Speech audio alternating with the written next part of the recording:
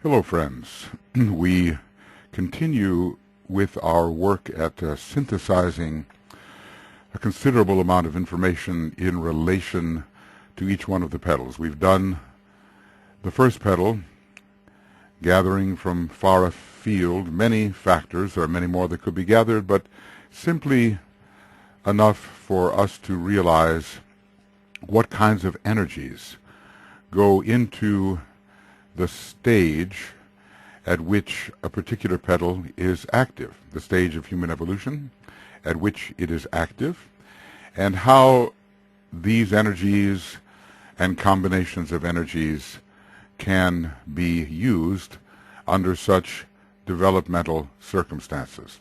We're into Petal 2 now with its orange, rose, and blue. And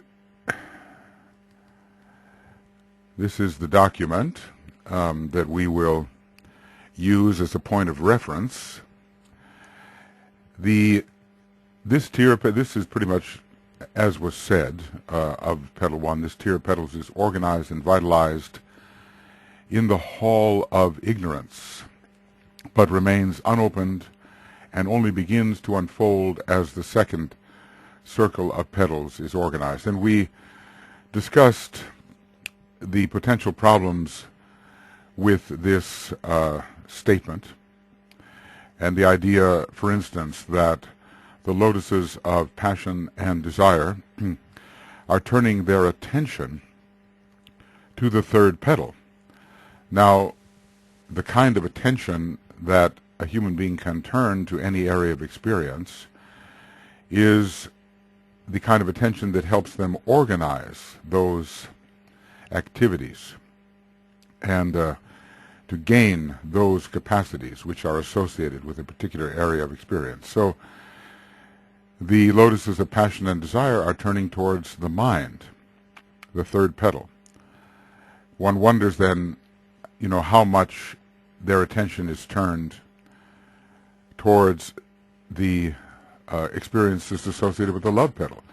And one wonders then, since the first petal is open for almost everyone on the planet, how attention could be turned for those first petal types to the love petals when the major focus of those who are far ahead of these Brahmic lotuses is turned towards the mind.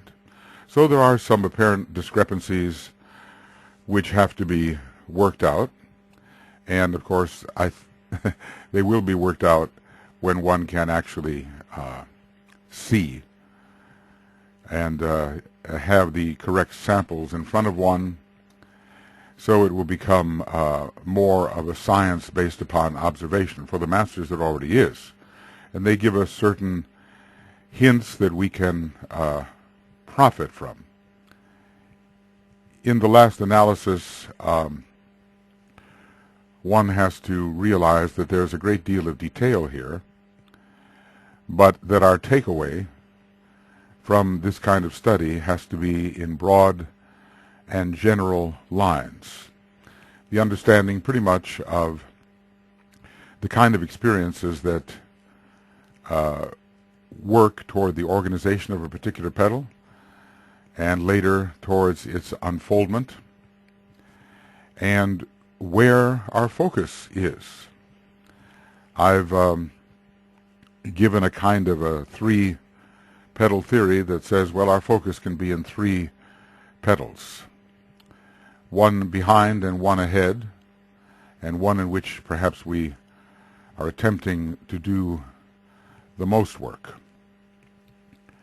Or perhaps one ahead in which it's really our cutting edge, one in the center where we are used to working that way and continue to work, and another behind where we have done quite a bit of work and are leaving it to the power of the second logos and or the solar angel and or the rod of initiation to affect a further opening of the petal. The quotation from the first section, 539 to 544, In cosmic fire, the petal of love for the physical plane unfolds through physical relationships and the gradual growth of love from love of self to love of others, albeit in form. So we get the, although Mars rules the entire outer tier, and Saturn in a way too, we get the idea that Venus is growing and that the sign Libra is important, and anything related to Venus would be important. The quotation from the section on color, petal 2, love on the physical plane. It's quite different from instinctual sex, just in instinctual mating on the physical plane. It has some valuation of the one who is loved. Colors orange, rose, and blue, the fifth ray, the sixth ray, and the transition between the second and the sixth and second ray. The tier we are in continues to be the knowledge tier, and the division of the tier is knowledge, love. Knowledge comes first, and then the subsidiary is love. I'm trying to be systematic about this so that it can aid your memory in the same way that a person studying astrology must have a certain structure in mind and must have memorized certain key constituents of the astrological science. So it is here. And we're trying to be quite orderly about this so that as we go through petal after petal, you'll begin to really see the pattern, grasp it, and keep it in mind. The element most associated with this tier is, again, Earth, and we have the Earth is Taurus, Virgo, and Capricorn, with Taurus coming first, just the way Capricorn came first in the last petal. So the division of the elemental triplicity most associated with this petal is Taurus, and even when you begin the sixth, you begin at the first petal with Aries and proceed according to the normal order of the signs. Taurus again will be the second petal. So it's a double Taurus petal. It's the second sign and the second law of attraction, the law of synthesis, law of attraction, law of economy. The second law is the one that is becoming important here because there is the appearance of love in form. Physical relationships, and in those physical relationships a certain amount of love growing. It is love in physicality, and this we know is much associated with Taurus. Taurus is physically magnetic, and Venus is involved in that magnetism. Taurus is the major sign of sex, and sex will be very important in relation to love increasingly in this petal. Taurus, a sign of desire, and related to the desire body, just as Aries is to the mental body, and Gemini is to the etheric body, Cancer is to the dense physical body. Interesting. So Taurus is to the desire body. And the kind of love that is expressed here is very close to desire. It certainly is not selfless soul love, but it is attraction. Maybe for the beauty of another form or the desirability of another form, and it is not selfless altruistic love, but some seed of that is occurring. Taurus is deeply connected with the sacral center and with its desire for physical relationships, as is that other Venus sign, when Venus is the orthodox ruler, Libra. So we're dealing with material relationships based quite a bit on animal magnetism. Taurus has its inertia, but with respect to sexuality, it has a strong Rajas. So it can be aggressive in relationship to sexuality. And we're thinking about, you know, the bull may seem like a placid beast, but when it's charging and seeing red, the red of primitive desire, it's nothing to be taken lightly. Someone asked, is Taurus related to agriculture? Well, I think so, because it is the fruits of the earth. It's an earth sign, and it has to do with the flowering of that which is planted in the earth. And it also sustains, Taurus is about finding the prana or food to sustain, finding or food of some kind to sustain the vehicle. And agriculture provides this. Also, Saturn is related to agriculture. Which of the three fires is most associated with this petal? Well, we're still in the outer tier. It is still fire by friction. Fire by friction, but also, perhaps we might say, fire by friction with the idea of sub-solar fire. Or maybe the second aspect of fire by friction. Something related more to magnetism. An aspect of fire by friction not so much related to activity or to imposition, but an aspect of fire by friction related to magnetism. In these outer petals, we pretty well have to expect fire by friction, and really, if we're honest about this, fire by friction continues with us, maybe until there is such a victory in the desert over the attractions of the world, the flesh, and the devil, that the fire by friction really wanes. And then by the time the third initiation is taken, which will not be long after the experience of conquest in the desert, solar fire will gain the majority and be the most powerful fire. Really, in the desert, there's a test going on to see which will prevail.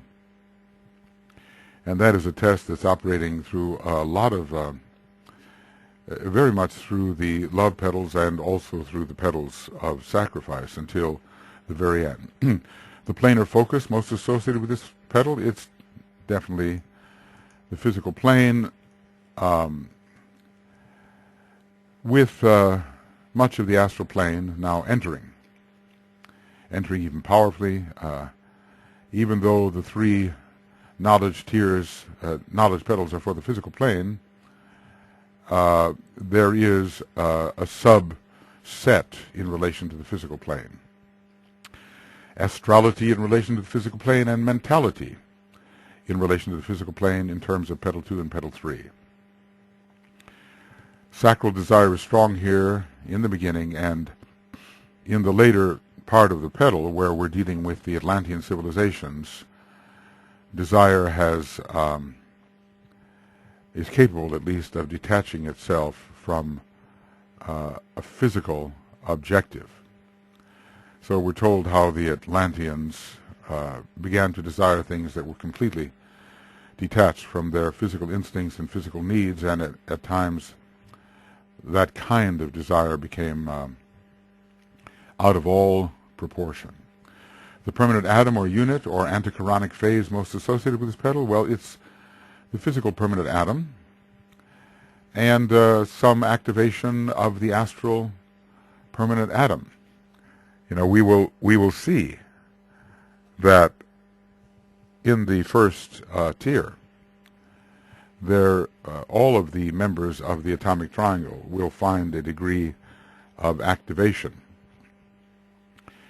And there will be climaxing moments for the development or the stimulation of the two permanent atoms and the mental unit, probably pretty close to the time that the various tiers unfold completely. That we have discussed already. The physical permanent atom and the astral permanent atom are stimulated. Desire is being stimulated.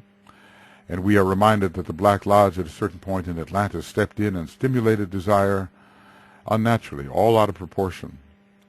And we can see how Taurus would lend itself to this stimulation, or to susceptibility to this stimulation. Some of the lower factors connected with Taurus: I want, I own, I have, material acquisition. So let's just say that the desire for physical and even emotional satisfactions was stimulated beyond any natural boundary and led to a tremendous lack of proportion and to all of the troubles that led to the climaxing battle with the Black Lodge in Atlantis, over which it seemed that to a degree the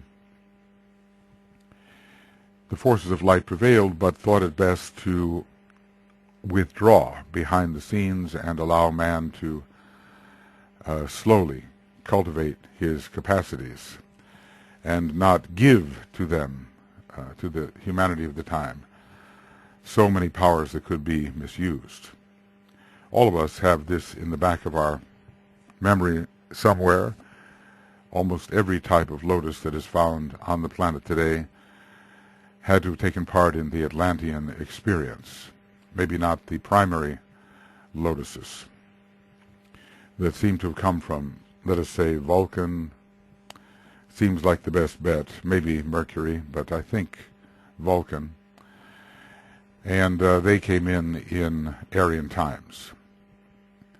But others of us, whether we came from the first solar system or from the moon chain or were individualized on Earth, were present in the Atlantean period and had to have been affected by the tremendous conflict that somehow makes its way into all of our mythology, especially via the comic books, you know. There we seem to resurrect those ancient battles. The hall through which we are passing is still the hall of ignorance. Through emotion we can begin, of course, to touch something higher, but we can't call it the Buddhic plane. We can call it religion, we can call it God or faith. The Atlanteans had this. Even those that are working in the, well, let's say they're working in the second petal, but they've unfolded the first petal, they have this as well, this outreach to something subtle. So Petal 2 will have a resonance with the second tier, where we do begin to understand that there is something higher than what we see, a higher self. I think in the first petal we don't think about the higher self, or that we have an aspect of ourselves which is truly godlike, but we may be reaching out towards the intangible, towards the gods through some sort of religion. It's still, in a sense, ignorant until we know that we are identified with that to which we are reaching out. And there's a big distinction there in how people view religion. You know, God is something entirely other, or God as a higher aspect of oneself. So we're not really talking here about God immanent, God in you. It's all God transcendent, which is an earlier stage. It doesn't mean that God is not transcendent in a certain respect, or that there are not transcendent aspects of every being. But the cleavage is so complete that any attempt to look for an identification between the individual and God is seen as blasphemous or heretical, or something against the doctrine of strict duality. So the search for God transcendent, of course, is very legitimate, and it's ultimately the search for the absolute, and it leads into isolated unity along the first ray line. The great power. But maybe the second ray senses more that God is within, is immanent. So we could call this second petal a petal of irrational faith. The mind is not really there yet, or blind belief. So in this petal we love an object or a relationship as an object. We don't see the inner being of it. So sex objects come in here. Some good emotion is possible here, especially as this petal evolves from love of self, which pretty much has to be, you know, the physical body and its appetites, its condition. That's considered to be the self, and so many people today still think of their body as their self, my body, myself. But later, I don't know, some humorous things came in here, I suppose. The second, I don't know what this means, makes them nice.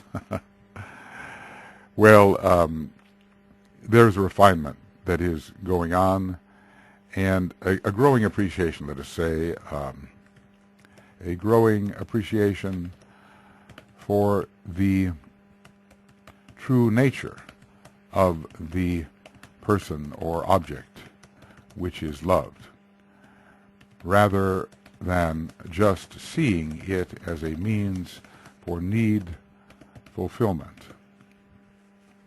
We have a lot of people who are in the world today who are operating out of a pretty primitive desire body. And the resurrection of certain aspects of some religions seems to encourage it. We pride ourselves in this day and age on being more civilized and caring for each other as individuals, and not simply seeing each other as objects or sex objects. But we know that there is a current in society which promotes the tendency to see others as exactly that. Others as means to fulfill our needs, or what we sense are our needs, or maybe not needs, but they are simply our passions and desires. Now, what about the worlds? We remember these different worlds exist, the worlds of the senses, emotions, mind, then getting into the soul, the world of meaning, triad, world of significance, monad, world of being, and logoic plane, the world of causes on which purpose can be found in relation to the cosmic physical plane. So this is all about sentiency. It's the world of sentiency and of emotion, increasingly so. So the Atlanteans were very desirous and an emotional group, and they felt keenly, far more than they thought.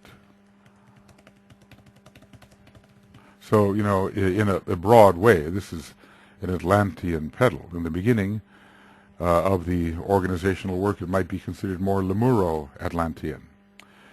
And as we progress, it becomes more Atlantean, and as we reach the end of the process, we begin to look at it as Atlantean verging on some Aryan or mental characteristics.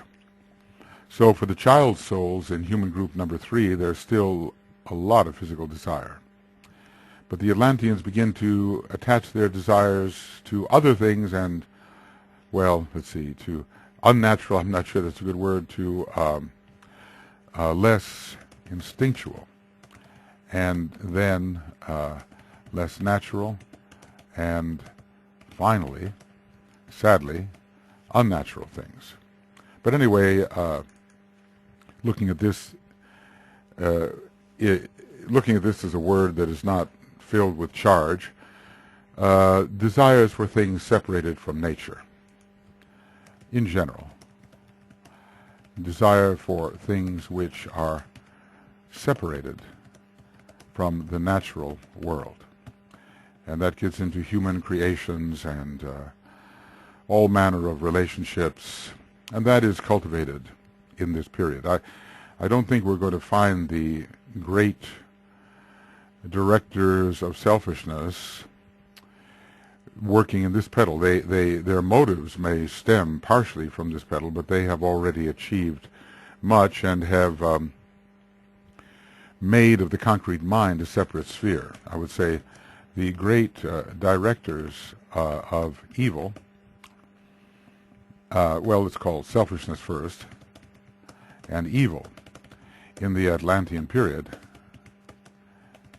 came from the previous solar system.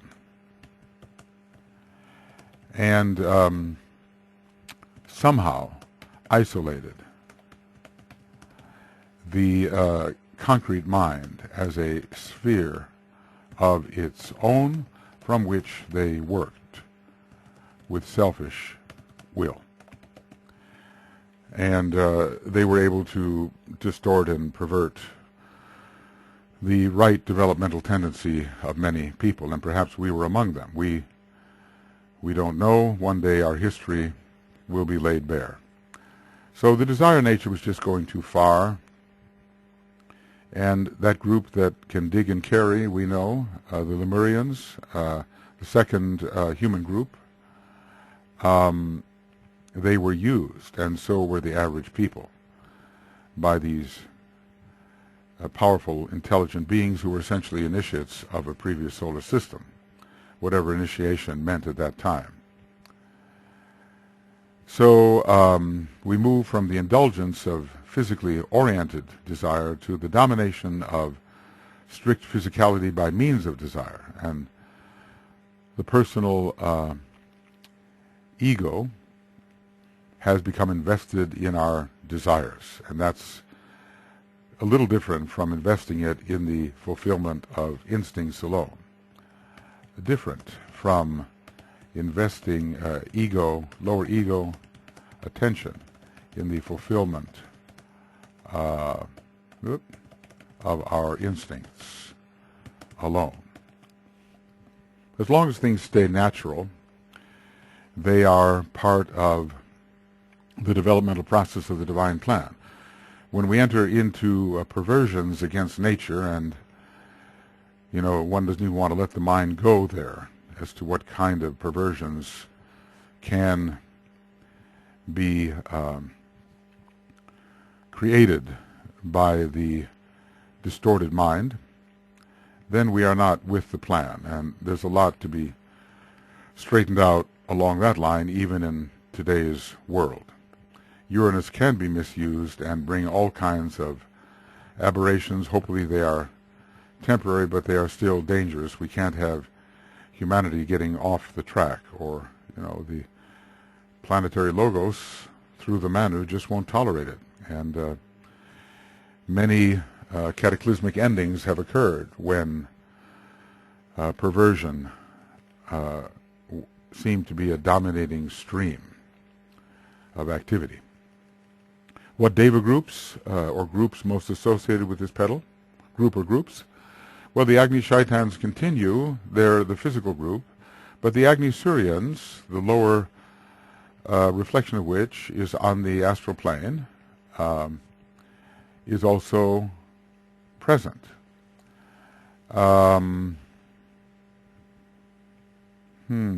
I think we're talking about some numerological insert here, but maybe not necessary to discuss. So the Agni Suryans are the devas of feeling and emotion, and we go through a kind of Lemuro-Atlantean stage, but into a pure Atlantean stage where sentiency, desire, emotion, feeling are the dominating factors. And as DK discusses, the modern Atlanteans, he calls them, in human group number 4. I think the place to look for that is right here, Esoteric Psychology 2, and we go to about page 204. This is it, the souls who are primarily emotional, or expressing emotionally at the time. The mind nature is not functioning strongly, and only rarely does it swing into activity, and the physical body is slipping steadily into the realm of the unconscious, which is different from the preceding group of child souls. In every race and nation there are millions of such souls in existence, and they may be regarded as the modern Atlanteans. So in groups 4 and 5 we have the great bulk of humanity considered together. Hi friends, this is now program 35 because there was a little bit of a mishap, a truncated program at 34. So I had gone on for about an hour, but half hour, but it didn't record just didn't record. So I'm coming back and going to deal with these things and see if we can put the two programs together, and if not, you'll just have one truncated program here at 29 minutes and 33 seconds. We were at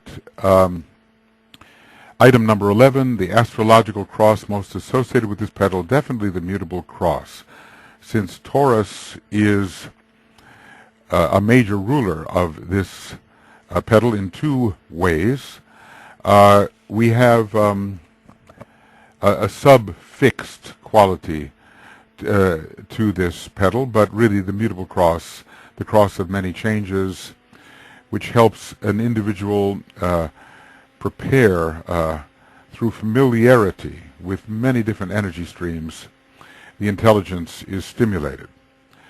So, mutable cross. The stage of the path most associated with the opening of this petal, well, it is definitely the path of evolution. There's not enough mind here for ambition. Ambition, even in the third petal, one wonders whether there can be sufficient ambition unless it is directed from the Leo petal. We sometimes talk about seizing the orange ball of ambition. That is the way one graduates off the field of green, where one has been engaged on the playground of the Lord, as if what one is doing is not really serious, but is more of a game. Then one seizes the orange ball of ambition. Ambition is 5. It's connected with the fifth petal, with Leo, and with orange. So it'll be a while before one can move on to the path of ambition per se. There is no stage of discipleship here, and there is no initiatory stage, not even of the preliminary initiations.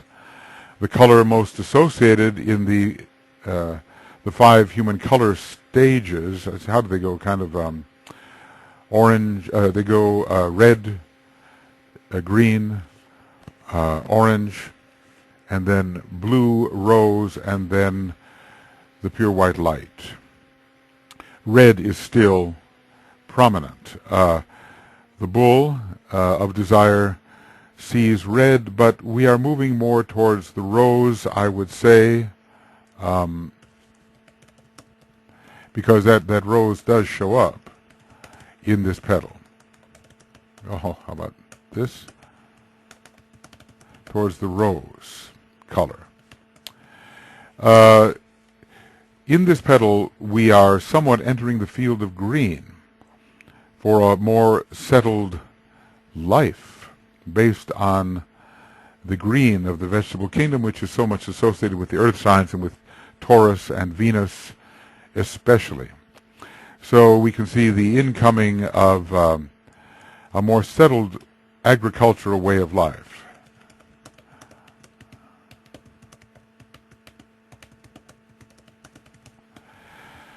And we are beginning, let's just say, are we playing the games of life? Well, the lotuses of passion and desire with 2 petals completely open and focus within the third can play and do play. They do play on the field of green. It takes some intelligence to play. If 2 petals are open, we can play the game.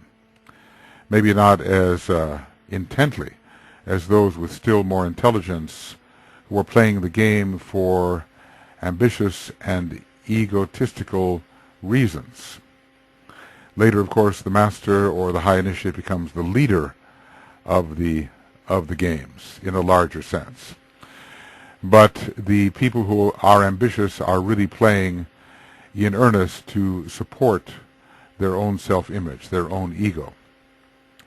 The more gaming will occur when the third petal is opened, and when more of the mind can be expected and will participate.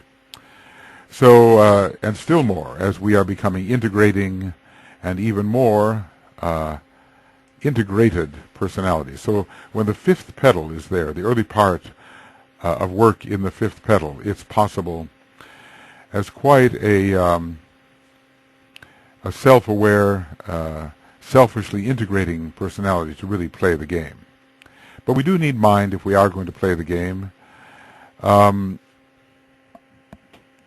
And many of these games have to do with distorted values. I'm looking at the way the stock market game is played today, and it's almost as if divorced from the lives of real people. It's simply a question of the manipulation of numbers with expectation of how these numbers will do, whether they will grow or diminish. We have been, in a way, removed from the more humane values. At least there are a number of game players that are removed from that. Our values perhaps would not have been as distorted as they are now if the Black Lodge had not intervened, sensing that the time of initiatory opportunity was coming to man and realizing that that would take from their power. So their intervention in Atlantean days deflected humanity from the just values, the plan-aligned desires, just desires, and plan. In other words, just and balanced. They became distorted. They became warped. We know what it's like to look at a warp in wood. I mean, some people find artistry in it, but the warping is, in a way, a violation of the intended form. And cancer in the body is warping the various organs, and they are unduly enlarged and out of proportion, and the integrity of the whole is challenged by the warping process. And this is what happened with the Black Lodge. Well, so the more mind we have, the more we can play on the playground of the Lord. Right now, in the second petal, for the most part, people are still, well, if we don't call them bewildered, we can say, or insufficiently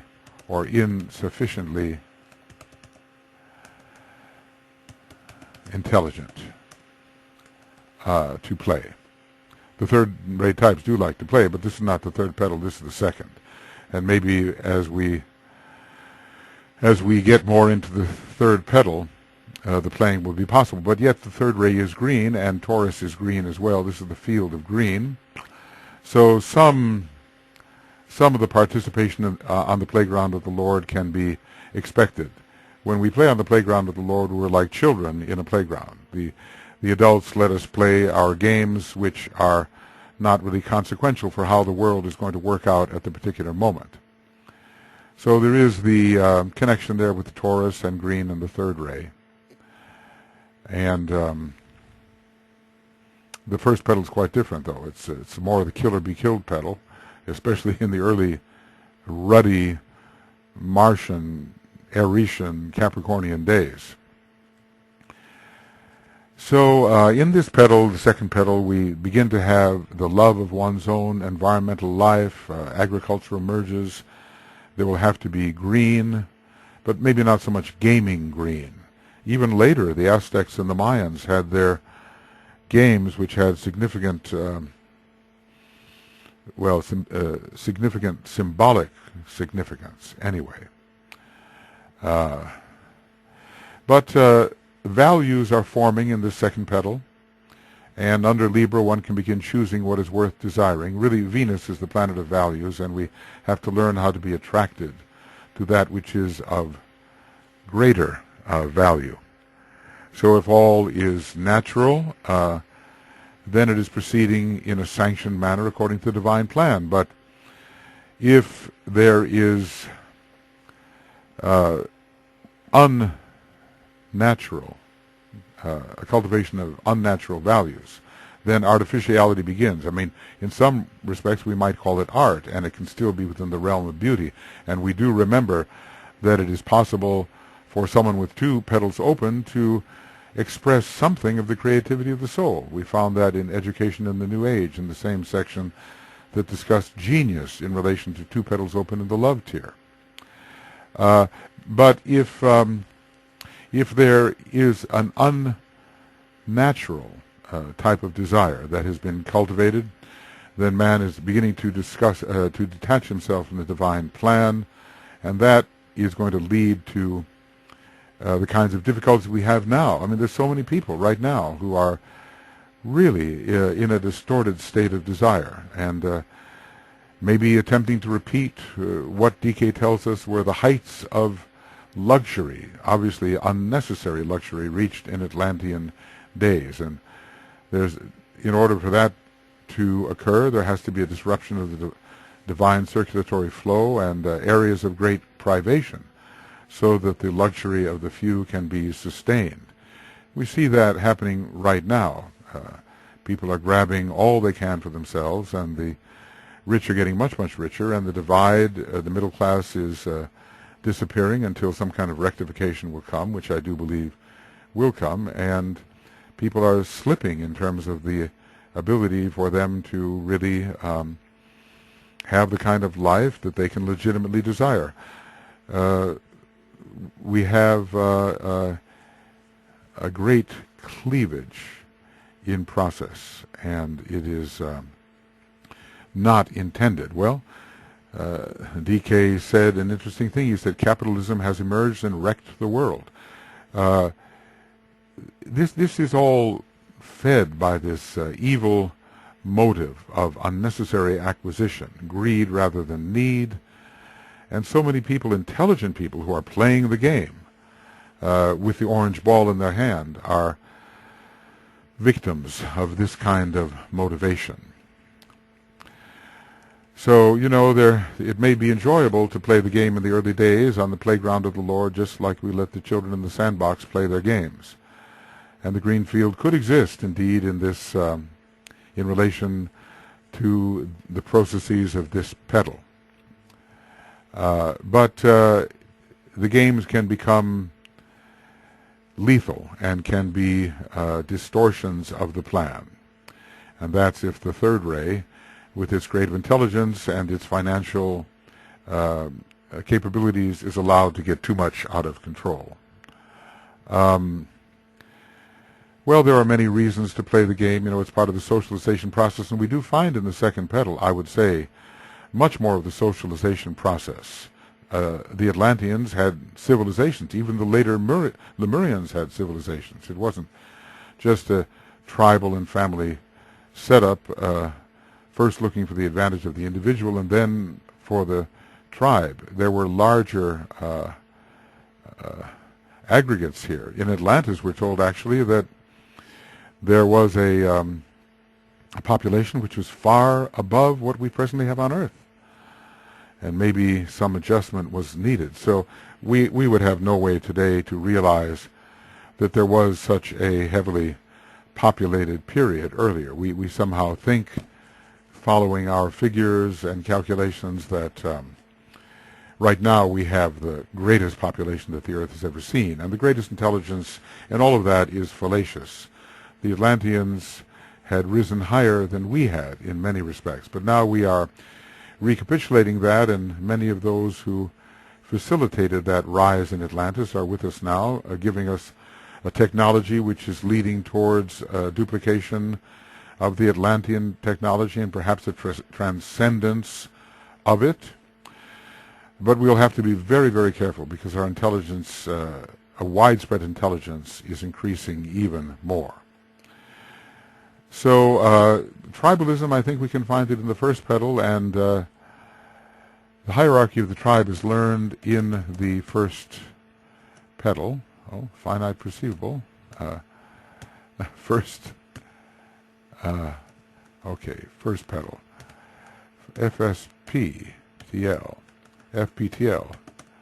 Well, it's not going to give that to me. So I'm going to make it happen, if you don't mind. Okay, let's see what we have here. No, there we go. All right, so first petal. Let's see if we can make that happen. No, it's not cooperating. FPTL. Now let's try it. Sorry for the little bit. By the time I end up turning the thing off, it's just not worth it.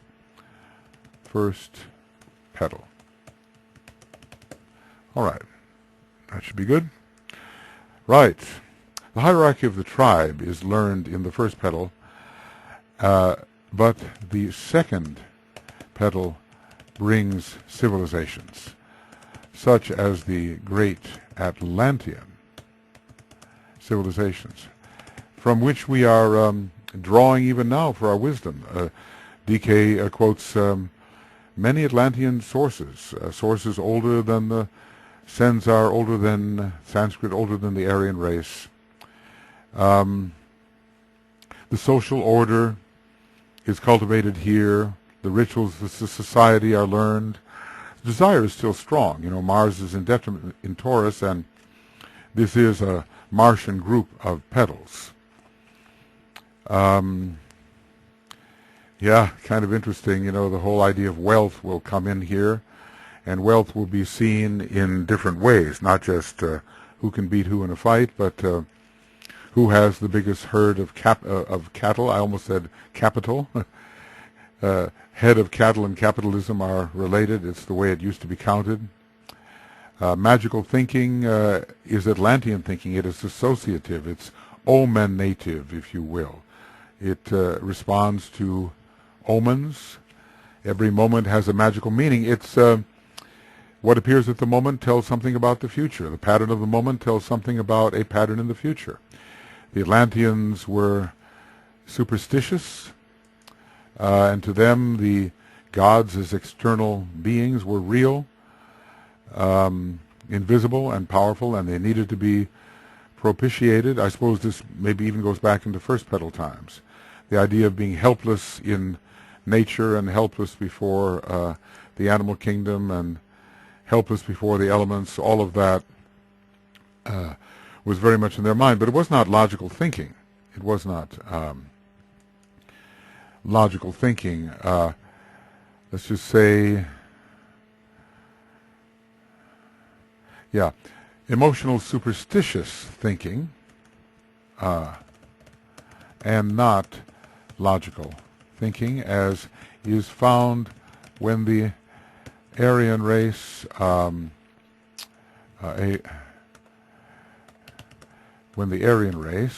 see,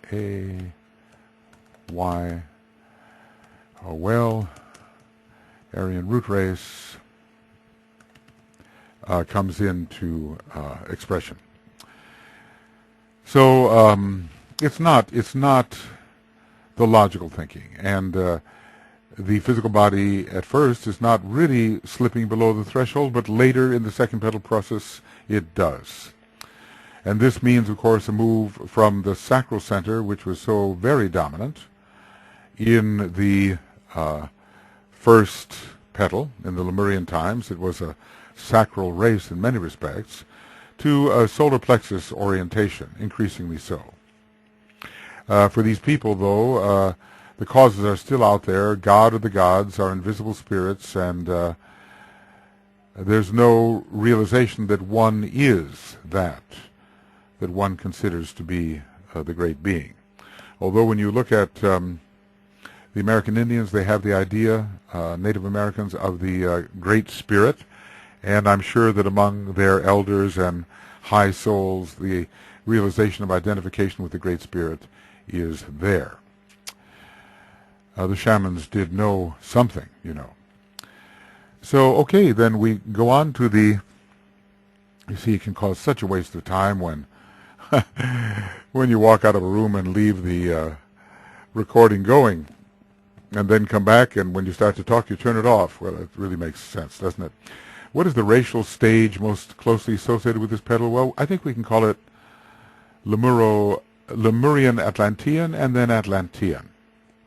And then there's a reaching into the early Aryan, but you cannot really have, there's a kind of a momentum or a carryover from the first petal process into the second, and the first petal is very much Lemurian. And the bridging group is human group number 3, the so-called child souls, those with not a lot of reincarnative experience. So in this petal, in the work of this petal, it's Lemuria as it gives way to Atlantis, and the Atlantean psychology is emotional, and in this third group the human emotions are rampant, but the desires are still very physicalized.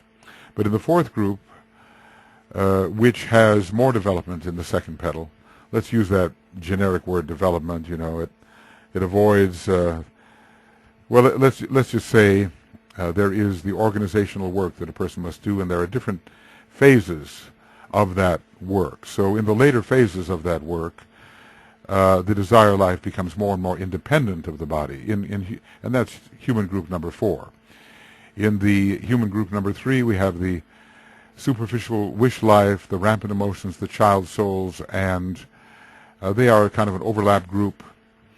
From the later Lemurian to the early Atlantean, then comes the detachment of desire from strictly natural processes. Well, the mythological thinking is there in Atlantis.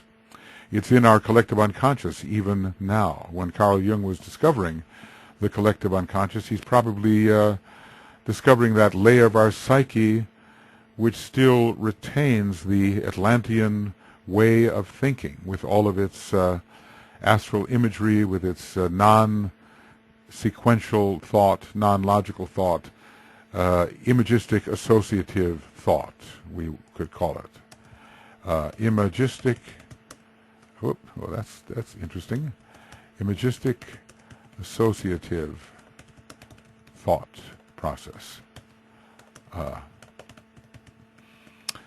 So in the second petal, the physical body is still very much there at first, but later it slips below the threshold of consciousness, more of the solar plexus center coming in, less of the sacral, and there is a personal power in the solar plexus center. It is ruled by Mars, but the sacral center, we can say, is also in a sense ruled by Mars, even though the Tibetan gives, interestingly, from my perspective, a sacred planet Uranus, even for the undeveloped man. But I wonder what he gives it, or at least the average man. I wonder what he would give it to, how he would assign rulership of the sacral center for the really undeveloped person, one who's in the hall of ignorance. I can't help but thinking Mars must be there, because Mars does rule the physical body, and Mars, says the Tibetan over and over again, rules sex. So, okay, well, we have something of the idea of the mind of the Atlantean and the Lemuro-Atlantean. I think it appears a lot in our comic books with all those old mythological stories which somehow surface and are part of the thinking of our younger people. Well, some of the people, even as they get older in body, they still love to read the comic books. I was thinking about my son used to read, I guess, these comic books or books, Conan the Warrior. It was so incredibly Atlantean, and when we hearing the stories of Hercules and of Trizenia, the warrior princess, something like that, it's straight out of Atlantis, all of that. And there's a part of us that still responds to that great battle between good and evil, such as it occurred in Atlantis, in a less sophisticated way than it is occurring now. Okay, the next category. What about the names of the egoic lotus, or the stage of unfoldment, that are found in connection with the second petal? Well, Lotuses of Brahman. I would say this, that of the lotuses which are actually named, this group is the most purely second petal type. Lotuses of passion and desire have already 1 foot into the next petal, the mental petal. They are considered to be intelligent, so they are the modern people, and they cannot really be called Atlanteans. So if there was something really called the lotuses of emotion, lotuses of sentiency, lotuses of feeling, something like that, they would be the purest Atlantean.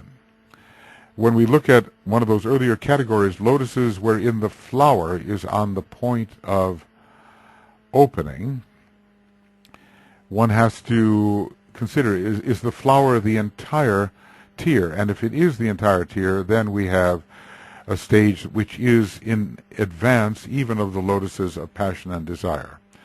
So this would be, if the flower means the entire first tier, then this I have to get this correct. Then this group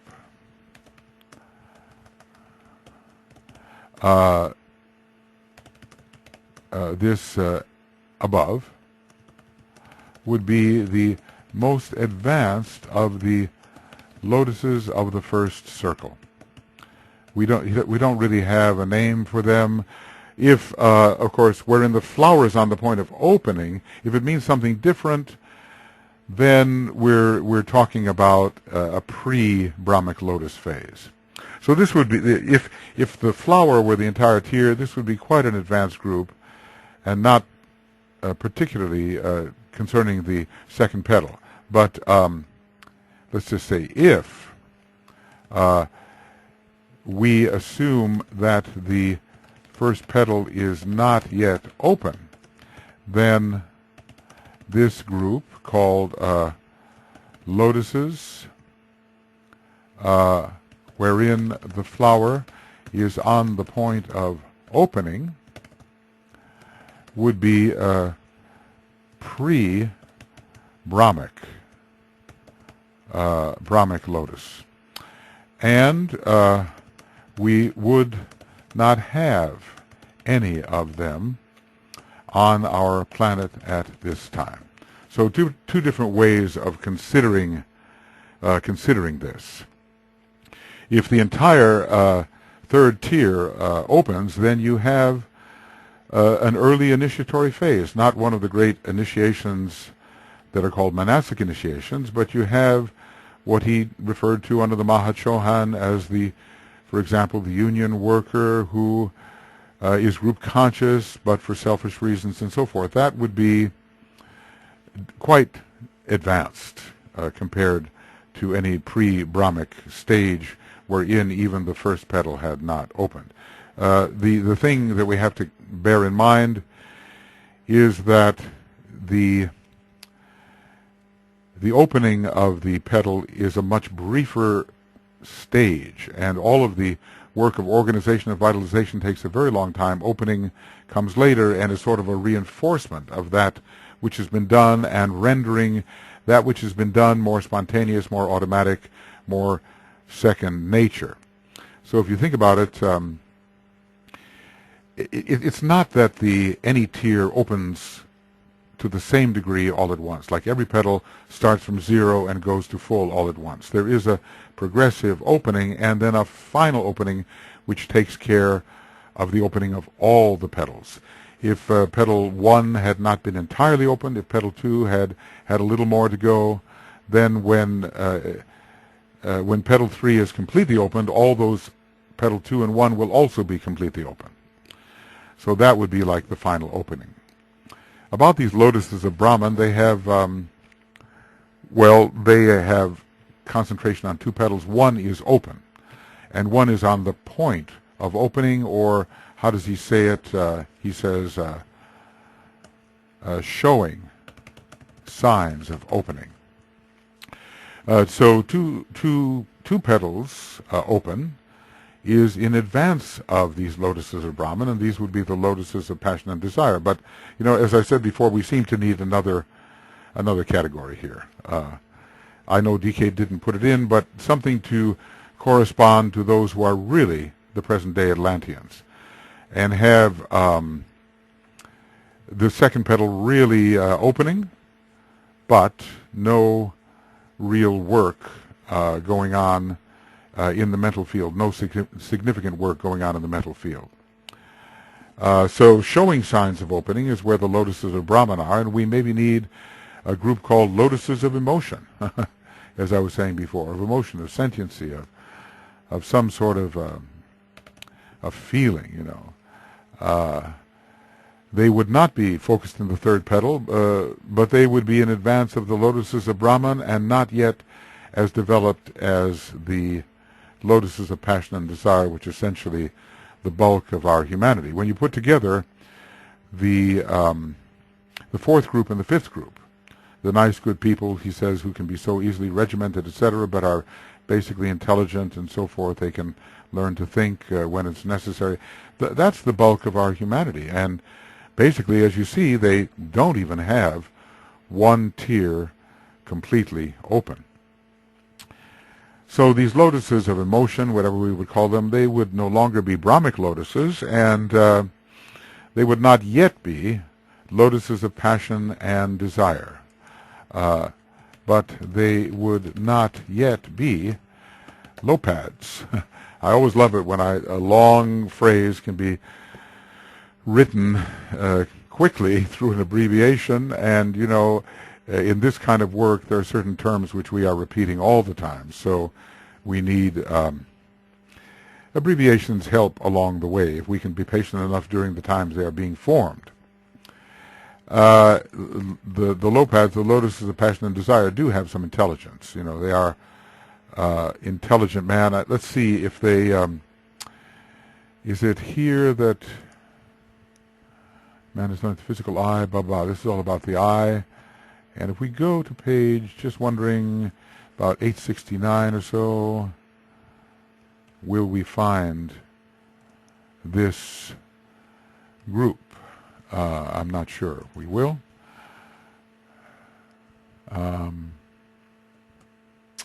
Maybe not. So the way to do it is to do it this way.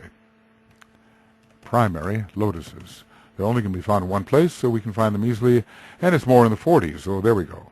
Well, the lopads are here, lotuses of passion and desire, because their fundamental nature is love, and it has something to do with their origin as well, and the type of monad that they are. The bulk of monads of love are among this large group. And are they called intelligent? Well, I think by linking them with group 5, we can call them intelligent.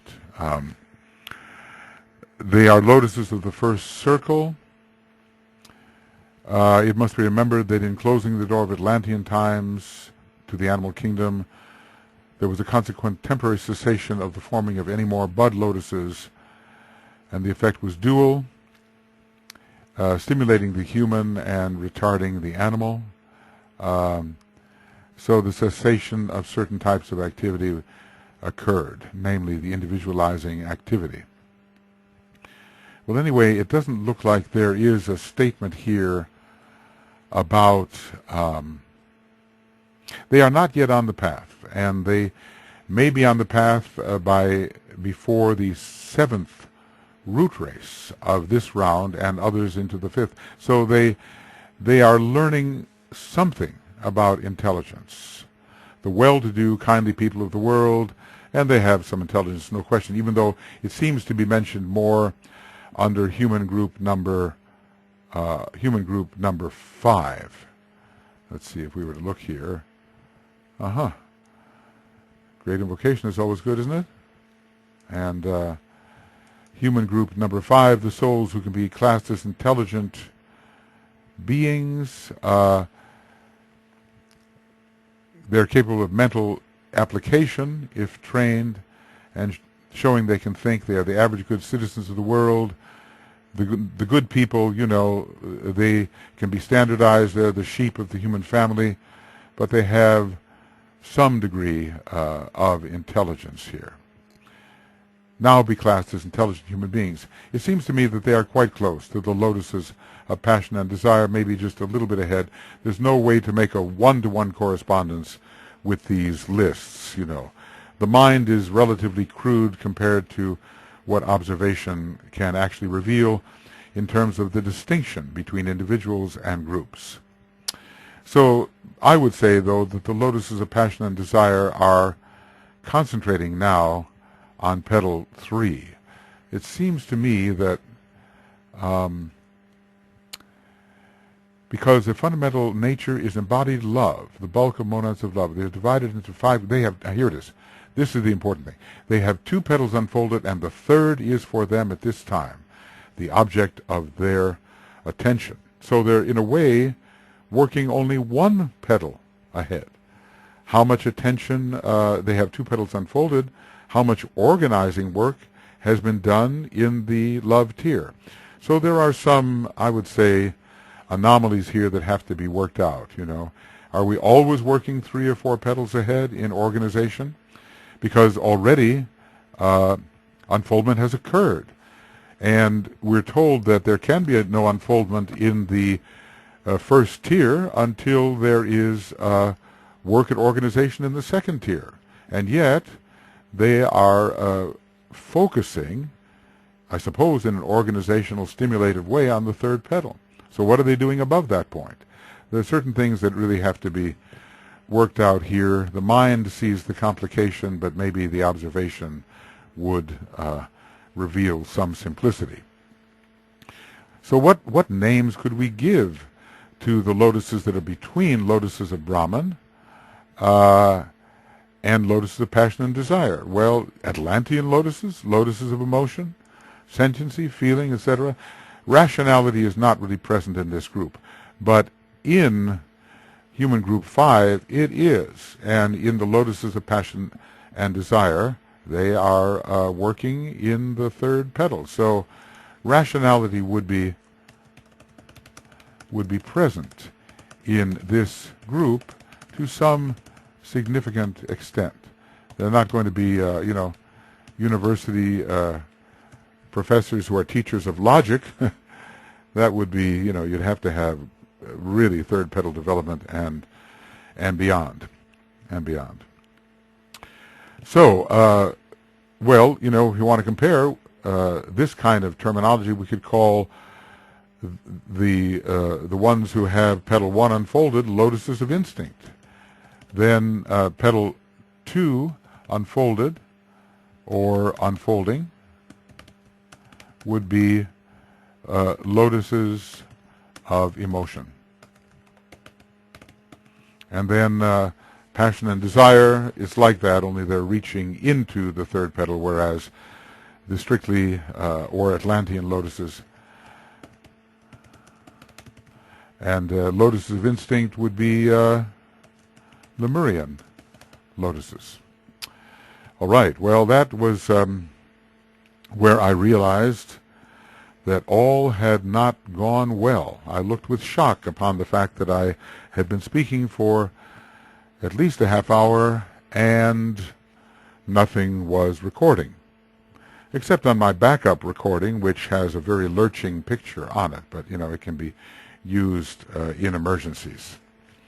Okay, going on then, what is the monadic stage of unfoldment most associated with the second petal? And we might call this atoms of rhythmic centralization. There is a kind of a back and forth in perception between oneself and others, and eventually one gets the sense of one's own identity in relation to others. A human being, of course, is an atom from this perspective. So we remember, let's see if okay, I'm going to make yet another grouping of AAB. And, so some of these things can be up. Yeah. And Treatise on Cosmic Fire, it's going to be on page 1081. Nice thing about this is you get to memorize a lot of page numbers. So atoms of rhythmic centralization, I think, would maybe be found, they are a particular type of unfoldment. Let's take a look at the development here. Units of the Firemist stage, points of lunar origins, sons of the sun. That's more the origin of the monads, and this one has more to do with their stage of development, whatever their origin may be. Inertia certainly belongs with the first petal, and atoms of rhythmic centralization suggest Libra and the second petal to me. Units of primary radiation has a lot to do with the third petal, I think, and really of all the petals in the ignorance tier together, Hall of Ignorance and the knowledge tier. All right, so life is stabilizing, and there's more Libra here in the second petal, more of right human relations, not the kind we would describe, but at least a little based on love. And we are developing more loving relationships based on right behavior, which is rhythm and is rhythmic. the moving from love of self to love of others. It's an oscillating process. It is my turn, now it's your turn, now it's my turn. And so for being fair under Libra, which is the basis of social organization, some degree of fairness, justness has to arrive. The sharing of time, sharing of space. So reciprocity is emerging. And in this relationship, I discover more and more who I am. And my sense of centrality is affected by my growing relationships. Now, from a first petal perspective, we might say, from a first petal perspective, we might say that we are coming to ourselves and discovering our center. There is no rhythm in this exactly. It's more Leonian. But but in the second petal, there is give and take, more love, and we are stabilizing in our sense of relationships with others. And we are stabilizing in relation to others. These are all atoms, the monad is called an atom, so is the planetary logos, solar logos. They are all atoms. So we have to be very aware of the kind of language that is being used in a treatise on cosmic fire, and not simply fall into the idea that it is conventional scientific terminology. Group 19, the group of souls most associated with this petal, or group of souls or human groups, and I've been through this slightly. Human groups, or HGs. So it's group 3, the later Lemurians, and group 4 with little mind. Group 5, well, we'd have to yes, and no. Well, yes, but with qualifications. About group 3, rampant desire, child souls, and they are having something to do with the second petal because their desire is strong. Because their desire is very strong. Group 4, primarily emotional, modern Atlanteans. They are less physically concerned, and the physical body is slipping below the threshold. And I think, unless we are sick or having some real physical problem, or unless we are an athlete, let us say, but even then, our physical body is slipping below the threshold of our consciousness, and we are focused in our mind and in our aspiration, which the physical body follows. In our modern age, even perhaps our emotional reactions are slipping below the threshold, and it takes a while to think about how we actually feel about something, because it's not in our face. There is a lot of the mass consciousness here in the petal number 2. They're being swayed by group emotion. The imaginal life is strong, not too realistic. Psychism is there, superstition, believing because we are told it is so. That's very Atlantean. Not reasoning about it. We come in with the Aryan and the so-called liberation of the mind. The age of enlightenment was quite recent for us, and there's danger that we may be losing some of the gains because not enough of humanity benefited from this age of enlightenment. Certainly in the Western society we did, but there are many souls that are not especially developed that are coming into Western countries and are born in Western countries, and they do not have the tendency to extricate themselves from the mass consciousness using logic and reason. So tradition then gets a hold of them, and a strong religious sense, as we would find here for those in petal number 2. uh, the religion shared by the community, and the righteousness according to the religion, which is probably often directed by superior souls, or at least more controlling souls. So the response to the demagogue can be very, very strong. And even human group number 5 is swayed by those of superior mind. They can be easily regimented. Even human group 5 can be regimented, we are told. Even human group 5 can be easily regimented. So this is not really the mystic. Now the mystic is finding God immanent somehow, or at least beginning to, and the mystic wants to rise to closer connection with God, and that comes later. That's I don't know, it's a kind of a process that could occur in the 4th petal, and also in a way in the 6th petal on a higher turn of the spiral. So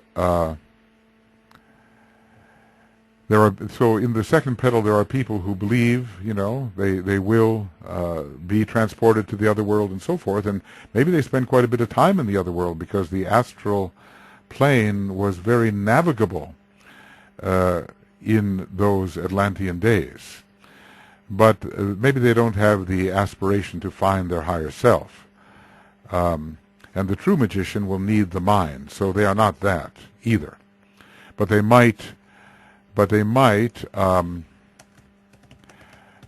repeat formulas which were effective, and given to them by more advanced minds. And that's what we were told. We had many of the formulas in those days, but we didn't use them properly, and maybe we didn't derive them. They were given to us, and then after they were misused, they were withdrawn. As people died out and traditions died out, the knowledge died out as well. Well, what about group 5? Are they a group of souls which can be connected with the 2nd petal? Well, they are good, well-intentioned, and still predominantly emotional, fitting with the lotuses of passion and desire. And someone was asking about the belief in sacred cows and, tying all these ideas together. The Taurus, the money, the Venus, India, and, some mind is entering for the good, well-intentioned people. They really can be educated, and they can learn to think by themselves. But he still says they are intensely emotional and can find themselves in emotional turmoil, and hence are related to petal number 2. To the processes of petal 2. Okay. So we have, group 4 is particularly there. Group 3 is entering, and group 5 is in the process of leaving, but they do depend upon, or are characterized by, the kinds of reactions that occur from an open petal 2. The Atlanteans, we don't really have a lotus name for them, but, lotuses of emotion, Atlantean lotuses, they are mostly emotion, and they're not cultivating their thinking.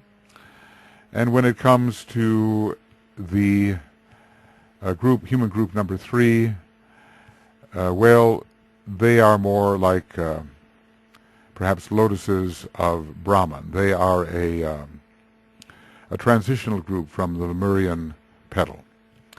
Now, what about the stage of adaptation for petal 2? Well, stage 2, it's interesting. There's a growing self-love, animal cunning. Venus will give more of the I consciousness. The centralization will give more of the I consciousness. So there's a growing self-love. I think we should read that.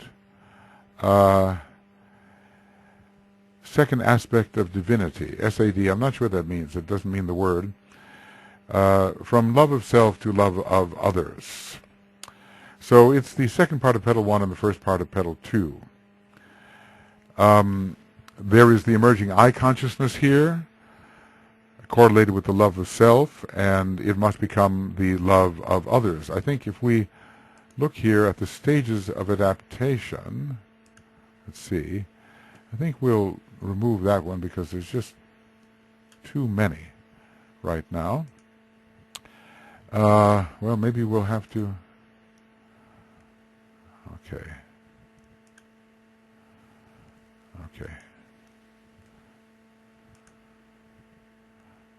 And okay, I think we'll have to. It is pretty much a stage of adaptation number 2, but I want to find that. I guess I have to find it, so I will go there. And that's in Esoteric Psychology 1, and let's say we're on page 324, something like that. And the stage of adaptation here is the conscious and purely selfish adapting of oneself to one's environment. In these cases, the man is definitely aware of his motives. They are consciously thought out and recognized, and the man... no, it's over here. Here it is. This is different. Excuse me. It's number 2. An unconscious adaptation to the environment carried out by the man who is beginning to evidence some faint flickers of mental perception. This is partly instinctual and is based on a growing self-love. There is more of the I consciousness in him, and rather less of the group instinctual awareness. So he's merging into some sense, greater sense of the I. You will find this growing self-realization in the low-grade slum dwellers, for instance, and in the petty criminal who is instinctual enough and bright enough to live by his wits and to show quickness in reaction and deftness manually. I'm thinking of the safe cracker. It is the stage of animal cunning. I think it has something to do with Petal 1 and also Petal 2 to a degree.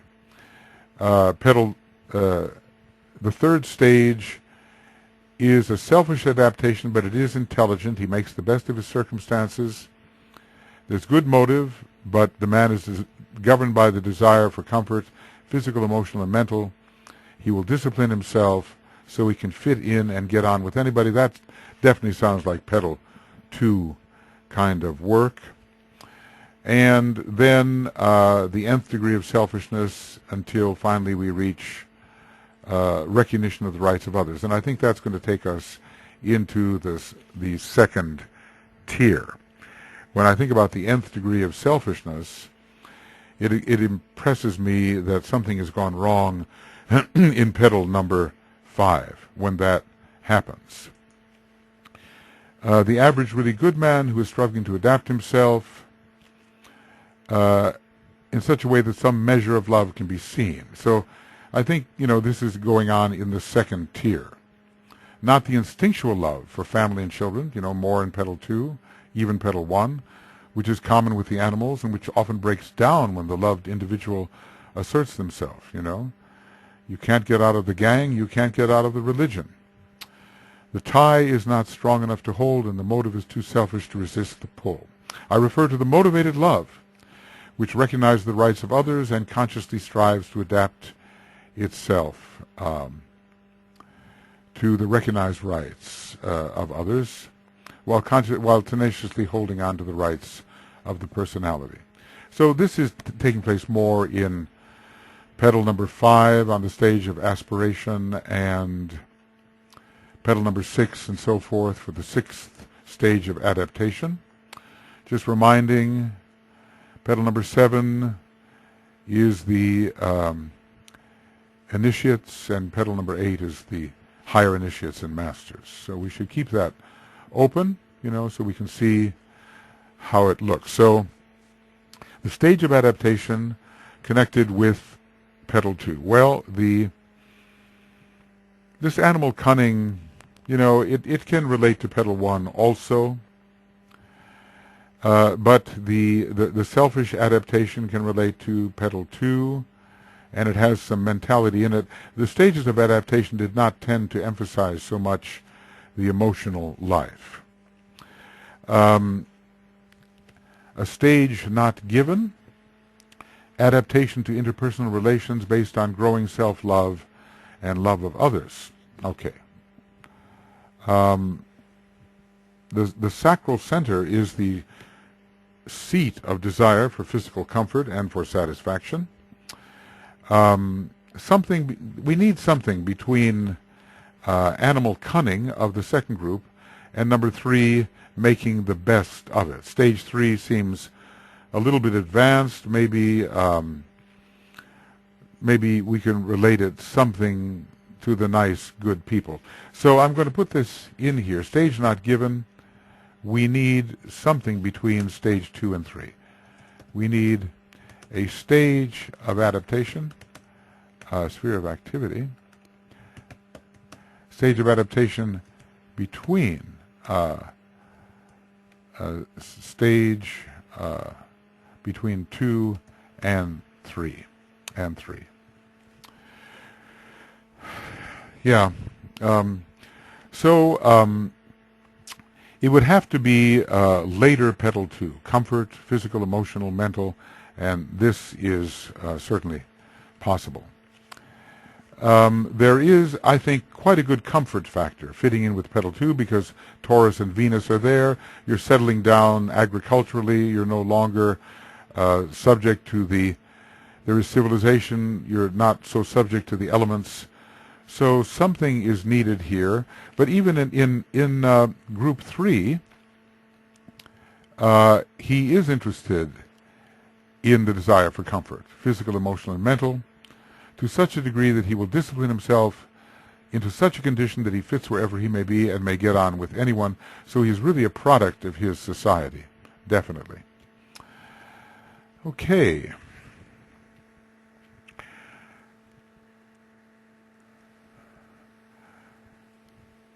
So the nice, good people indeed do fit into the stage of adaptation number 3.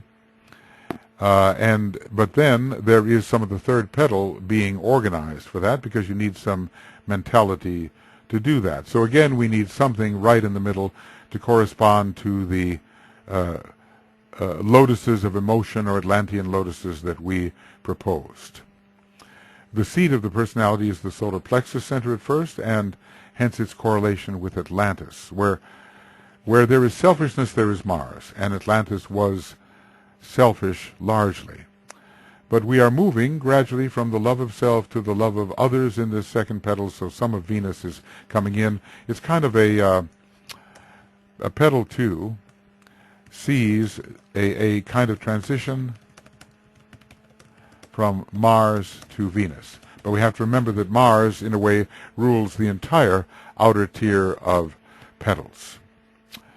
So what do we expect when we're thinking about working ahead into petal 3? What do we expect when we think that the sacral center is the seat of the kind of mentality that we're going to find in petal 3? Well, it's the thinking of the lower man. It's putting things together and determining how things work.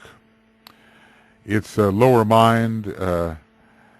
It's separative in many ways. It's not a unitive mind. The idea of, well, self-image, I think, is related to the sacral center. This was brought out by some. There is a separative mentality in the sacral center, and it's a center of union and or separation. You're very much yourself unless you're in the state of union.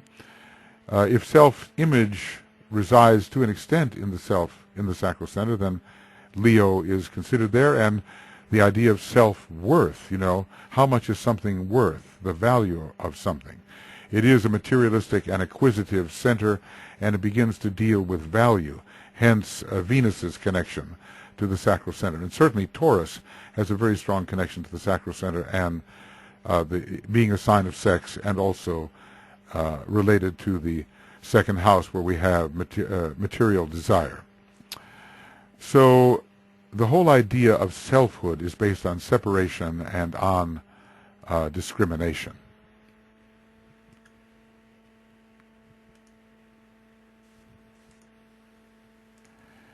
The idea of self-image being related to the sacral center, well, I think So much of self-image today has to do with sexuality. Am I desirable? We see this in our society. And of course Venus is the looking glass.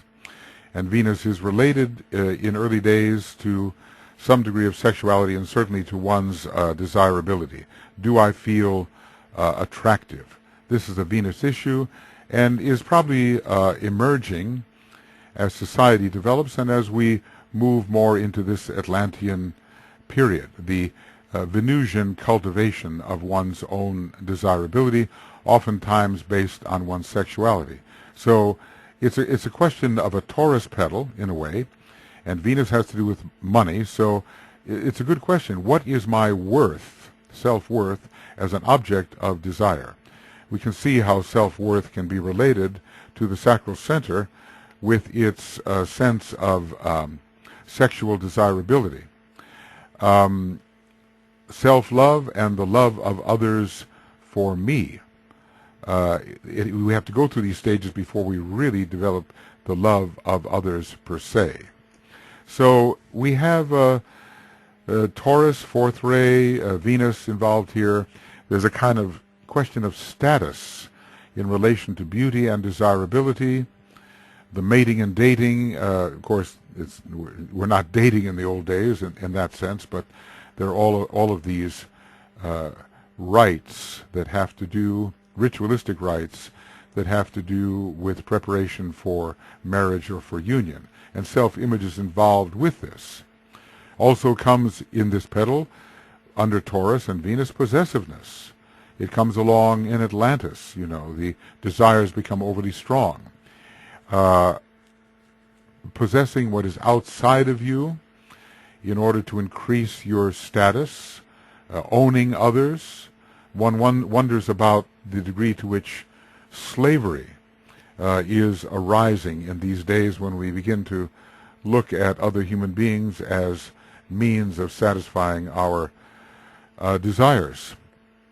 In some religions, it seems that, at present time at least, that a man owns the woman. And so in a way they are supporting ways of life that are associated with much earlier phases, way back there in the second petal phase, even before a sacral phase, even before it has become possible to demonstrate real love for another. Now, that doesn't mean that all people associated with those groups do this, but there is a prevailing tendency.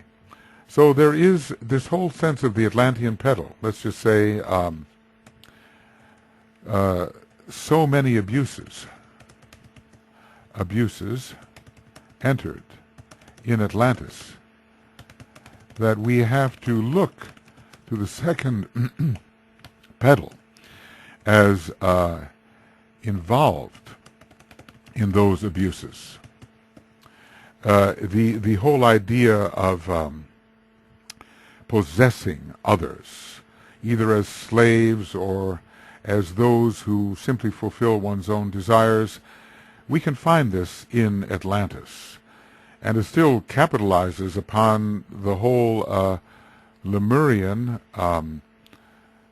sexual urge. DK said that the whole perversion of homosexuality began in Lemuria, when the advanced people of the time had such an impulsive, demanding sexuality that the normal, natural means of satisfaction were no longer enough for them, no longer satisfied them. So from late Lemuria and into Atlantis, we had a problem with breaking boundaries set up by natural law and the intentions of the planetary logos. So, you know, all is not sweetness and light in this second petal. DK tells us about the positive kinds of developments that are there, but obviously in Atlantis terrible abuses occurred, and he's looking at some of the great divisions and hatreds that exist between people in the modern day, and he's tracing them back to Atlantis, but maybe wisely he does not tell us what they were. Okay, well, you know, this is material from quite a few classes and put down fairly randomly, so trying to make real coherent sense out of it, well, at least you're getting to share what a number of classes thought, and you can just freeze the screen and you can contemplate the different suggestions. There's so much here. Now we go into the question of the chakras. Chakra most important in relation to this petal? Well, it's the solar plexus and the sacral is still very important in reawakening today. The heart and the base of the spine. It's no longer, strictly speaking, the pranic triangle. But even, I want to say this, that even in the later work of Petal 1, the Lemurian period, we had transcended strictly the pranic triangle. So the solar plexus center, it's especially the lower solar plexus, not the higher. Well, maybe some of the more developed people, who are longing for the divine or some transcendent dimension, would have the higher Neptunian point in the solar plexus engaged. But we are told in human group 3 there are rampant emotions. So the child souls, those without so much experience, have the rampant emotions, and that just has to be the solar plexus center, though some emotions are found also of a very primal type in the sacral center as well as in the solar plexus center. So, but the main center for Atlantis is the solar plexus, and the main center for Lemuria is the sacral center, along with the base of the spine being the fundamental support all the way through. So I would say the first petal is base of the spine sacral, and the second petal is sacral solar plexus. We're told that people can be intensely emotional, even among the nice, good people of the modern age. They have, the nice, good people can be intensely emotional. That is their default position. So the sacral in this petal still has to be strong. Maybe the urges of the sacral center in the Lemurian development stage were just irresistible, but still they are strong in the Atlantean stage, especially with Taurus and Libra and Venus strong. It must be very important. Now the question is it used in a natural way, or is it used to feed the lower ego? There is still personal desire when we're talking about the sacral center, unless it's used entirely sacrificially at a much higher stage of evolution. So later in this petal, in the Atlantean stage, the physical body is slipping below the threshold of consciousness, and later perhaps the sacral center becomes less important and the solar plexus more. There was, we are told, suppression of the sacral center in Atlantis as a compensation for the later Lemurian excesses. In other words, of advanced man in Lemuria.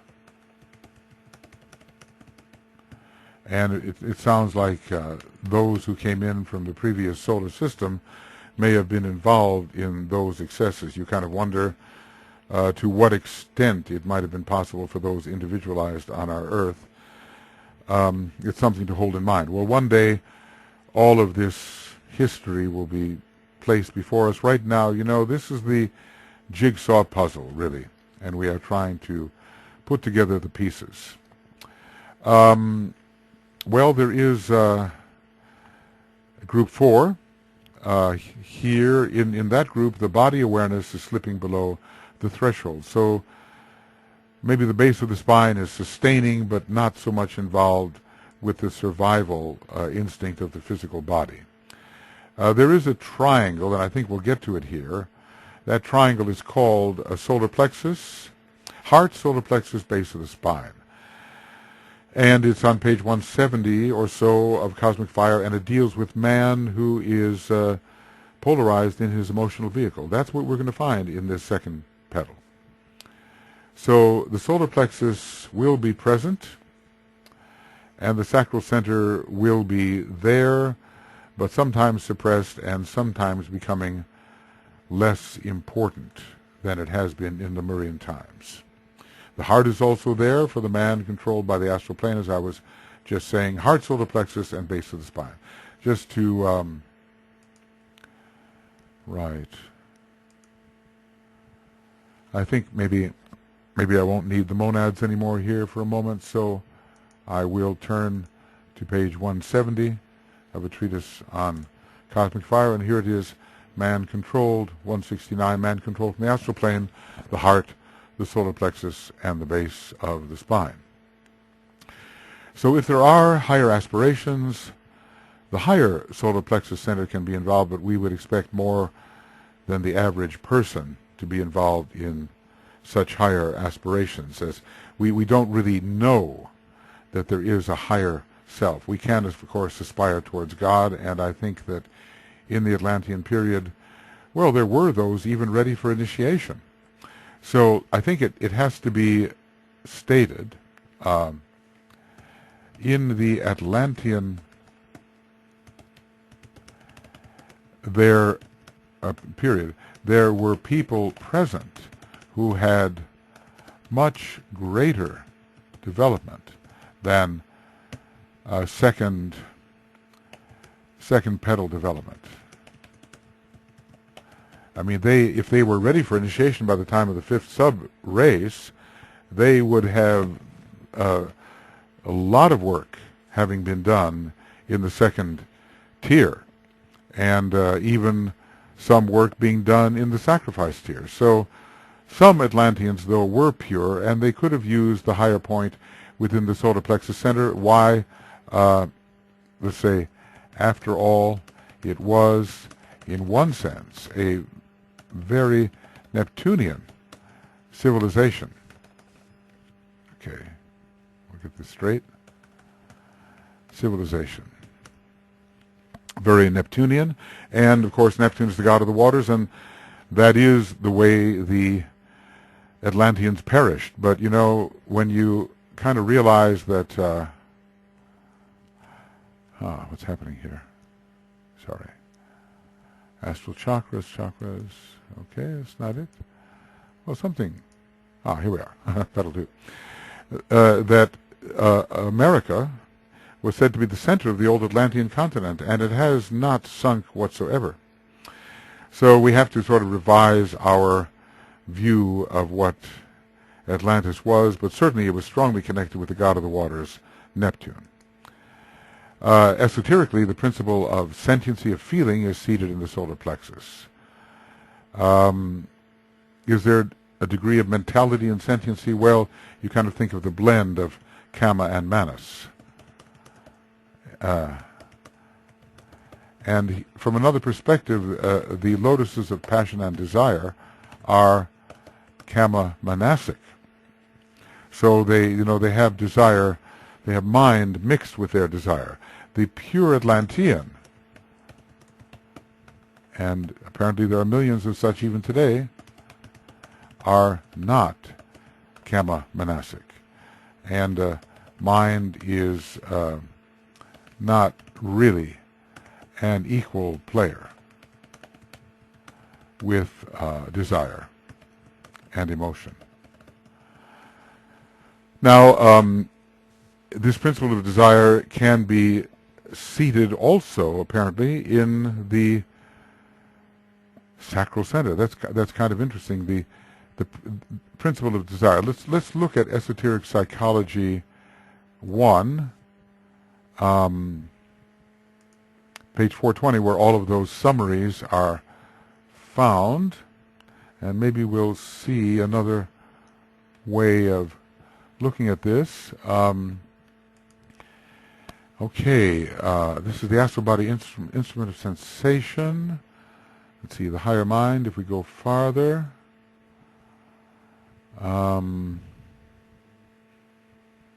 I'm not sure where this is. Okay.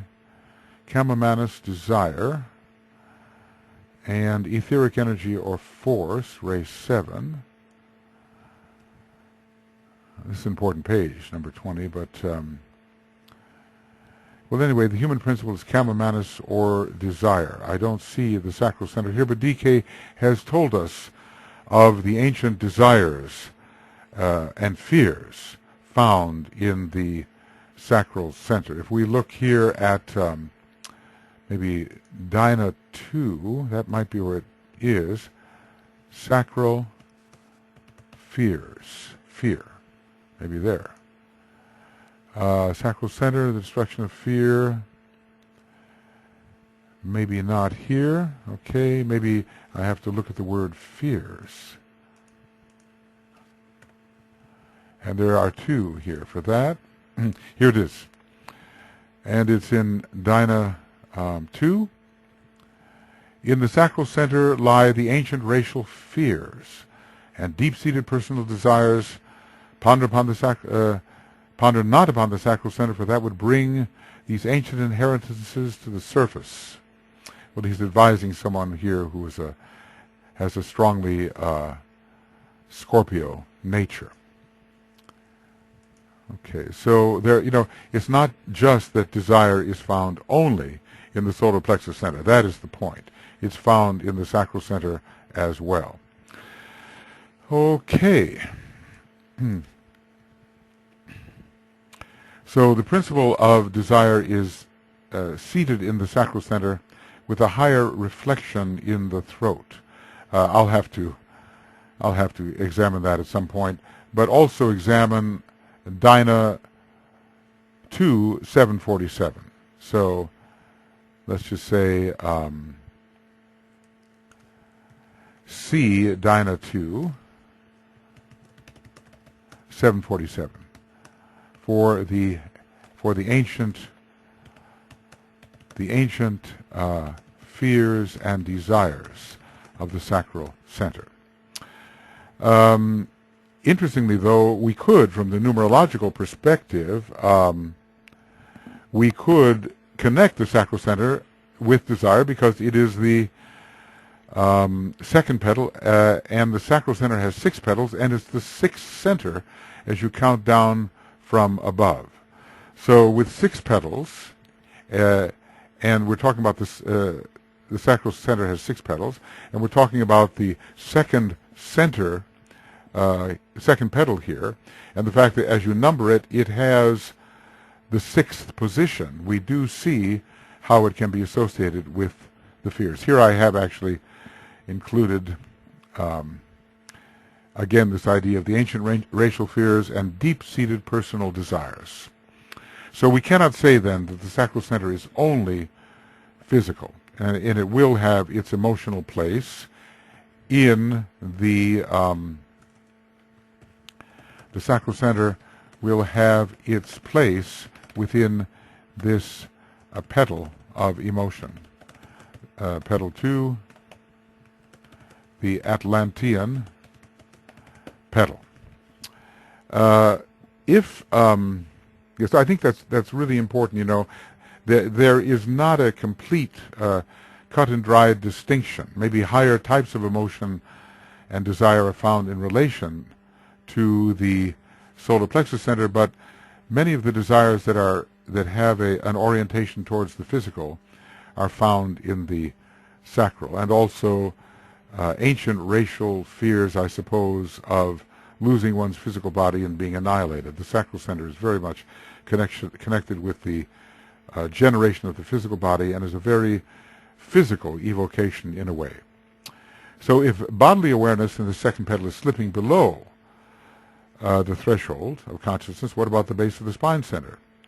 Well, man controlled from the astral plane has the base of the spine center active. Base of the spine, solar plexus, and heart. But I'm thinking that the base of the spine is not something to which we would give real attention. It's more of an unconscious, sustaining center. Uranus is connected with the sacral center, okay. and archetype as expressed in the self-image at the sacral center. Well, certainly the individual is Uranian, but maybe an earlier type of image is not about the individual at all, but who one imagines oneself to be, based upon one's attractiveness. Okay, well, we can examine, of course, this other astral chakras thing, but maybe since we don't know really so much about how they work, we just have to say that parental love, I suppose, is involved here to a degree in connection with the sacral center, but maybe it's more the solar plexus and emotionalism and aspiration in the later stages of the petal to work, but not aspiration towards one's higher self, but aspiration towards some subjective aspect, some deity, some subtle power, that kind of thing. All right, now we will enter this question of the chakric triangle most implicated in relation to this petal. Now let us continue here with I think we're on this chakric triangle. Yes, I think now we're also looking at other chakras. We've decided that the base of the spine, solar plexus and heart center from Treatise on Cosmic Fire 170 is the triangle most associated with this Atlantean phase of development. We do have to notice that the sacral center, interestingly, is not included in the triangle involving man controlled from the astral plane. As a matter of fact, it's not included in any of the triangles. The sacral center is considered a kind of temporary evocation, and there's one point as well where this is said of the ajna center, not exactly in the same way, but that it is an evocation and temporary, I believe. But we do have to remember that the sacral is the seat of these deep-seated personal desires and ancient racial fears. So the astral plane is definitely involved, and it can be presumed that the people in Atlantis, unlike the modern Aryans, had aspects to their astral body which are not really allowed to be constituents, or should not be constituents, in the astral body of the modern Aryan person, namely matter of the 6th and 7th subplane. And some of the experiences, I gather, on the 7th subplane are not very pleasant. As he says, it is the home of the hell of the average believer. Okay, so also, let's see, base of the spine, sacral center, solar plexus would be another type of triangle, which would make a lot of sense. The sacral tendencies are very strong still under Taurus and under Mars and Taurus blended, the Martian petals and the Taurus subrulership, and it is a double Taurus. So desire is very, very strong here. And the solar plexus coming in increasingly as we are able to detach our desires from strictly physical plane expression. The desires in the sacral center are more related to physical plane expression. Are there other chakras implicated here, and is there a reason for their implication? Well, we have possibly the throat and the sacral center. I did mention the sacral. A little throat center is entering as they merge into the third petal processes. And, of course, we have to realize that language has been developed, and so the throat center is present, at least in terms of communication. So, but the power to think on one's own, this is a different thing. Let's just say the development of language, which requires, requires the throat center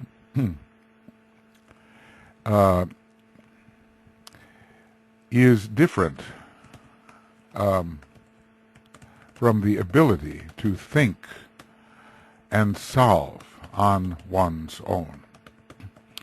So the people who use language are not necessarily the people who have evolved the language, but inasmuch as man is a speaking being,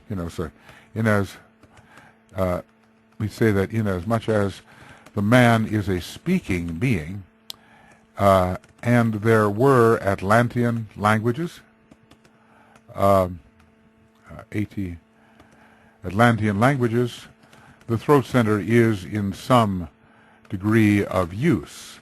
But we're interested in the throat center as the center of thought. Someone said, interestingly, that primal screaming therapy is sort of releasing sacral center energies into the throat. Well, what about creativity here? Well, 2 petals are required of creativity, and the throat center would be involved because it is a creative center. In other words, it is is something more than pro creativity. Pro creativity. Come on, give it. It's not my day, I think. Okay, because we're told that in the second group of human beings, they pretty much provide vehicles for others of their kind. Well, this is not really it's more Lemurian in that respect. It's not really the Atlantean phase. So the contrast between creativity and pro-creativity, when 2 petals are open, we can enter into a stage of creativity, producing something that is a reflection of the creativity of the soul, and the throat center would be involved, but not really until, in other words, thinking on one's own rather than just receiving in the mass consciousness. We should also say there is a difference between thinking on one's own and simply receiving thought from the mass consciousness. Of course, the mind is, in a way, present from the very beginning of individualization, and every chakra is, to a minimal degree, activated. So we were talking about when emphasis really goes towards the throat chakra. And, we could wonder, there is a kind of a lower mental elemental thinking related to the sacral center. It's the home of the mental elemental. And it's not until the first initiation that energy is really rising to the throat. So I would say there is throat center activity definitely in the third petal, and as the people primarily living in the second petal begin to work in the third petal, the throat center will receive stimulation, because we do have to consider it's simply a small reference that he gives, but the sacral center is home of the mental elemental. What kind of process is that mental elemental engaged in? And it really has to be concrete lower mind. Now we're told that the Black Lodge makes the lower concrete mind separate from the higher aspects of mind. They've created a 13th sphere in a way, or an 8th sphere, depending on how we count. So they emphasize the lower mind so much that it becomes separated from solar mind, and it's not unitive mind at all. We're told that they have developed it to such an extent, an unbelievable extent. The lower mind developed to an unbelievable extent, and it has its own types of areas to which towards which it tends, and it's possible for them to rise very high along a certain line using that overdeveloped concrete mind. Well, a lot of scientists work using the concrete mind in matter, materialistic science. I'm not saying they're part of the Black Lodge whatsoever, but one has to be careful about the fifth ray, because it is the first and the fifth rays which are the energies which the Black Lodge primarily uses, and that's quite extraordinary when you think about it. The third and seventh rays are connected with the so-called Jewish force, and there are other rays for different groups. You know, the 246 line reserved more for the aspirants' disciples, and so forth. So there is this law of cleavages, which is operative in reference to the cleaving concrete mind. It's not really a unitive mind. It is an analytical mind. All of this is related in the early days to the division of the sexes, which created, I suppose, the sacral center as we know it today. It's like the sacral center is two halves of one intended whole, a 6 and a 6, which are meant to be a 12. So early mind does manifest from the first petal onward, but how much throat is in it and how much sacral? This is something to be worked out when we understand more.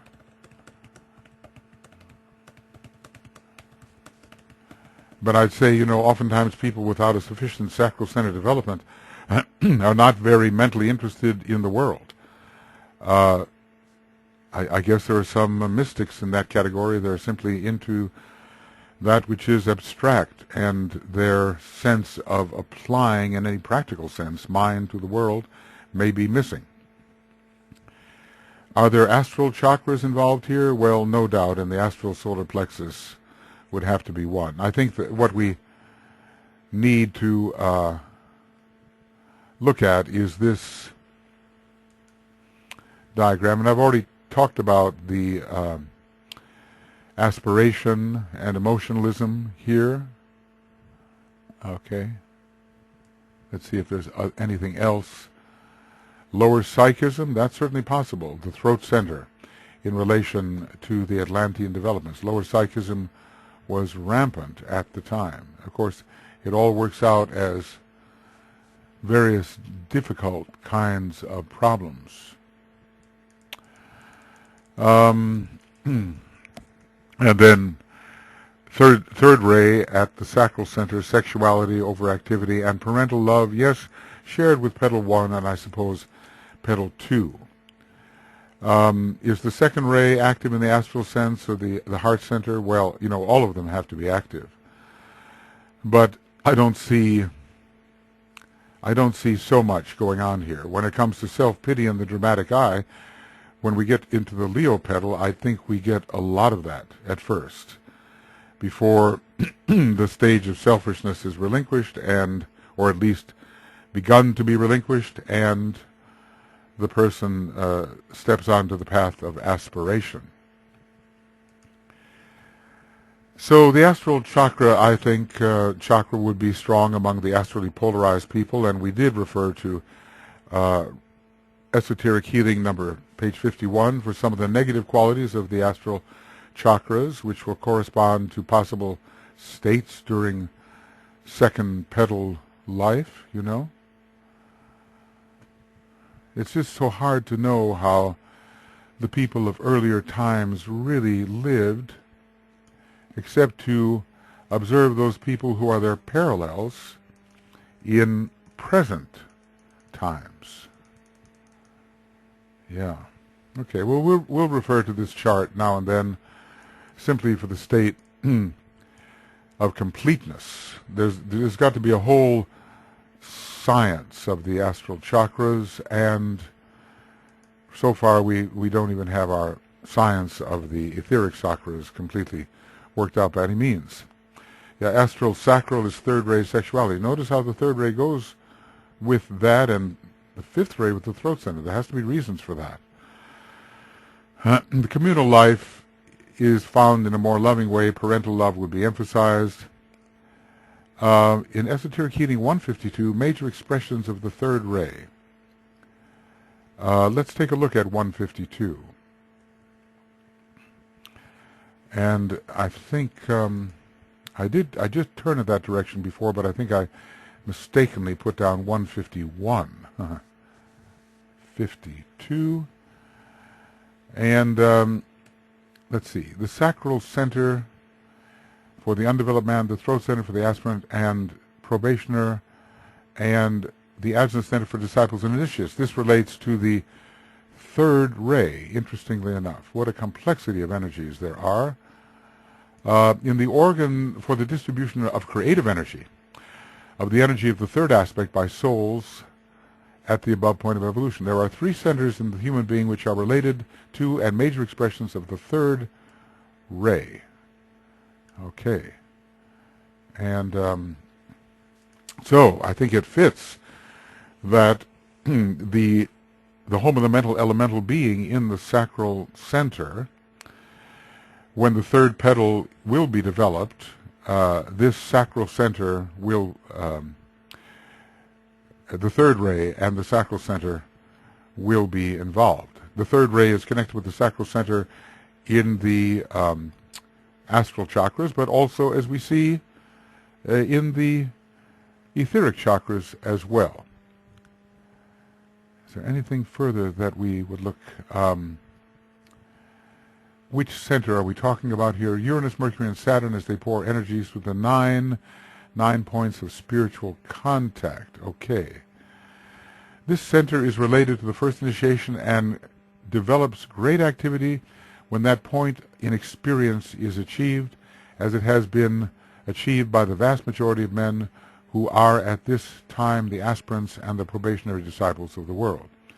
Forget not, technically speaking, the first major initiation from the hierarchical angle is the third. The first initiation is regarded by the masters as signifying admission to the path. Okay, I think that's very important. Sometimes we wonder when the path begins, you know. But this is one way of looking at it. It is called an initiation by humanity because in Lemurian days it was then the first initiation, signifying entrance into complete physical control. Was it a monastic initiation, such as what we have now, the birth of the Christ in the heart?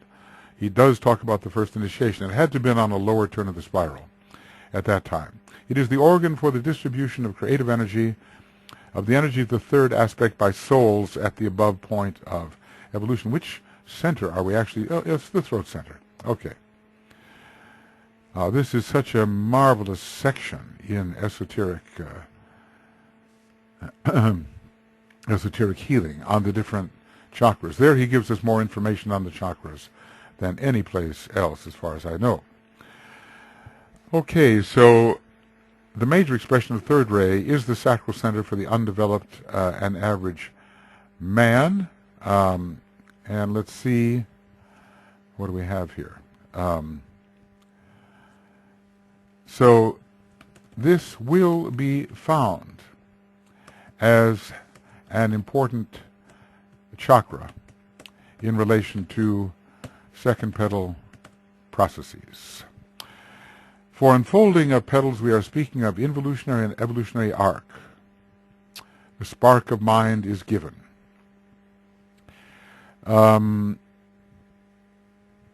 What about astral and solar plexus center? I guess there's not real continuity here. Sentiency is developed in relation to the solar plexus center. Sacral has desire, solar plexus center has more devotion, and sentiency is not desire. Atlanteans took sex into the imaginative field. 2 times 3 equals 6. Well, that is interesting. Okay. Now we enter a new... See, I realize, you know, that this is organized in a specific way with some specific questions and topics. But then come the elaborations that came from classes and my own elaborations. They're not so easy to keep in strict organizational present format. So I'll try to pick the ones which are useful and let the others go. Well, now we're talking about the ray, and let's make sure. Oh yes, I'm always happy to see that recording is going on when it's supposed to be going on. Okay, let us see the ray most implicated. Ray or rays most implicated in relation to this petal? Okay. Well, ray 6 certainly, because of the correlation with the astral plane. Now, all of these petals are ruled by Mars, so ray 6 is going to be important in all of them. The man is subject to desire, and he does not have the mind to extricate his desire from the lower worlds. But ray 6 is connected with the astral plane, and through this petal, the astral development really begins compared with the kind of astral or emotional response there was during a great majority of time in the work of Petal, expression of Petal 1.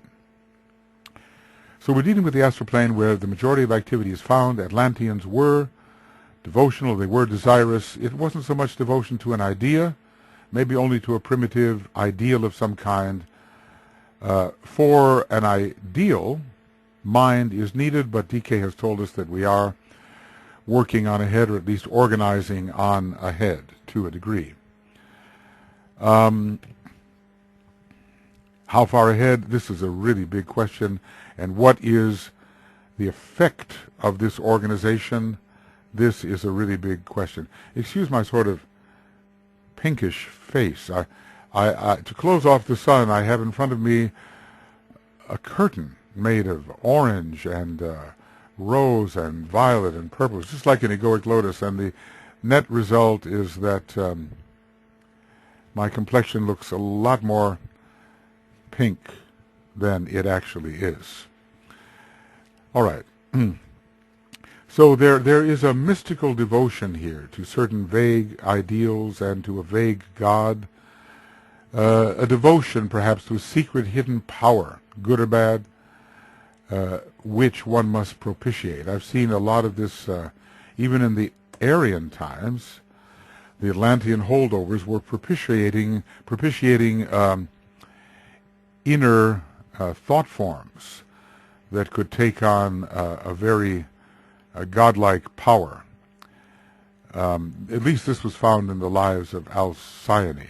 We are not using the sixth ray in terms of dedication to the soul, which is our highest aspect at this time. Anyway, ray 4, well, you see, this is interesting. The rays 6 and 4 are those that are found particularly on the path of aspiration, but we're not on the path of aspiration yet. We have to wait until there is work being done in the later fifth petal before that can happen. So ray 4, well, rampant desire produces conflict within the emotional field. There is self-centeredness and love of self, but then also love of others, and the conflict arising because of that. The heart is the fourth chakra, interestingly enough, and the man controlled from the astral plane has heart, solar plexus, and base of the spine. And the Atlantean root race was the fourth. So certainly the heart was active, but not as that which bestows true soul love. A type of love did arise, independently of the demands of the instinctual nature. So there is emotional conflict with ray 4. A lot of people feel they have a ray 4 astral body. There was not one of those in the Tibetans groups or in the examples that he gave, although in the examples you even had a ray 5 and a ray 7 astral body. But certainly it is the plane whereon the dual forces are found, and there is an inherent conflict of duality within the astral plane, which I suppose makes people think they have the ray 4 emotional body. But Taurus, the major ruler of this petal, does give ray 4. And ray 4, interestingly enough, gives, we are told, in Esoteric Psychology 1, right in the early 200s there, it gives self-centeredness. Anyway, there was a very big war in Atlantis. It was, according to Philip Lindsay, I believe it was in the fourth subrace of the fourth root race. It would certainly fit in terms of the division of the forces and their conflict. So ray 4 is the warrior in that sense, the war ray, so to speak. And in the fourth root race and the fourth subrace, this war took place. So the fourth ray has to be important in the Atlantean period, which was a time of devotion and a time of war. Ray 4 and Ray 6 are the two Atlantean rays. And we do remember a higher turn of the spiral, human group number 7 were the mystics, longing and struggling, Ray 6 and Ray 4. Struggling under Ray 4, longing under Ray 6. So some of the things that happen in the earlier phases are reflected in higher turns of the spiral. Is Ray 2 to be found here? Well, Ray 2 perhaps for self-love, before the mind has really come into play. The faculty of comparison is increasingly present. The glamour of popularity, oftentimes due to one's attractiveness, having to do with one's sacral center perhaps. So it's a lower Ray 2 physically and emotionally interpreted, and related somewhat to Venus.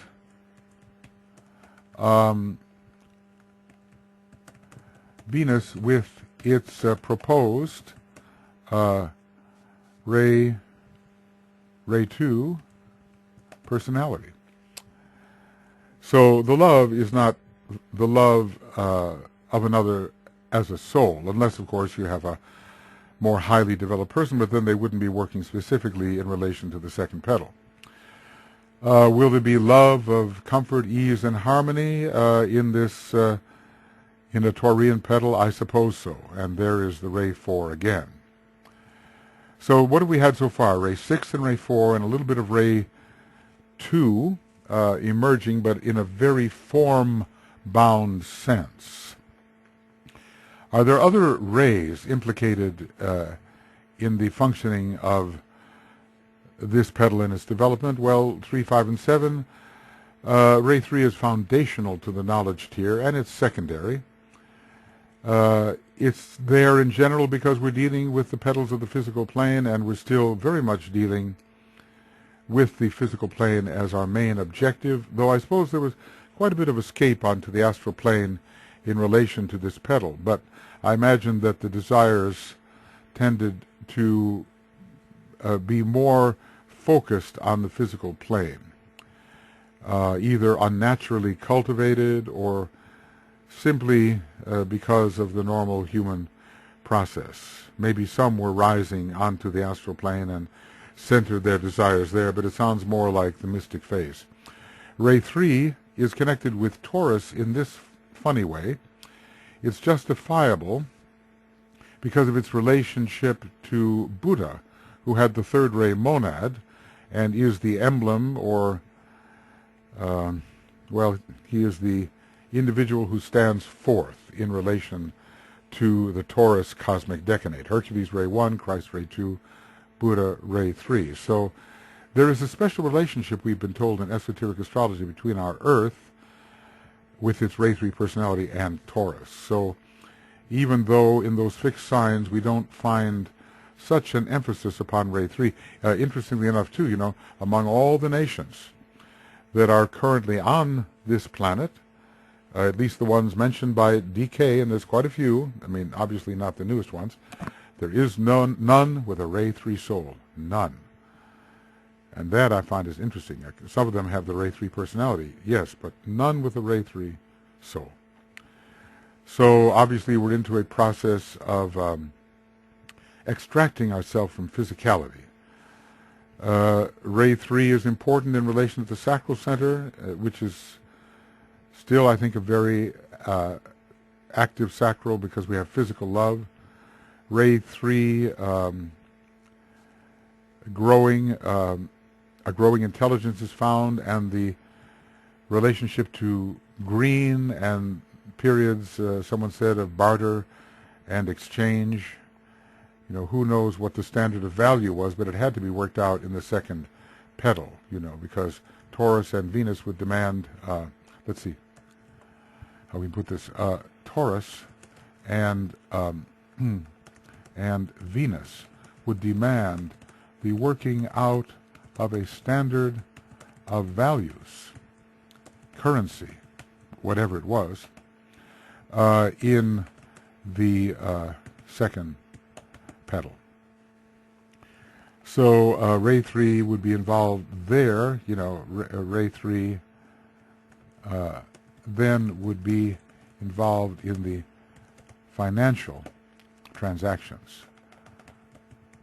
We cannot, suppose, as we think back upon those early days, that, in the high point of Atlantean civilizations, someone would say, well, okay, I'll give you 2 sheep for 1 horse. I'm sure it was more sophisticated than that. If they could build vimanas and flying machines and have crystal technology and other things that we can scarcely conceive, their means of exchange, which is related to ray 3, would have to be more sophisticated than simply the lowest form of trading or barter.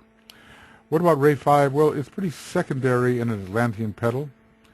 The ray 5, such as it was, would come from those beings who were more highly developed, and they would impress upon others what had to be built and done.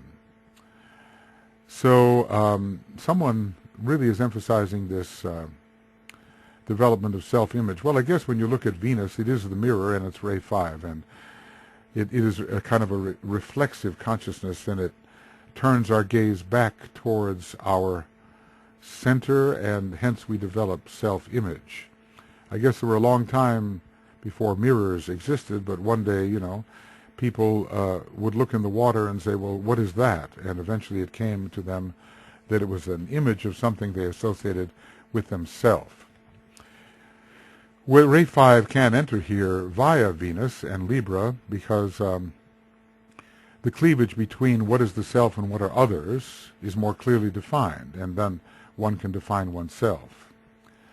So ray 5 creates this cleavage, but Venus also gives the magnetism to relate self and others. Yeah, in general, it's not a ray 5 petal, and until we get into petal 3 and turn our attention really to petal 3, we cannot think that ray 5 will be developed in any strong sense, except that the orange is consistently there, if you know what I mean.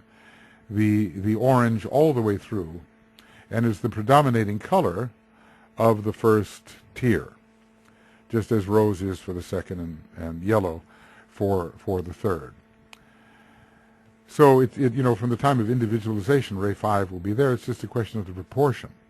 What about ray 7? Is it secondary? Community building, agriculture, more stability, less hunting, the productive rhythms in life, cultivating along with the seasons. Of course, I suppose you would also be hunting with the seasons, but ray 7 is really connected with agriculture and community, and the phases of the moon, when to plant, when to harvest, and so forth.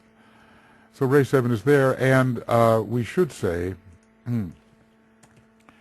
that the Atlanteans had their important rituals, from which many of our rituals extend today, and we've been told that some of our modern rituals have a definitely Atlantean coloring. I think I want to make ATNS, yes, ATNS, and make a plural here, Atlanteans. Sometimes when you look at the way the masses in the different countries are reacting, and you see this in the news, you realize that there are indeed so many millions of people today who are part of that Atlantean consciousness. How is it that the community is based on ray 7? Well, there's lots of organizing of the rhythms of living. Building, forms, patterns, laws, rules, what we do and when we do it, and what is the correct method of putting things together. So society is built on rhythms and of right behavior under the law. Law has much to do with respecting proper rhythms. Respecting proper rhythms. I'm thinking about the law called disturbing the peace. Okay, well, what you might be able to do in the tone of voice, and you could speak in, and the volume of your motors and all that would be acceptable in daylight hours are not acceptable in night hours. It's just a question of what is appropriate to the time. And obviously no society will be successful if you go out planting seeds in the dead of winter, except under special circumstances. And, you know, you're not going to harvest before anything is grown. Everything has its rhythmic basis and has to be, we have to respond correctly to the rhythms which nature imposes upon us, and ultimately which the Lord of the world is imposing upon us. There is the attempt in this Petal 2 to move away from the lower, ruddy, raw Ray 1 expression of lower Mars.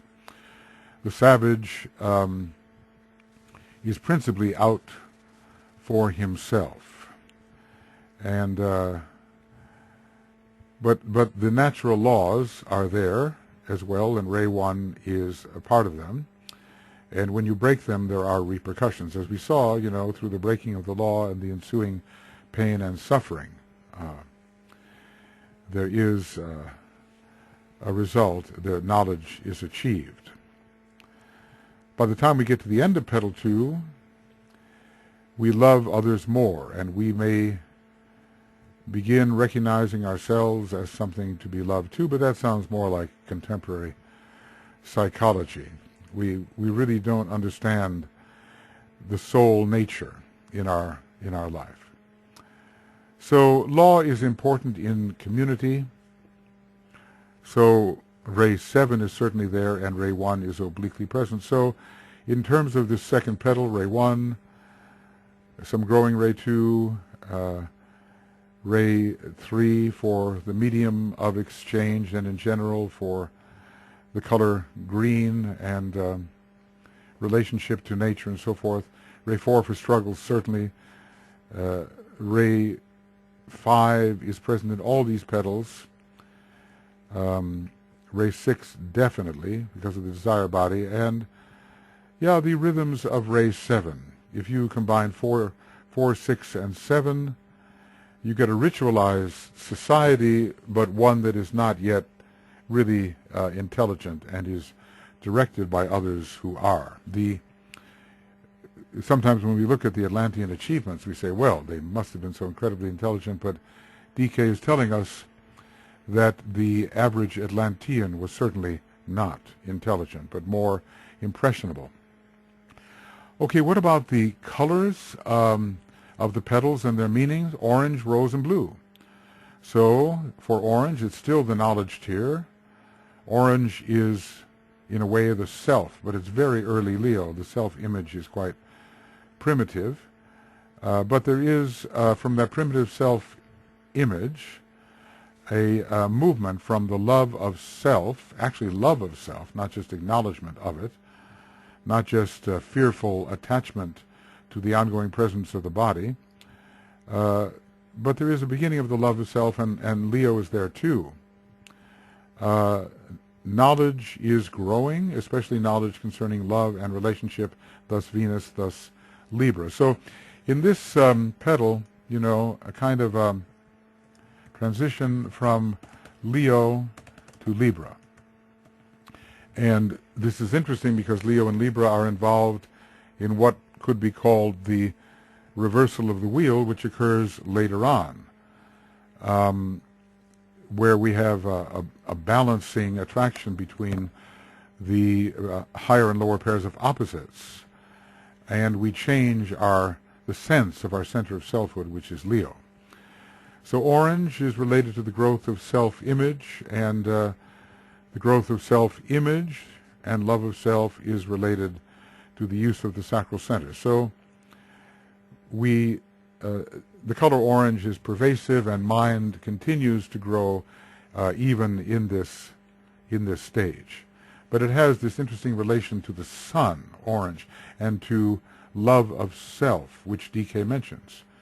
There's a movement from love of self to love of others. Well, first we have to really establish the love of self. Of course, that can get entirely out of hand, and you know, when you look at these great Lemuro Atlantean statues, which were basically dedicated to the image of the colossal human beings who existed at that time, you could really see a very strong love of self. You know, they kind of deified themselves in these statues. And I suppose people were made to worship them and not some higher being. Today, there are leaders who seem to encourage this kind of worship of their own person, you know, the cult of personality and so forth. It's not a far cry from what happened in those ancient days when colossal beings made great images to themselves, which were idols, really, and forced the people to worship. What about the color rose? It appears for the first time in the second petal, so it is definitely related to the sixth ray and to the astral plane and to the refinement of red emotion, you might say. There is some refinement of red emotion, which is savage emotion.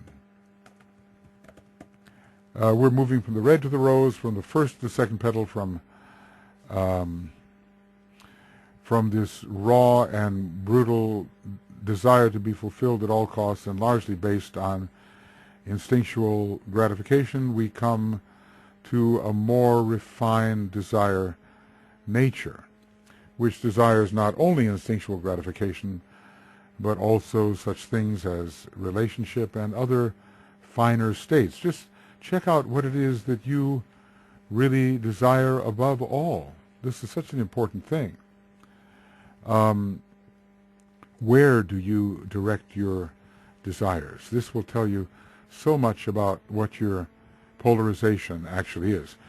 Rose, in this case, is related to the love of form. You know, there are probably all these different shades and degrees of thickness. Think about how we look at purple, or let's just say purple, violet, light violet, lavender. These are all essentially the same color, but in different degrees of lightness. Sort of the admixture of light is different in each case. We could have devotion to hidden forces through the rose and energies and devas, because maybe the Devic world was closer at that time because the mental process of man had not driven them away. The worship of the devas could be occurring here. We see a lot of this in the old fairy tales, the various genies who come to do man's bidding. But the real aspirations were only among the higher types when the door to initiation was thrown open, or at least opened, and this is more in 4.5, the fourth root race, fifth subrace. And that all shows us that among some Atlanteans there's going to be really mentality, because you can't have initiation without a requisite degree of mentality, not as high as the mentality now required in the initiatory process, but higher than the normal Atlantean. So the aspirations, or let's call them intense desires, are more towards form here and not towards the inner God, but rose is involved here because there's a constant elevation of desire. So I think I should kind of put that down, that rose signals the constant elevation of desire, its quality. And we all, even today, recognize people who have crude desires, normal desires, refined aesthetic desires, spiritual desires. Let me put these down. See, crude desires, more refined desires, aesthetic desires, very refined, and spiritual desires, maybe some of the highest there. And so just look at the nature of one's own desired life. Of course, it's not a monolithic thing. There are various categories of desire within any one person, and probably the sort of different shades of rose all the way from the darker to the lighter would indicate the nature of the degree of refinement of the desires. Some aspiration perhaps. Spark of mind, devotion. No, it's not spark of mind, it's the word some. That's the problem. It's just some. Some devotion, especially to those who are physically close. There can be in this second petal, naive belief and the longing for that which is believed in. There's lots of Neptune here, and Neptune is the color of rose as well. Does rose enter into the love of others? I would think so. Rose is said to calm the nervous system. Nervous system. Venus and Neptune suggest rose in relation to Pisces. Does tenderness come in this second petal? I would say so, with the uplifting of the desire nature as it verges upon love. With the uplifting of the desire nature as it transforms itself into love.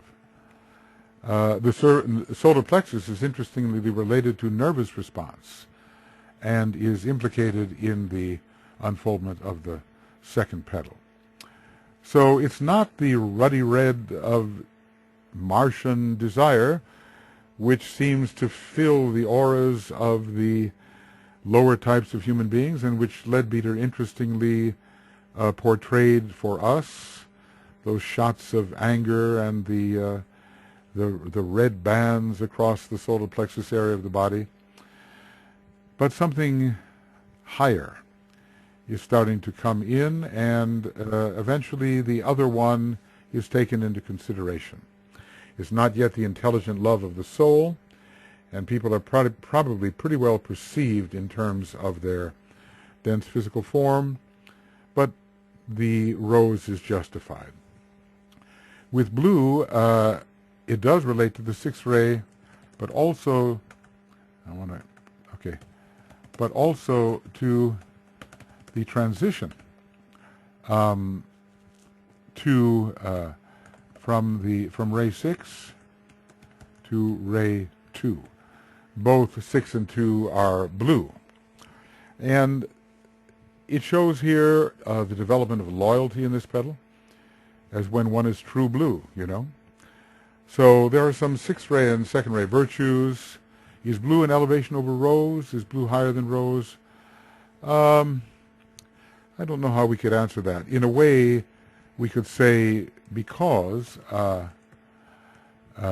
blue is a transitional color from ray 6 to ray 2, and rose is not, then yes, perhaps. We have that. Now, it'll be interesting to see. Now, we're told that the blue flowers are dying out because the ray 6 is going out of incarnation. Will the pink flowers, the rose-colored flowers, I don't mean the deep rose, I mean the pinkish kind of rose, will they die out too? That will tell us something about their relationship to the 6th ray. So yes, in Atlantean days, yes, the loyalty and devotion are coming in, and more love under the blue, I would say. So from shallow and physically oriented wish life of human group 3 to the wish life, to the love of the invisible.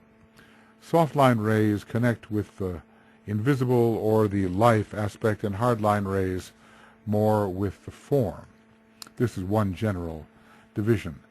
Soft line rays connect with the non-formal and with life. And hard line rays more with the form. It's interesting how the Manu's department on the first ray is really so responsible for the development of the form and its sufficient strengthening to hold the subjective aspect.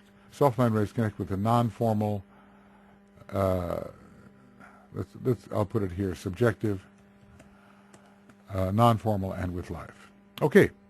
Are there additional colors involved in this petals process? Well, what about red and green? Red, because of rampant emotions of those who are entering this stage, and emotions were rampant in early Atlantis, but maybe held more in check. Maybe those were desires and emotions more related to the sacral center. But certainly in the earlier days of this petal, the red would be expected. It's interesting that in the 5-color sequence, which goes from red to green to orange and then to blue rose, the rose is reserved for a higher degree of development and is not found in what we might call the transition of the astral body, the red of the astral body, to a more refined state. I wonder if we sometimes realize, sometimes it comes upon me, how many different perceptions of energies and their interactions and the result of those interactions we are attempting to understand. It really is a fantastic jigsaw puzzle. I personally have never been very interested in jigsaw puzzles. It always seemed like a waste of time to me. I might have learned something from it, and I know people, have a great, maybe if they have a lot of Ray 5 and a lot of Ray 2 at the same time, they will be interested in the jigsaw puzzle. But I realize that from the point of view of meticulous entirety, putting the various scattered pieces of the puzzle of life together, I'm very interested, and it's kind of an Isian impulse. Isis, her husband was cut into 14 pieces, and she had to find all the pieces and put them back together. So the Tibetan has given us a process. He has not used the concrete mind to set everything in rigid order. And thus, because he's done the scattering, he's allowed our own intuition to intervene and to be developed. So at times it may seem tedious, and we may, wonder, what a laborious process this is. And I'm sure that many people kind of going along with this, there'll be times when you kind of want to go to sleep for several pages. It is laborious, it is tedious, but in the end, pure reason is developed, and everything then belongs where it should be and interacts with everything else according to truth, and not some kind of false or imagined relation. Things are seen in truthful relation. And maybe I can just put that in here. I know it doesn't exactly fit, but in pure reason,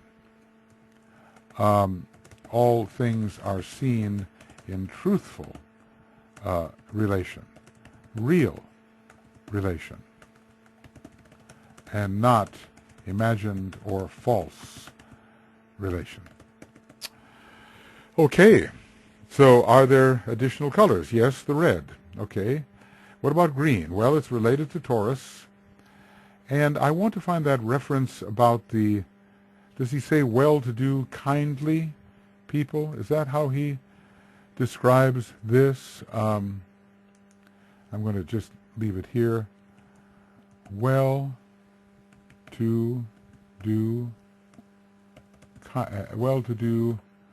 kindly. Maybe that will help us. Well-to-do kindly people. Kindly, well-intentioned. No, that's not it. Oh, here it is. Lotus of passion and desire. Well, the well-to-do kindly people of the world. Well, I had left out well-to-do. That means they have intelligence. Without intelligence, you cannot be well-to-do. So that's really important, and something that, it speaks to me right now, because I was looking for earlier whether the lotuses of passion and desire were really intelligent. Well, they are working toward the third petal, and they are well-to-do.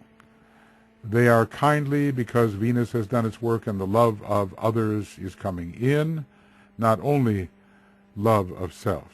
Sometimes that love of self can be preserved for far too long until it reaches in the fifth petal some monstrous condition. So well-to-do, kindly people of the world, lotuses of passion and desire, on page 842. I just have to remember where that's found. TCF 842. And you have to play the game and get the energy, the money, which is of value. So the green, in search of green. Green is sort of the medium of exchange, you might say. It's Mercury in a way, although Mercury is not green. Saturn is green, but Saturn is involved with the third ray. Green and ray 3 are involved in being well-to-do. So we get natural power, which is green, and wealth was defined agriculturally. I mean, a man with many crops growing and who could bring forth the green and exchange it with others was well-to-do. So, yes, I would say for a number of reasons, green can be associated with this petal. Simply the communal aspect and the moving from the hunting and gathering stage into the more settled civilization with larger aggregates of people actually working all together. That is movement towards synthesis.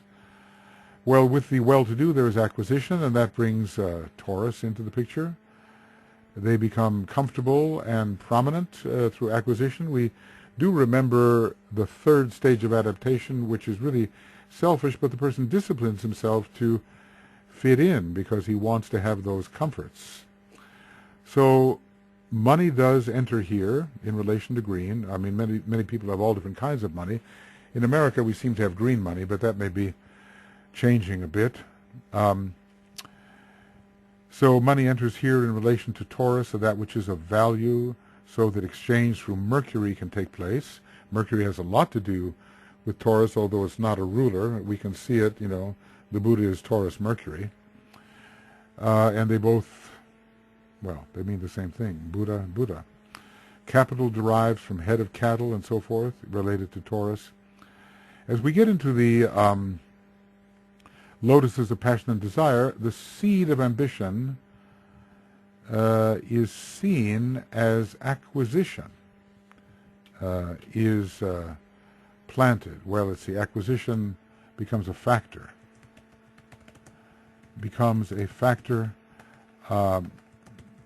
In determining the worth of an individual under Taurus and Venus, and even the worth of a nation or a city-state. What do they have? It's come over into that English idiom that so-and-so is a man of substance. They are ruled by Taurus in their personality, and if you're going to be worth something, you have to have something. So, I am what I have, or I'm worth what I have. And the old question, what is he worth? Meaning, count up his acquisitions. Let's see, was there mastery of the physical in the Atlantean root race? Well, not by Atlanteans per se. You have to be really a first-degree initiate. There was kind of a first-degree initiation in Morya, but what we call the real mastery of the physical, as a master has it now, I think not for the average Atlantean, certainly not. What are the rays implicated on the basis of color? Well, we've got the orange, rose, and blue, so ray 5 for the continuing development of mind, ray 6 for the rose, and the continued refinement of emotion or of sentiency. Continued refinement of sentiency. And then the sort of transitional blue, ray 6 and ray 2, incipient, it is, after all, the second petal. The calming and cooling effect of blue is stepping in. It's not a hot color. So blue does cool things, and so eventually the passions will be calmed. Two petals open, lotus of passion and desire, but when there is more work done in the mental petal under normal circumstances, there is a cooling of the emotion. Interesting that the throat center, so connected with intelligence, has a large quantity of blue, silvery blue, connected with it. Whenever I see silver, I see the moon and I see form. So it still is, in a sense, love in form, the blue in form. But also, it's intelligence. There are ways to relate the blue as a sort of a complement to orange, and to relate it to the higher mental plane, where a higher form of intelligence can be found. I do, of course, you understand how some of this was done in the heat of these classes, of which sometimes 7 were going at the same time, and each of the groups was contributing something a little different. And I wanted to at least take it down, and maybe did not entirely discriminate as to what is really good and what is just mentioned. I'm kind of democratic that way. If somebody says something, I put it down, because it is a group process in that way, and unless it's entirely outrageous, and then you try to modify it. But I like, when it comes to the mind, I really do like order, and then when I see these different comments expanding all over the place, I want to keep things as coherent as possible. What I think will happen, though, is that you'll see that I'm using the same outline petal for petal, and you'll begin to incorporate the meaning of the outline, and it will create a certain order in your mind, so that when you ask about or think about these petals and the type of process that occurs during organization of them and vitalization, you will think, I suspect, in some of these terms, and realize that these terms relate very much to the developmental processes of these petals. Okay, let us continue then. This category, which should be anchored firmly in the mind, the major sign in series, beginning with Aries in the counterclockwise order. And I suppose I should put in sign in the article belongs there, the series. Well, it's Taurus. Aries is the first petal. What do we have? Physical magnetism, physical desire. It's physical love. Is it not? Isn't that what we saw? It is through love expressed physically. Cultivation. The sense of beauty is starting. Fourth ray comes in through Taurus. Venus is strong. Physical relationships are there, and it's love expressed through physical relationships and through sex. Stabilization is there, and of course the problem, the unnatural thing. Luxury enters under Taurus, and this is a fomented desire, fomented unnatural desire. When DK talks about the heights of luxury undreamt of, well, we can only imagine. The old myths persisted, and people thought of El Dorado, where the streets were paved with gold. I wonder if it wasn't some sort of memory of the ancient Atlantean luxury. Major sign in the series, beginning with Aries in clockwise order, would be Pisces. Emotionalism, psychism, the sixth ray, the Atlantean phase, rampant psychism. Jupiter is blue and is the ruler of Pisces. Is psychism spirituality? Well, not really. We respond to something subtle, but is it spiritual? It's part of the subtle world, not the spiritual world. The dream science comes from Atlantis, DK tells us, and that psychologists of the modern era like Freud and Jung were busy recovering that ancient Atlantean science of dreams. There's a lot of out-of-the-body experience, not all of the time, but a lot. Escape from the physical body, which is even, interestingly, this was repeated when some were in the monasteries and convents. Such a boring time there in many ways. One of the, was it BSW? One of the disciples used to escape the tedium that way, and that had a lot of effect on his present life when he was encountering entities from the astral plane whom he believed were real but were not really real. So a lower psychism will lead eventually to higher psychism, and it is all described there in Cosmic Fire, page 188. So there is seeing into other worlds here, and I imagine quite rather more strongly than in Petal number 1. And people can be in this Atlantean phase negative and impressionable.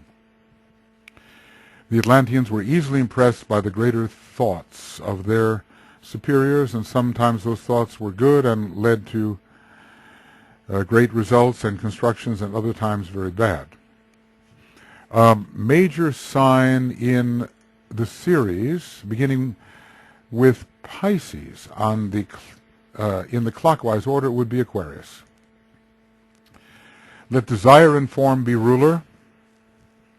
Well, all desires at that stage are pretty much for the worlds of form, whether it's physical form or astral form.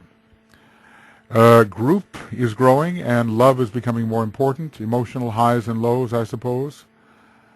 If Aquarius carries water, it's related to the astral plane. We could say that there's the distortion of the esoteric ruler of Jupiter. Well, that has something to do at least with community. Growth of community and accepting, including loving others. Aquarius is the nervous system related to the solar plexus center. The community is rather like a tribe, only an expanded version of it. There is some standardization that comes in here, and I suppose the seventh ray would be brought into that. Settlements occurred around rivers, pre-feudal, the study of the history of humanity, collective. Lower telepathy enters, some small sense of group identification. Anyway, these are random thoughts related to that, but the whole idea of the water, Aquarius and the water, is important, and where the collections of people occurred. Trade and barter, hospitality is here. Interesting that Aquarius is part of the certain constellations in the sky which have much to do with flooding of the Nile, and the waters from that part of the sky. There's greater abundance in Aquarius when you settle down rather than hunt, and one can store and preserve one's food. Through water, there is the element of the sacral center. The highs and lows of the mystic are typified by the symbol of Aquarius, but that we're not really in the mystical stage.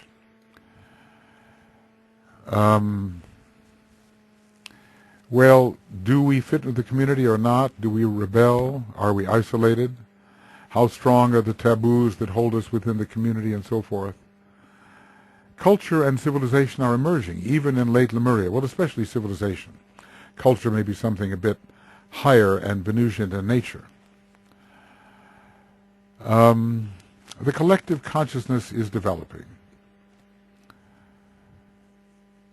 And Aquarius is there for the distribution of goods, of water, money, energy, goods and services from the community, and the goods are ruled by Taurus.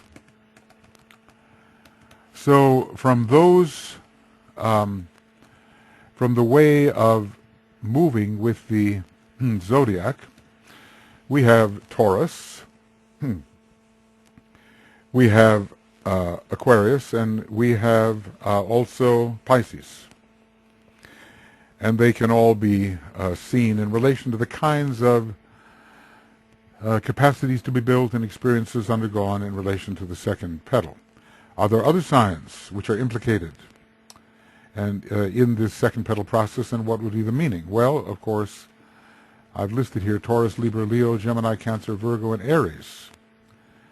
Let's see how we can justify this and whether we've included them all. You know, these first two petals, well, any petal really, it's organization and gradual unfoldment,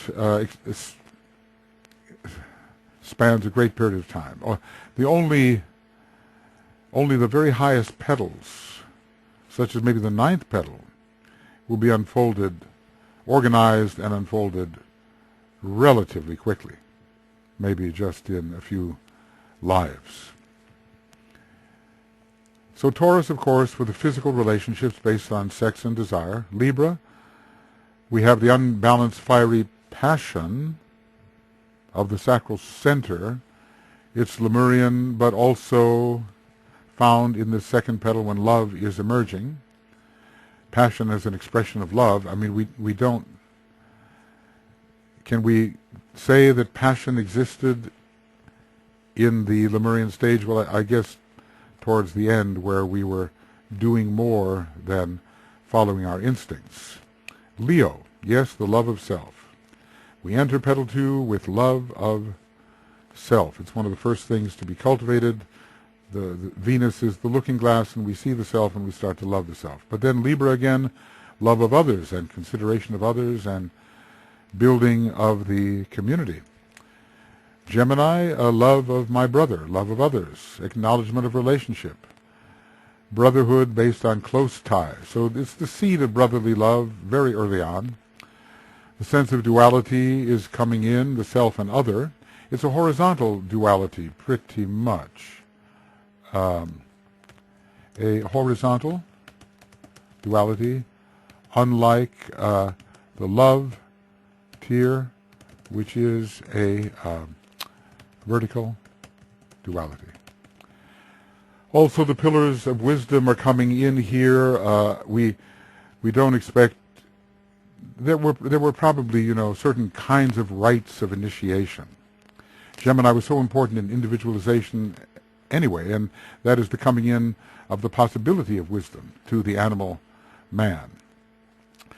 So even though the initiations would look very primitive, and so much of our modern masonry is even taken from Atlantean times and from the necessary outpicturing which was done for the minds of those that had to think in those imagistic terms,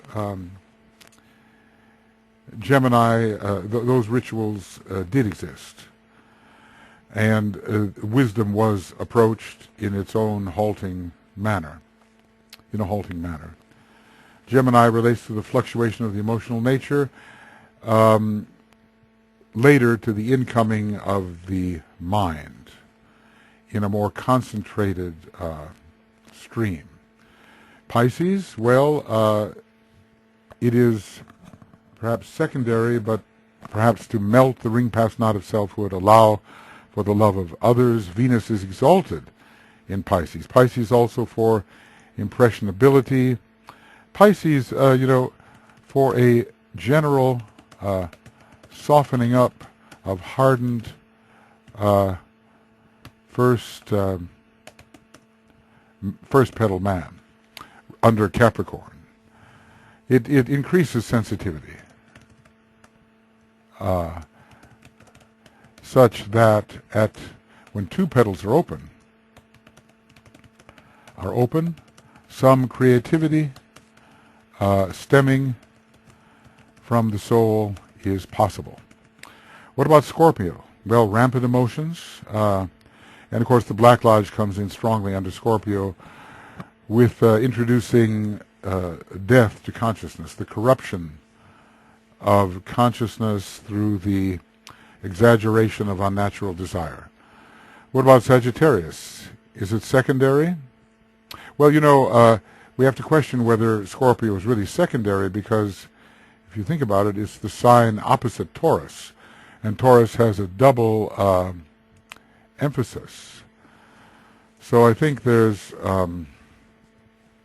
a good deal of Scorpio in its relation to the astral plane in this petal. For Sagittarius, it has rays 4, 5, and 6. They're all active here, but especially 4 and 6. It has to do with the orientation of desire, and if we have some aspiration in the simpler religious types, Sagittarius could be involved, some lifting to the rose, some lifting of red to rose, looking towards something other and higher, some heaven, but not really understanding it. But you know, the astral plane was very real. I'm thinking about, you know, as these interesting words related to the Native Americans, the happy hunting ground. It tells us so much about their way of life and what they consider happiness to be, and the fact that this way of life comes to fulfillment on the astral plane in the post-mortem state. And it's still very physical, a very physical heaven. Even as we find some religions today looking forward to a very physical paradise, where those things which are reflections of the physical plane are to be found. Capricorn, well, associated with sexual depravity, perhaps, and the need for laws to control and regulate the lower levels of the astral plane. But, you know, there are the laws of the community, and Capricorn will fit in here. So, laws of the community. And Capricorn fits. Also, the, quote, need for green, an important color for this group. I'm sure if we meditated upon it, we could find other ways that Capricorn would come here. It's not going to be found in terms of ambition, but at least a more organized life, and one in which certain rituals occur for the sake of community cohesion. And with cohesion, you know, there's the number 2, it's the second petal. Number 2, second petal. What about the sign Cancer? It was so important, representing, you know, the dense physical body and the earliest incarnation of humanity as a whole in petal 1. Well, Cancer for the community and the growing togetherness and the growing mass consciousness, and it is emotional. And the emotional family is coming in here. We're told we have different kinds of families: physical, emotional, mental, maybe soul families, maybe other and still higher families, monadic families. People bound together in emotional families. Well, interestingly, Atlantis was a matriarchate. So both Cancer and Virgo have to be important. Let's see here. Yeah, I mean, so Virgo, the mother, also has to be important. With Cancer, the family, and near ones, they matter more than before. They are not just extensions of yourself or meant for your own satisfaction. Cohesiveness begins to be based on love, eventually based on love. And we move away from objectifying others to recognizing others. The recognizing of others is Libra, and valuing the other and not just as an object. We have Virgo, of course, for the agriculture, and it can be associated with Bootes, who is in the sky near the bear, and he carries a sickle, telling something about the cultivation, the growing and reaping. There's a Saturn connection there, but sometimes Bootes is seen to be the Christ, and maybe he knows how to reap those who have grown spiritually in the right way. Aries, well, the wild horses of emotion, rampant emotion for the third group coming in from Lemuria. But even today, you know, I'm sorry, I'm going to look at this. you find people who go into this frenzy of emotion. I mean, we go to Greek mythology and we find that, let's see, who was it? Was it Orpheus that met such an unhappy fate? Or was it Dionysus? One of the Greek, or Bacchus? One of the Greek gods was, or personages was torn apart by women in a frenzy of madness. You know, and this is modern Aryan times. So these ideas of emotional frenzies during certain kinds of rituals do stay with us. Scorpio, well, again, the Black Lodge attacked during this emotional period and distorted, or let's say unnatural desires, and we can even say here, made desires monstrous, all out of proportion, and thus very ugly. That's what a monster is, because the proportion has been so violated. It becomes ugly. So I think we've probably mentioned every sign of the zodiac. The Aries, the man-eating mares, the wild Camamanus.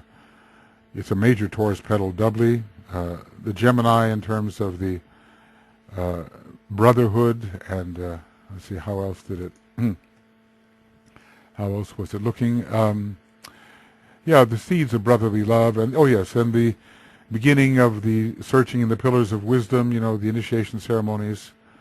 Cancer, the close family. Leo, the love of self and certainly the growth of the self-image. Virgo for agriculture. Libra, love of self going to love of others. Scorpio, the intensity of emotion and the attack of the Black Lodge. Sagittarius, the elevation and reorienting of desire. Capricorn, the laws of the community. Aquarius, all manner of distribution and exchange and the growth together. Also, Capricorn for security. It is a major sign of security, and there was increasing security that occurred. It is another one of those earth signs, so in every one of the petals associated with earth, all the earth signs will be found to be important. So Capricorn and Cancer for security. It's a lot more secure than hunting wild animals. It's a different kind of life. And Pisces for the general kind of sensitivity and the melting of the usual ego boundaries and the possibility of love occurring. The general softening of the man. But still, we have to say, Pisces also a very glamorous and imagistic period under Pisces. So all of these things are important. You see, someone who's born in Pisces today, he has to fit with the Aryan civilization. That's a lot different than being born in this highly imaginative, emotional Atlantean civilization. All right, so what's the next signs implicated on the basis of color? Well, Leo, Pisces, Taurus, Sagittarius. Let's see. The orange, of course, is Leo. The self-love is there, and the sense of self is growing. Rose is, it can be connected with Pisces, indeed. That's probably its closest connection. And it has to do with the refinement of the emotional nature. Taurus relates to blue, deep blue, and Sagittarius, rich blue. So the more material parts of Taurus are being demonstrated, including the love of beauty, and there is an orientation, a higher orientation away from strictly physical satisfactions. Although, the Sagittarian as the Centaur can really get into those physical satisfactions as well. Definitely. Major great constellations most implicated, well, the Pleiades. They are the Great Mother. This is a matriarchy in the second petal. It's Atlantis. So the mother energy is very strong here. Stronger, I would say, than in the first petal. First petal, in a way, can be considered Cancer, first part of the solar system, of the previous solar system, and the second petal more Virgo, the matriarchy. And I think when looking at Virgo above, I think one should mention the matriarchy. You know, it seems very important, and it took place over a long time. When you think about what Mars in Virgo could mean, it could mean the Amazon warriors. You know, there's all kinds of ways to interpret the planets in the signs. What about the Sun-Moon polarity most associated with the sign? Well, it's still the Moon with its matriarchy. The Moon represents the matriarchate, and if this is the Taurus petal, then the Moon is exalted. So we have another reason for exalting the feminine. And fertility, I think fertility of man and nature is so big with the Taurus energy, the fertility rites. So there are rites on the seventh ray, you see. So fertility rites occurring under Taurus and the seventh ray. Right. No. Yes. Right. So we have also Venus, which is relation to the plant kingdom. In Atlantis, there were fertility goddesses, the moon, Taurus, agriculture, fertility, the mysteries of fruition. So it's definitely the moon. It's, you know, we're not really into the solar petals yet. The first really solar petal is the fifth petal. And we're verging upon that. You have 4 stages of personality development represented by the 4 elementals, the lunar elementals.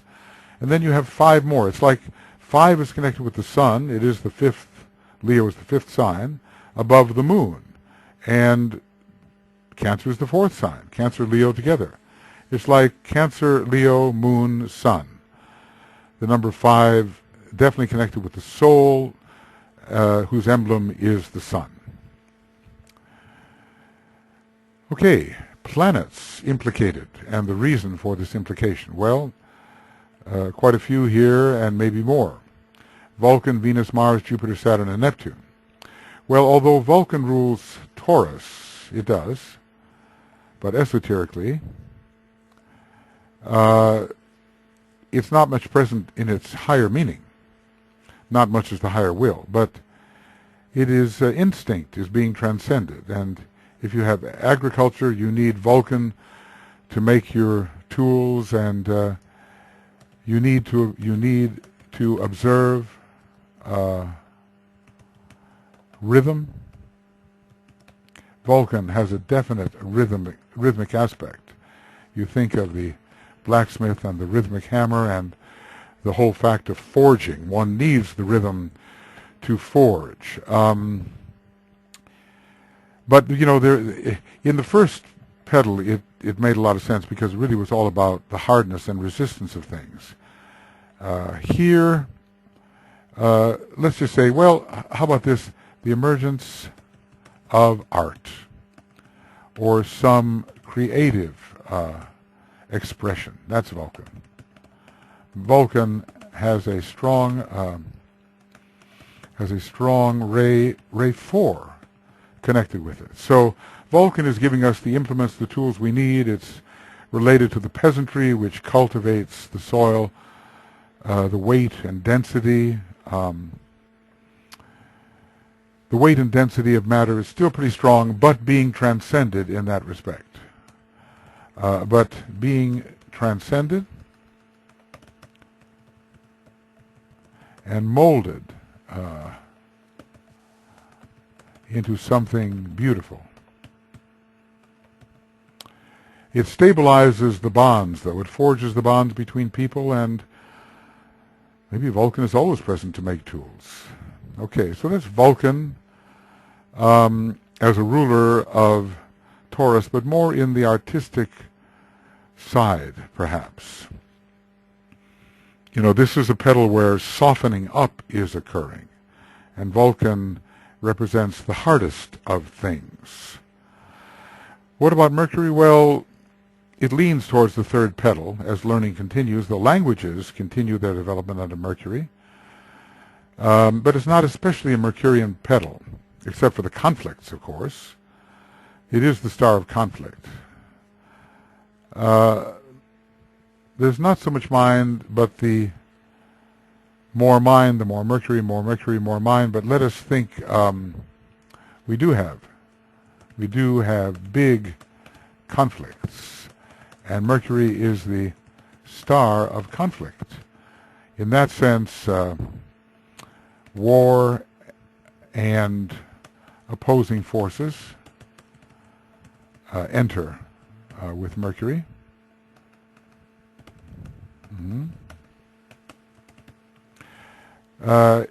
Mercury, though, is a harmonizing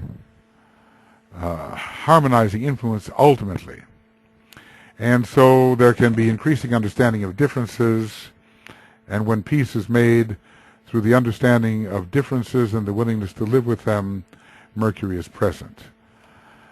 Ray 4, Mercury and the peace process. Ray 4, Mercury and the peace process through the understanding of differences. Okay, I think it's time for another differences. DIFFS, okay. Differences. Sometimes a little hard to see the screen. Okay. So we've looked at some planets, Vulcan, Mercury. What about Venus? Well, really, of course. It rules Taurus, it rules Libra. It's exalted in Pisces. Remember the need to toil in Pisces. The group has to toil in Pisces because that's where most of the redemptive work has to be done, and the Christ did exactly that. And the love of others entering under Venus, and many monads in the Lotuses of Brahman come from Venus and Jupiter. They are mostly Earth humanity and second ray monads. We have a lot of the second ray involved in Venus, and let's remember Venus and art and beauty. Venus, art, and beauty. So we're told that with two petals open, which of course is the final result, something of the creativity of the soul can come through, something beautiful, let us say. So Venus is definitely connected with this petal. The solar angels are not really doing extensive in-person work. It is more the second logos, but whatever ties to the number 2, Venus has connection with. We give it a ray 5, of course, but that's in its soul expression. In its personal expression, I think it's more ray 2. And in its very highest monadic expression, ray 2 as well. For Earth,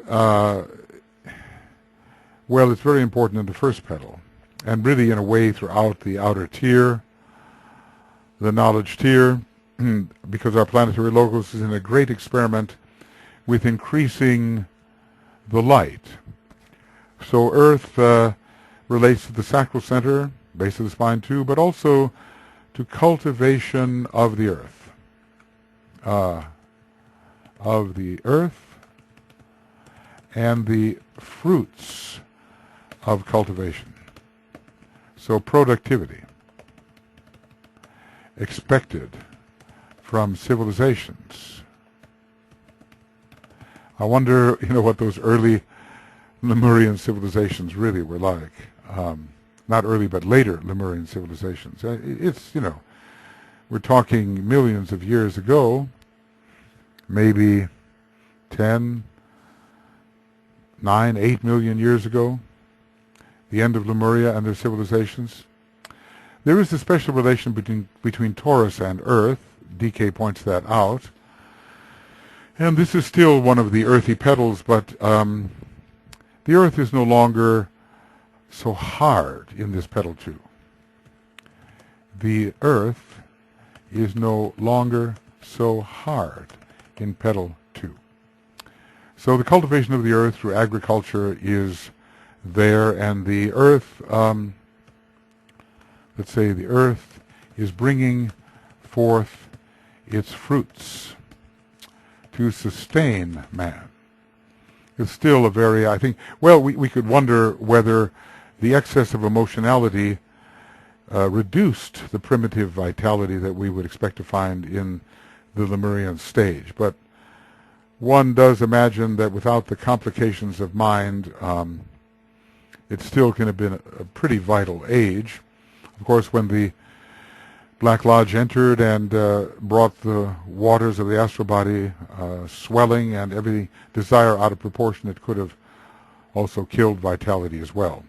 With Mars, well, the entire astral plane is here, so, and rampant emotions are here, and intense emotions of the nice, good people. So Mars is all of those things. Mars as sex, which is still very important in the second petal. Physical love, right? And it is a Martian tier of petals. But overall, I would say, overall, it is the purpose of life within this petal to increase Venus and reduce Mars.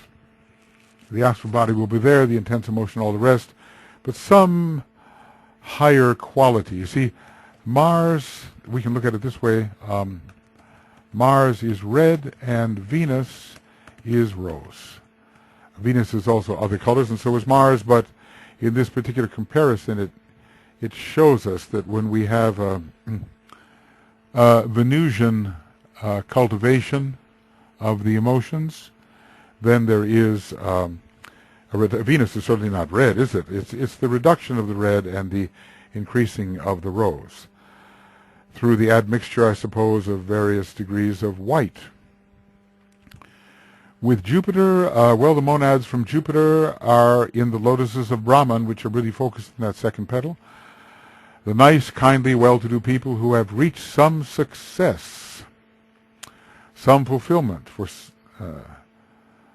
some when 2 petals are open.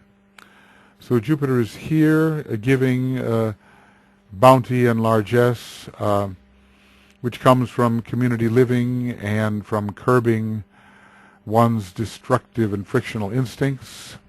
Well-to-doness in general is Jupiterian, a sign of success and fulfillment.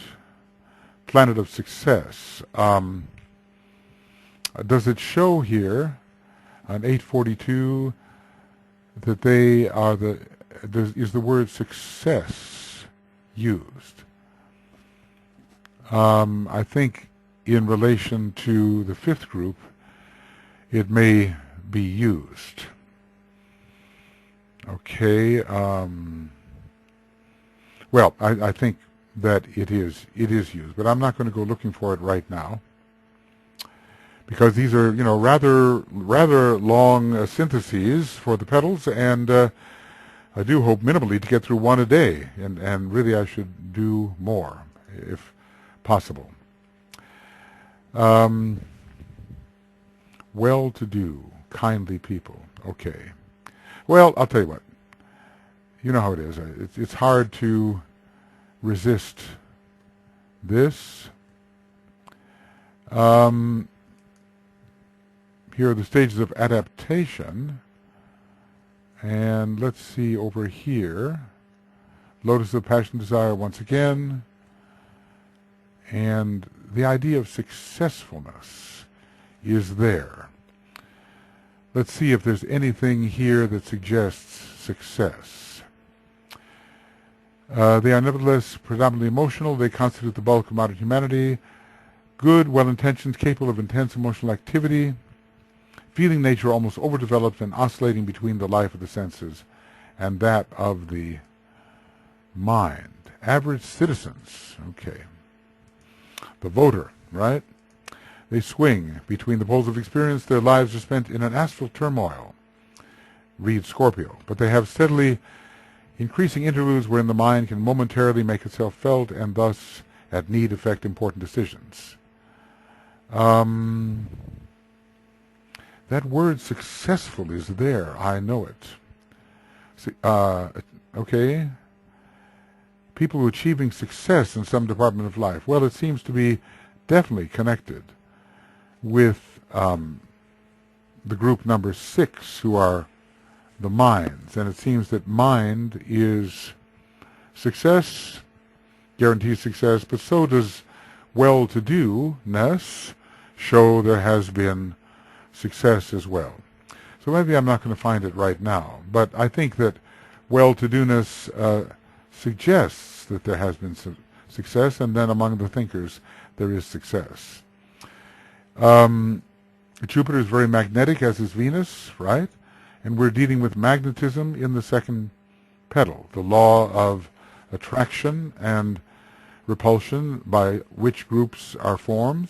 So there's more group interaction, the lower octave of Jupiter in Aquarius, thus more Jupiter. It's certainly, a lot different than the kind of Martian Sagittarius we will find in the first petal. Even though Mars is the hierarchical planet, it also has an earlier type of expression in the hunter, wouldn't you say?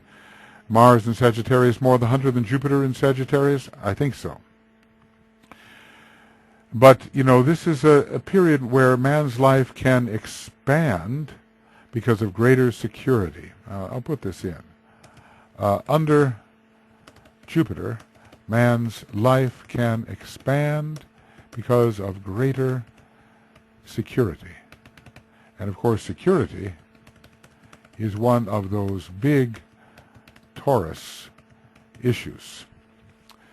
To have enough, let's just say, to have enough to be secure.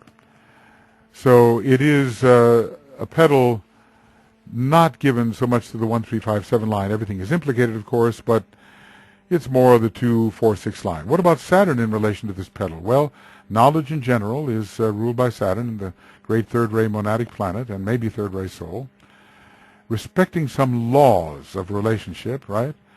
And the 10 commandments which were made for Atlanteans to keep desire in check. I think DK told us that. It's really interesting. Some of the things that Moses apparently brought down were not from the Aryan age at all, and some of the idea of the judgment and so forth came from Atlantean times.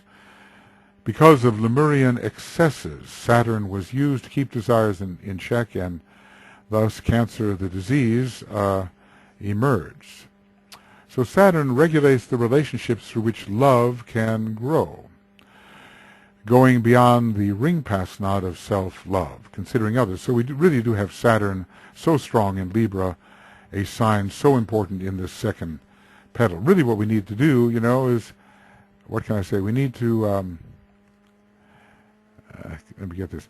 We need to have the movie of each petal and the kind of life that is lived, showing man involved in each petal. Of course, that movie already exists. It exists in the whole string of films about our own particular life and circumstances. And, there you will be alone in the movie house, just like Kirk Douglas in that movie Illusion, where he was, the guys from the Akashic Record film crew were up there running the reel.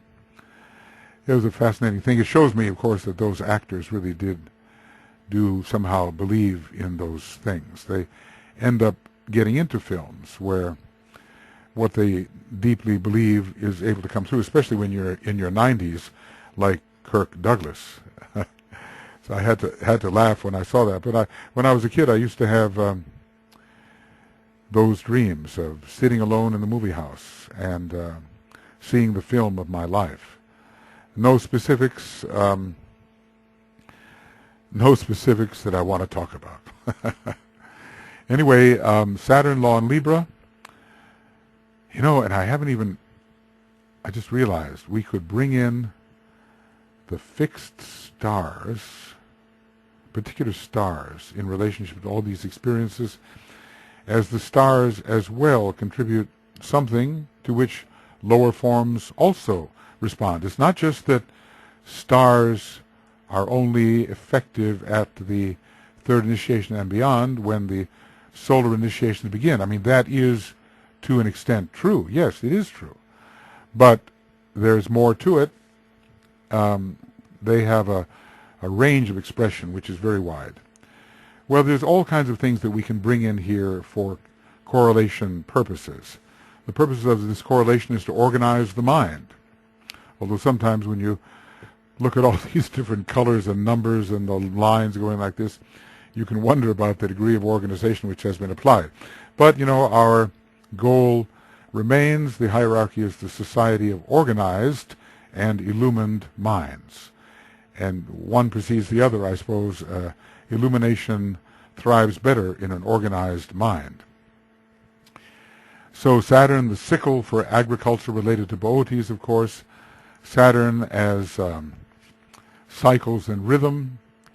But even in later Lemuria there have to have been cultures, not just, well, there were certainly civilizations. Saturn was even more important in a different way in Petal 1, but Saturn is the planet that is the mental body of the great entity of which the Earth is the physical body. So Saturn is always going to be present in terms of karma and the law. So Saturn would help with the harvest, and let's just say, from another point of view, Saturn always present in terms of karma, which follows us all the way through to the destruction of the causal body and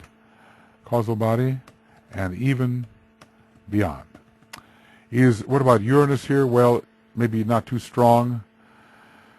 If we consider the separation of men and women and their relationships to the sacral center in a more conscious way, I'm a man, you are a woman, so Uranus is all about conscious identity. But, it's not Uranus as we usually conceive it. Here we are trying to blend with others and not assert our individuality so much. Our individuality, the Leo part of us, is being a bit tamed. But still, new ways of doing things are arising. We could say that. New ways of doing things when compared with Petal 1. Definitely. So the sense of self has to be growing, even though it is to be, even if the love impulse is supposed to master that to a degree. Here we have Venus as fallen Uranus. Those two are actually quite closely related. Uranus is the spiritual triad in a way, and Venus is the soul. Uranus is the god who gave birth to Venus. Uranus as a sacral center ruler is found in this rather sacral petal. Is Uranus the astral plane? Well, I don't know why that's there. Not really.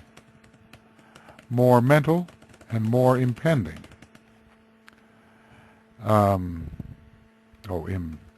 Impending. The separation of the sexes, yes, that was involved with Uranus for sure.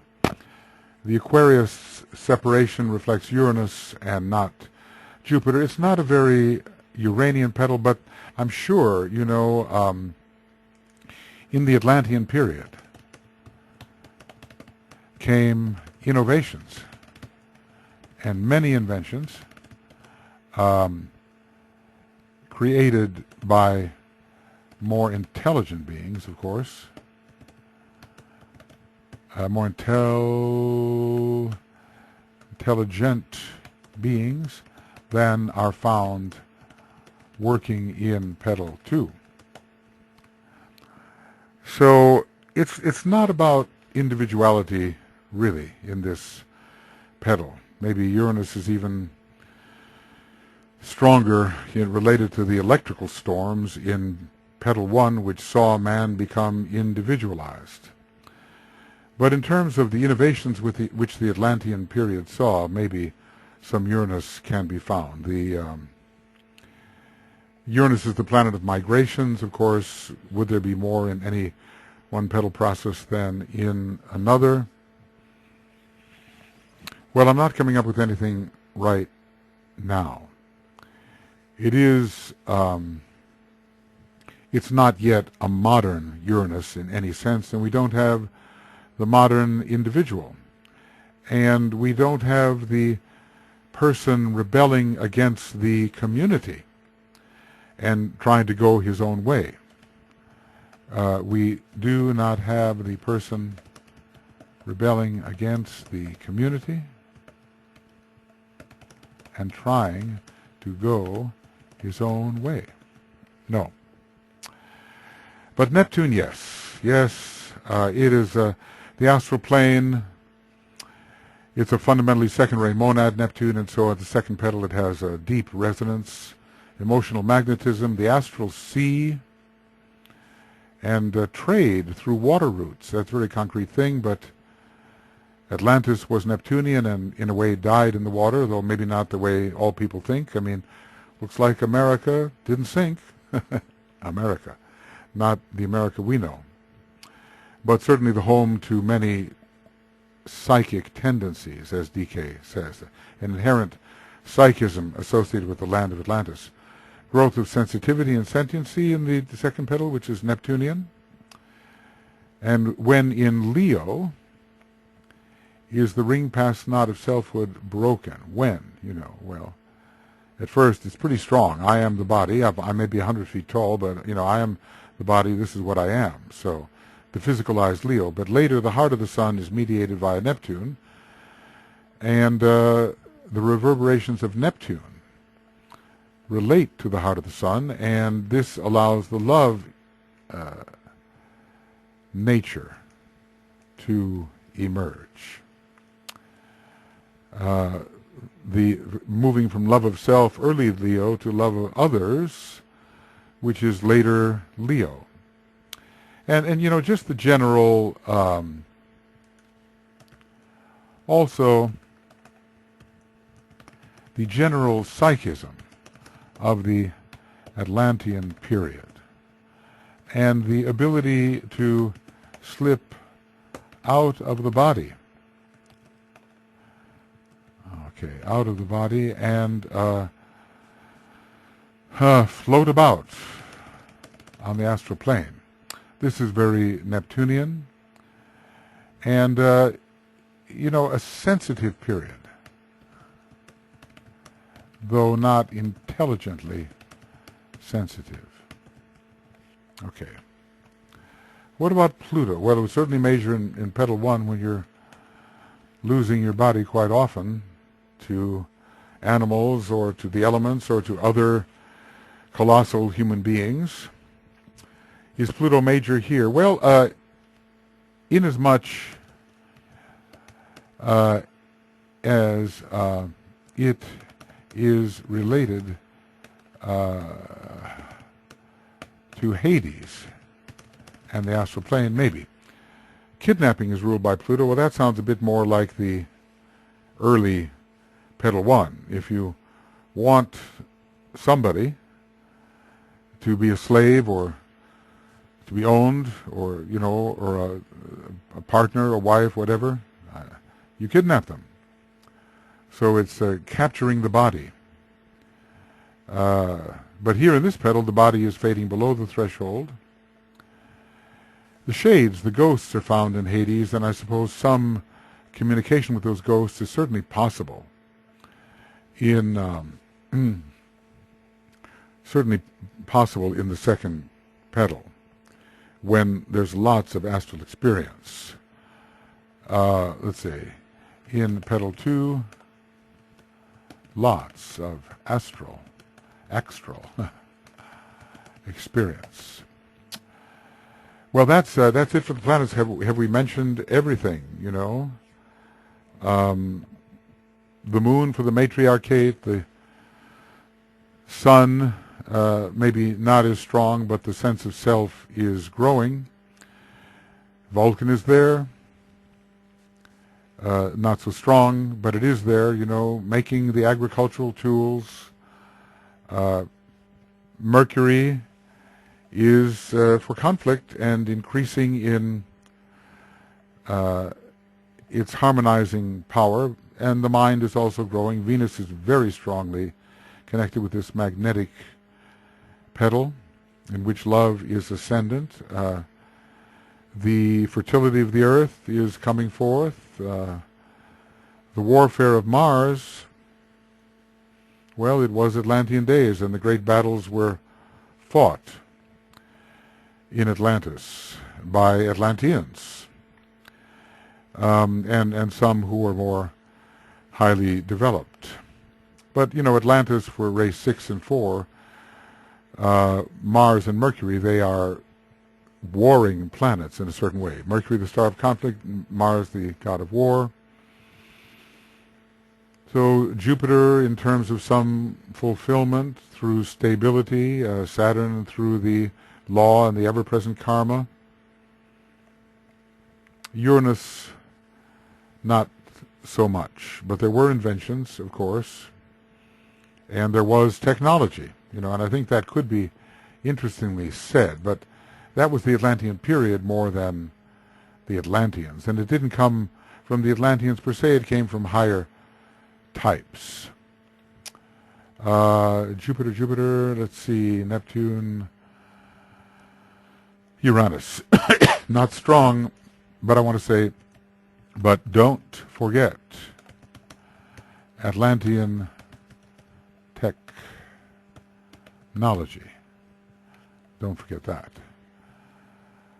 Okay.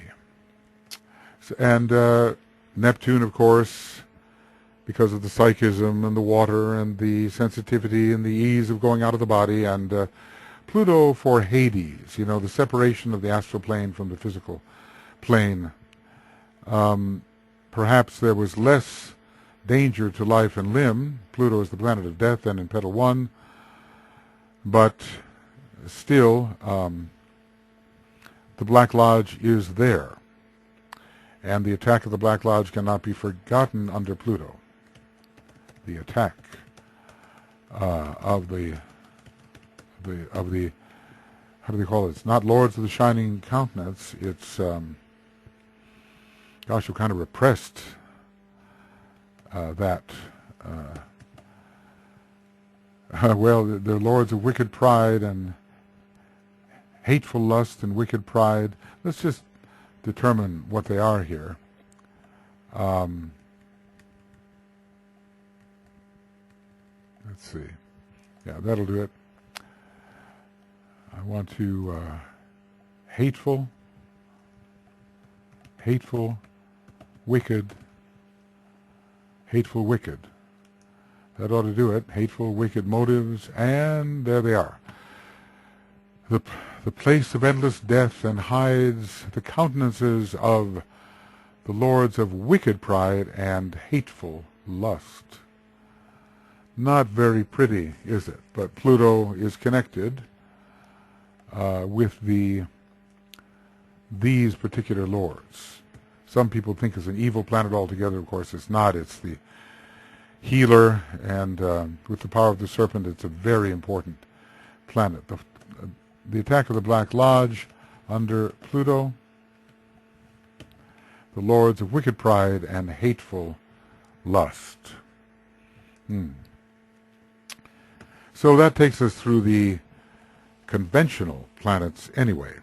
All of them are planetary logoi in our solar system, and all of them have aspects which come into our particular planetary system and are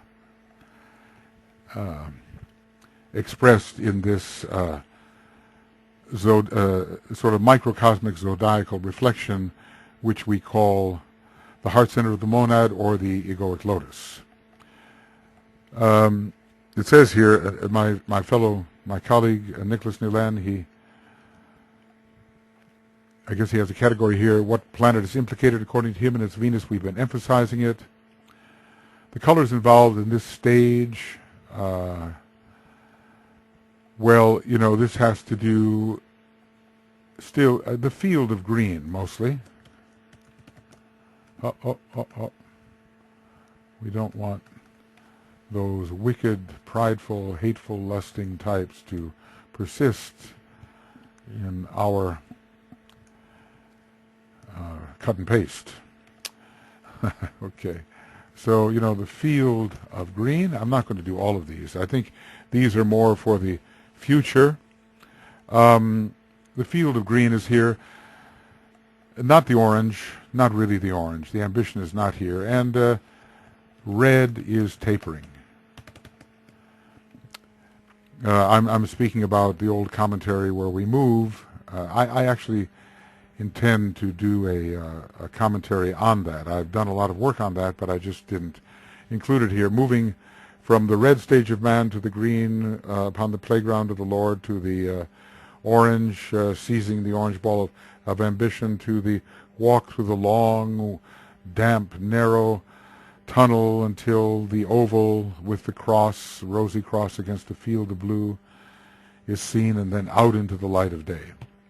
The musical notes are certainly fa. I say fa, la, and sol. Would it be more meaningful if I played them? I wonder. So here is the fa.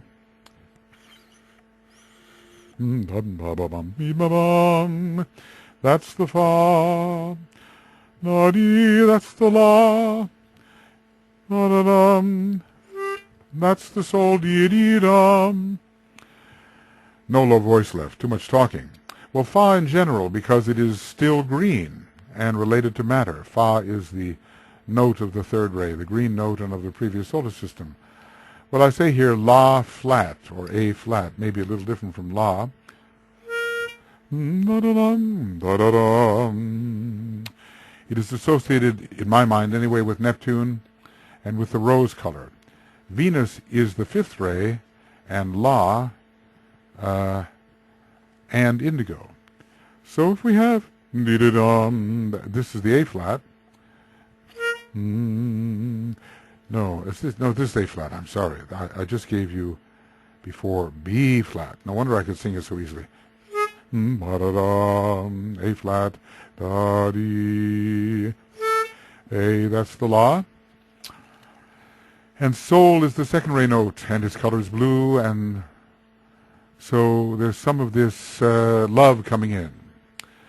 And do is given to Mars and to the color red and to the color C. Well, finally the red note, the color code for all of this, and the scale codes have to be worked out.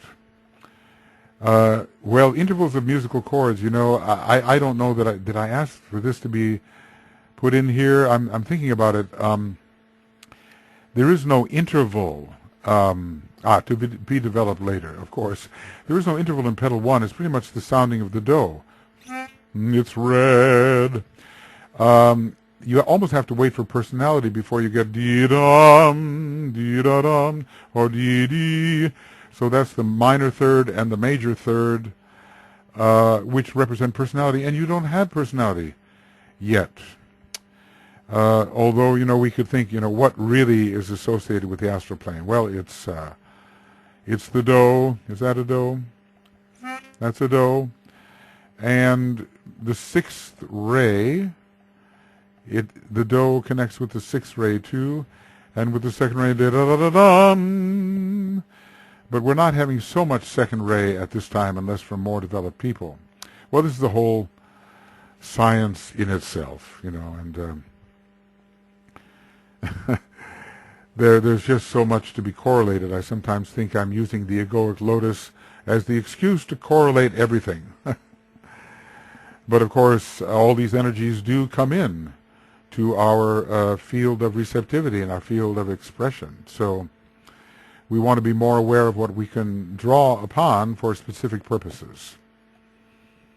Intervals will be, you know, when I get up into the realm of the soul, I'm definitely going to use this interval. Da-dee. So that'll be the fifth. And when we're integrating the personality, D or D, for a happier personality.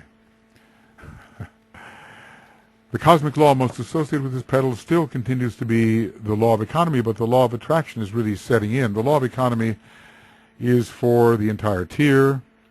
It's a third ray law, and, the third ray prevails throughout the entire tier. But it's rather interesting that orange prevails, whereas green is only found in one. And yet the law of economy must prevail in the hall of ignorance and in the knowledge petals. And then the law of attraction, very much connected with the rose and blue, comes in as a subsidiary at this point. So the law of economy principally with a growing law of attraction. More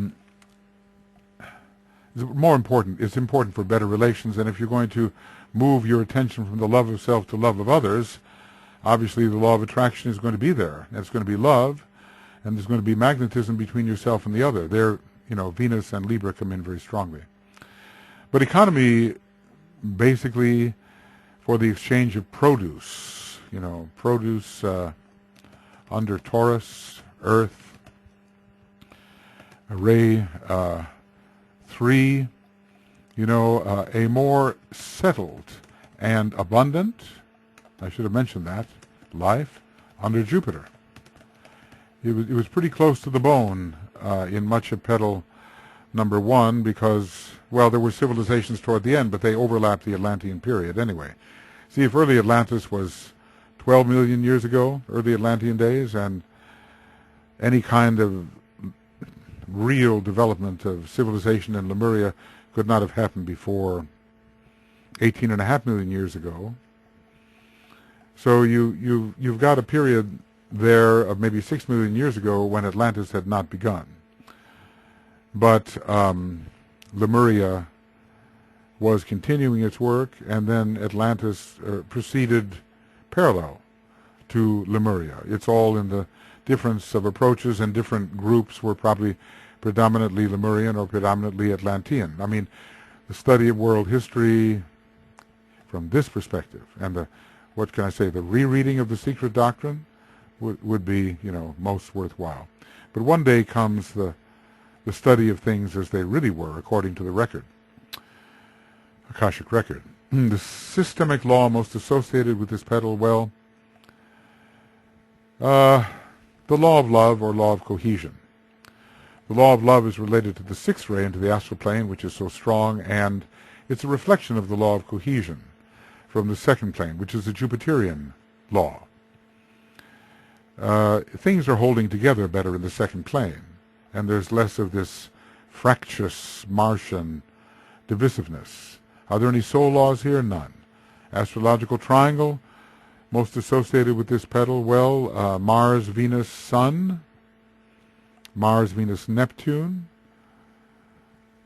Mars, I have them in different orders here. Mars rules everything in the outer tier. Venus rules the entire egoic body, but this petal particularly. And the Sun shows the presence of Leo and the need to move towards Libra, Venus. Mars, Venus, Neptune, the growth of love, basically.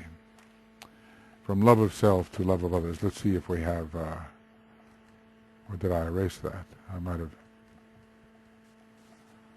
Probably, I have so many Alice Bailey books open here that I probably erased it, but aha.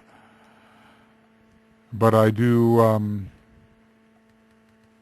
okay, I do remember at least. So we go to page 540, but we can't just go to 540 because it's got to be in a particular book. So let's see, 540, unfolds through physical relationships and the gradual growth of love, from love of self to love of others. It's maybe not the deepest part of the others that one loves. One may not even see it. Even today, Do we see it? When we say, to some person, I love you, do we see more than the personal nature? That is our question. Do we see the soul of another? Do we have that kind of spiritual discernment? So we're refining our desire when we move from Mars to Venus to Neptune. Neptune being the highest type of desire, and bringing in some sort of ethereal, aspirational longing towards what? It's not conceived to be the higher self. Mars is pretty well the conflict. Sun is the sense of the self, and Venus is the sense of others.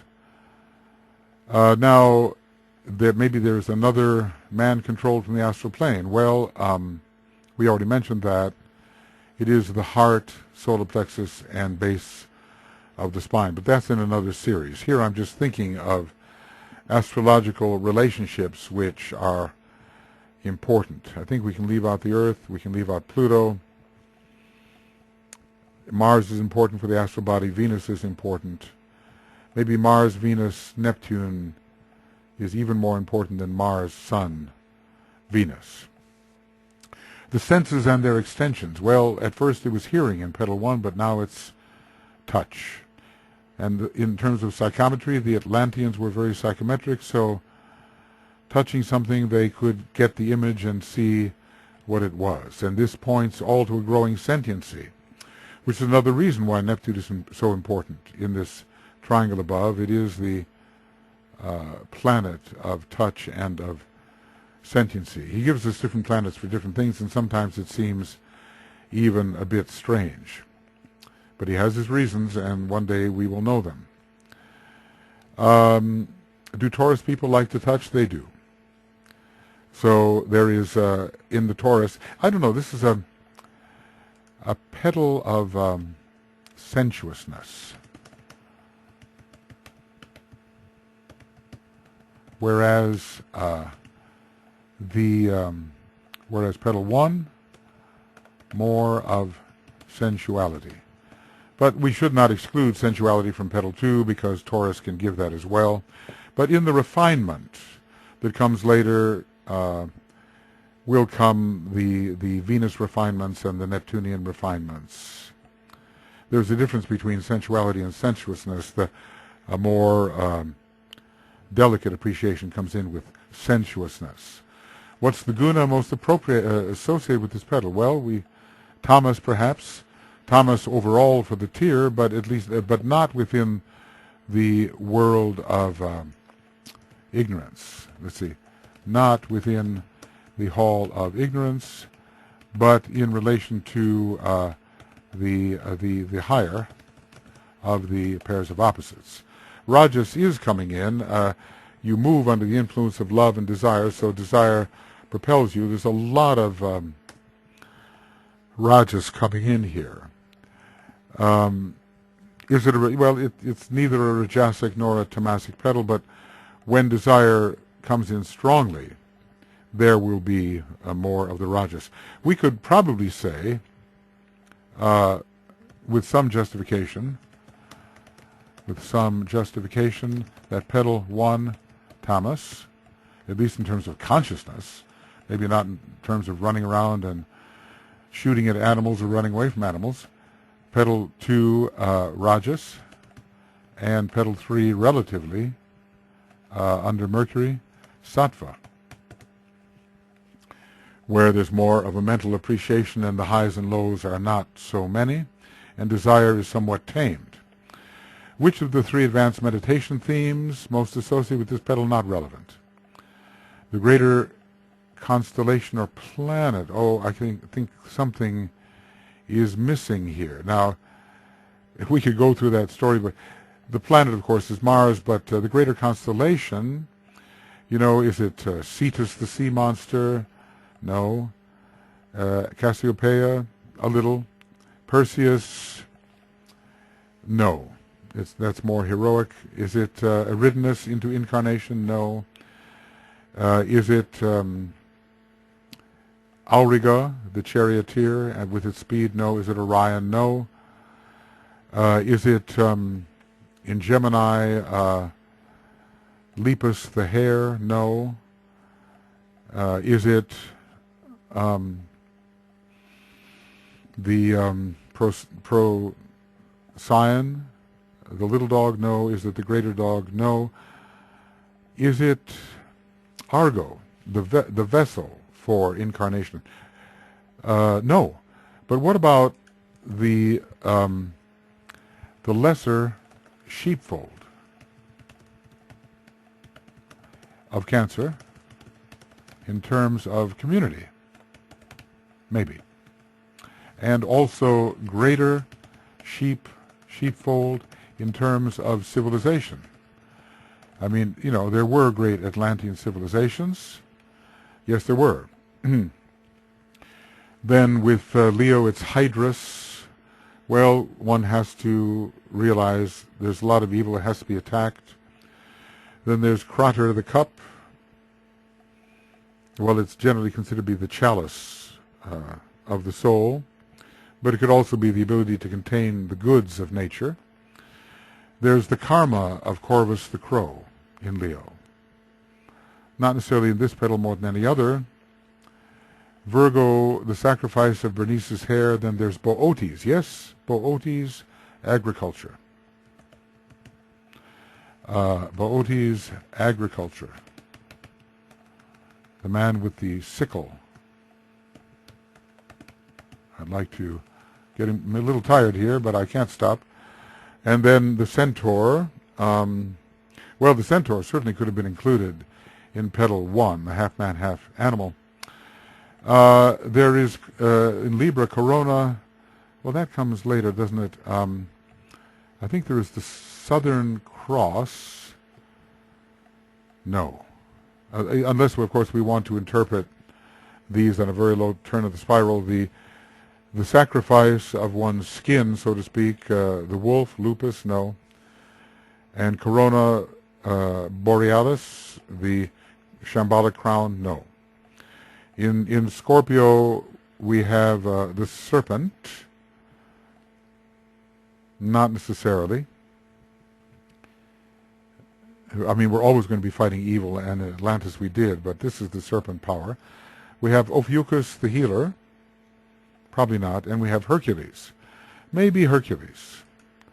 Well, no, he really comes later. He's the triumphant disciple. So in Sagittarius, we have the falling gripe or the falcon. That's a higher meaning. We have Aura the altar, and unless you're being put on the altar by someone else, this is not so much it. But the altar was important. Aura the altar, important. For the ceremonies of those days and the propitiation of the gods. And then the great dragon. Well, that's such a high, you even wonder why it's even there, included in these extra zodiacal constellations, just probably because of proximity. Sagitta the arrow, no, in Capricorn. It's the arrow of pain on the Via Dolorosa, I don't think so. The dolphin, no. The happinesses we play in the realm of the soul, no. The eagle, no. Although, you know, conquest can come later. These extra zodiacal constellations do have their effects, and they are not always the kinds of high spiritual effects we talk about. When it comes to Aquarius, there's there is Cygnus. I think that's the third one. There's Pegasus. That's the second one. And I may... I wonder if I'm forgetting this, because Cygnus is definitely there. Pegasus, the winged horse. Oh, yes, the fish, who stands at the bottom of the river of Eridanus and drinks in the water. Maybe the fish god, you know, somehow taking in and saving the souls who descend into incarnation, but no, not from that level of interpretation. Then we come to Pisces, and I'll probably forget all of them except Cepheus the king, which is Sanat Kumara. And why don't I go to this place here where I can find the decanates and just see how far off I am. Decanates, and we'll do this, and we'll use that, and we'll come here all the way down to the bottom where we'll find Pisces, and I'll kick myself for not remembering it. Oh, how could I not remember it? Of course, the band, that which ties a man to matter. Well, yes, it's still generally pervasive. Andromeda is the soul enchained by lower psychism, maybe. Cepheus the king, the final king, no. So, I'll leave those decanates out, and maybe Andromeda, we might be able to say. Andromeda, perhaps, okay. Because she has to be rescued by Perseus. And the soul is definitely, chained and subject to psychism. There was no chela-ship going on here. There may be some, religious progression, but no chela-ship. We're in the book of form, and we're definitely on the path of evolution, not the path of ambition. The penetrating light of the path is a Taurus type of light, but we can't use it for that. More, let struggle be undismayed. That fits well. One wants peace, but there is struggle in the Atlantean wars, So the fourth ray is involved there, definitely. I seen when the eyes open all is light, but it's not applicable. And at another time, I'll fill in these other things. The whole alchemical process could parallel what we're talking about here. The factor of taste can be strong. The factor of touch, the skin, is strong. Taste and touch, I suppose. Or in other words, the tongue and the skin. Maybe we're not dealing so much with sight. Hearing is of the other petals. Smell, perhaps for the subtle smell in its early expression. But this is a really good one, the alchemical journey. I think my colleague BL added this in. I think so. I can't remember exactly, but we could really talk about that. And I have other colleagues who know more about alchemy than I do, so we could do that. The second petal, well, the tarot. I'm not sure. I'm trying to think. They all have such generally high meanings. Where the personality is dying, we could take the death card, of course. But we're not, we're talking about the spiritual path when we talk about the tarot, so maybe we have to wait until later. The mental chakras, well, they are the lower ones, and not so much. See, those zeros don't mean none, they just mean we haven't addressed this this question, because they are the higher attitudes. The 8 means of yoga are among them the commandments and thou shalt not and so forth. They are entering here. The Beatitudes don't really apply. The commandments were written for Atlanteans, we are told. So this fits, written for Atlanteans. The 3 advanced themes of meditation have to do with isolated unity, inclusive reason, and presented attributes, and they do not apply. The 15 counsels are mostly about being on the path and working pretty much within the body of thought, and also emotions to a degree. Watch the body of emotion, something like that. Control the body of emotion for the waves that rise upon the stormy seas of life. Engulf the swimmer, shut out the sun, and render all plans futile. So that would be counsel number 3. which deals with the control of the astral body. Council 3, control of the astral body. Okay. Archangels and all the rest, Sephiroth and all the rest. Well, the Sephiroth, of course, there it's possible. You know, the first Petal 1, we could say it's Malkuth. It's the lowest of all. But the Yesod rises and considers maybe the astral plane. I don't know if it's necessary to get into these, but this can offer for others more correlations which might be interesting. The tribes of Israel are pretty much related to the signs of the zodiac, and we've been giving a lot of attention to the signs of the zodiac. Now, we've reached that point in this I would call this what we've been going through, oh, do I dare say it, you know, the process of chaotic synthesis. God help us. Once we lay it out in all of the charts, it will be much less that way. It is laid out in the charts, but this, I'll dare to write it down. All this has been the process of chaotic synthesis. All the stuff is here.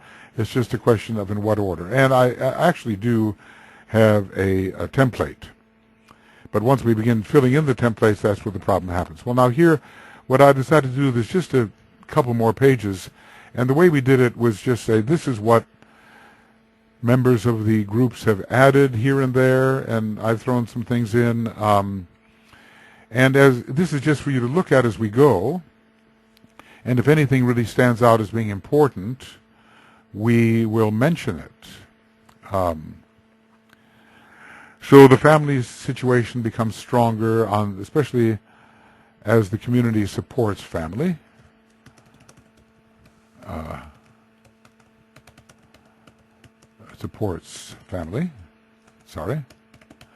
And certain levels of religious life. I don't know about the tribal father in the inner worlds.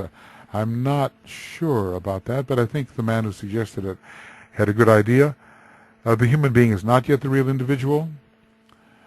What are you a part of? The totem. But, you know, the totem is more even, Petal, more so, Petal 1, with what animal you identify. But belonging is very important here in Petal 2. I've said, you know, there's being, belonging, and becoming, or probably in order of their appearance, becoming, belonging, and being. Belonging is important.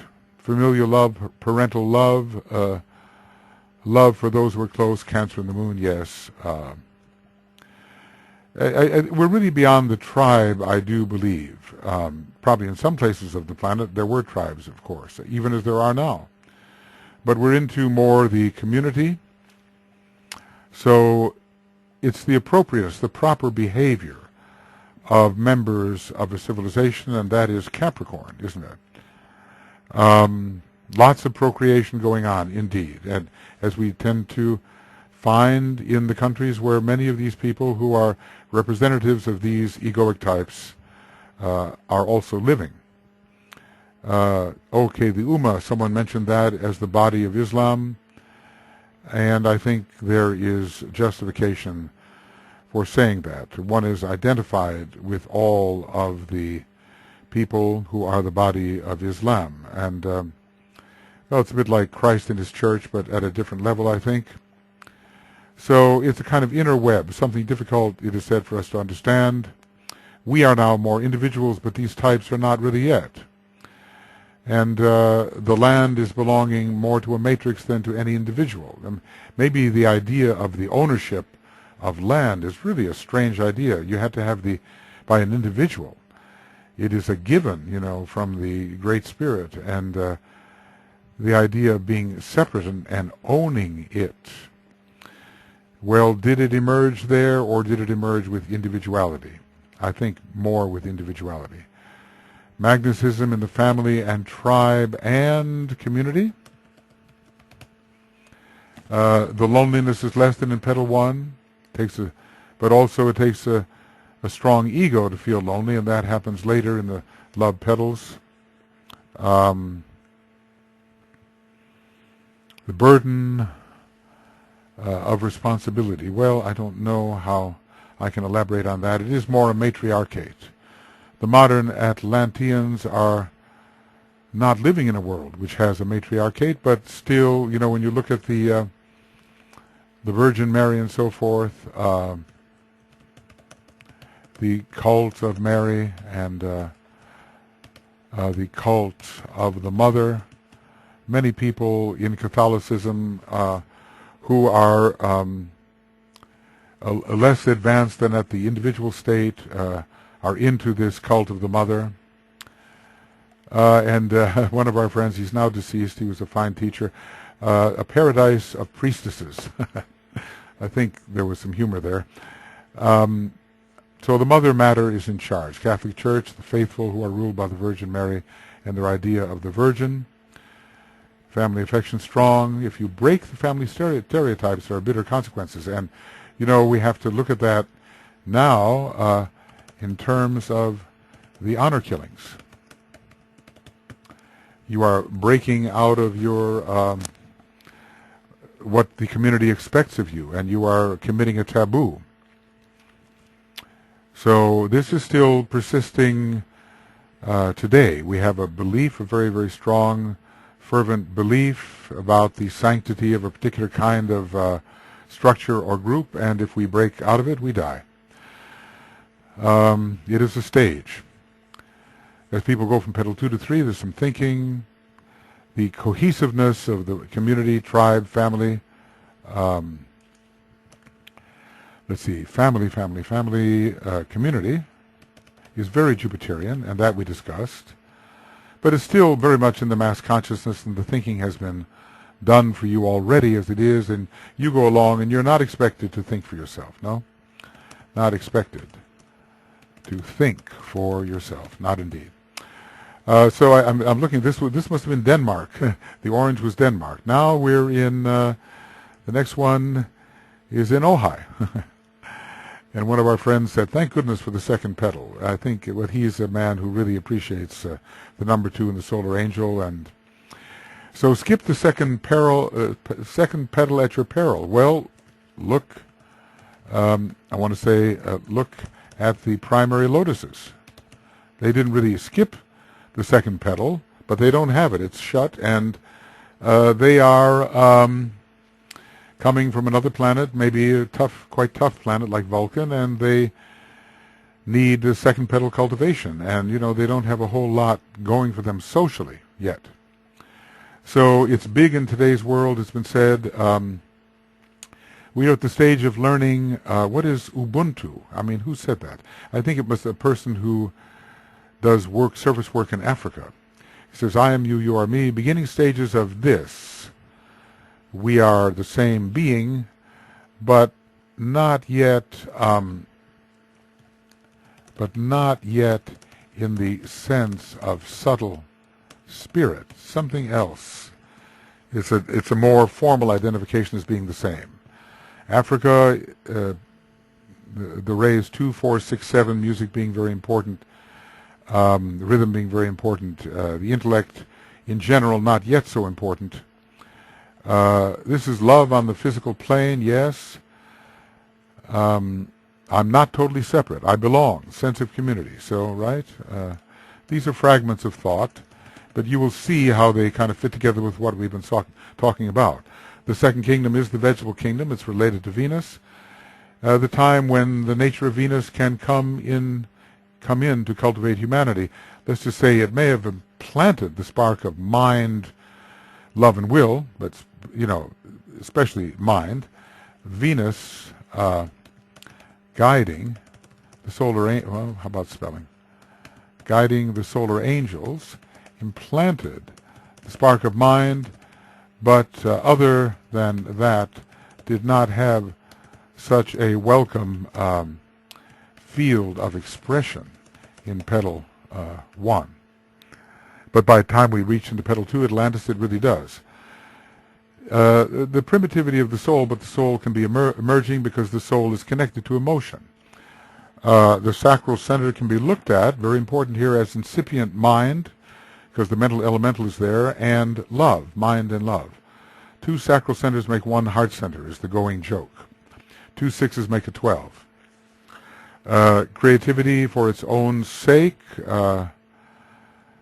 Someone said Easter Island is here, later Lemuria. Well, it was a Lemuro-Atlantean culture on Easter Island, I think, according to HPB. The Aboriginals, they have beautiful art, and there's obviously work being done in this petal because they can create, but they're not, they're not really at the stage where it is creating in terms of the soul. If 2 petals have to be open, we cannot think that the Aboriginal cultures have 2 petals open. The 7th ray is there with the undertone of the Dig. I wonder if some of the people here were from Australia. They say the Dig is the heart of the universe. Well, you look at the sustained petal tone in Indian music, and even the way the Sanskrit language all hangs from one continuous bar. So there's some fundamental. The Dig is really the fundamental of nature, I think. The fundamental of nature. Fundamental tone. So some people who really know the Aboriginal work, and in our Australian classes, there are many of those who have, they say, look, yes, the Australian Aboriginals must have some of the petal open, or at least working in it, I would say. At least working in it. And if they were those for whom the mental unit was fanned, then they're making rather rapid progress, because they don't have the solar angel implanted in them, at least according to Blavatsky. They are not of the hothouse plant variety. Petals to the metals. I guess we get a little silly here. And pedal to the metal, is when you press the accelerator down and you go really fast. But by this time, the group looking for correlation is losing its mind, Okay. So 12 million years ago until about 1 million years ago, that's the Atlantean, that's Atlantis, and people characterize that period with the development of this petal. Relationships are a big thing today. We have a lot of Atlantean kind of civilization with us right now. Relationship, Libra, Venus, and so forth. Humanity is making the decision for the future in Libra, with different kinds of desires being weighed in the balances. But that's a higher thing at the moment. What about psychic Atlantis today being recovered, especially in the United States? Yes, this is true. Psychic Atlantis,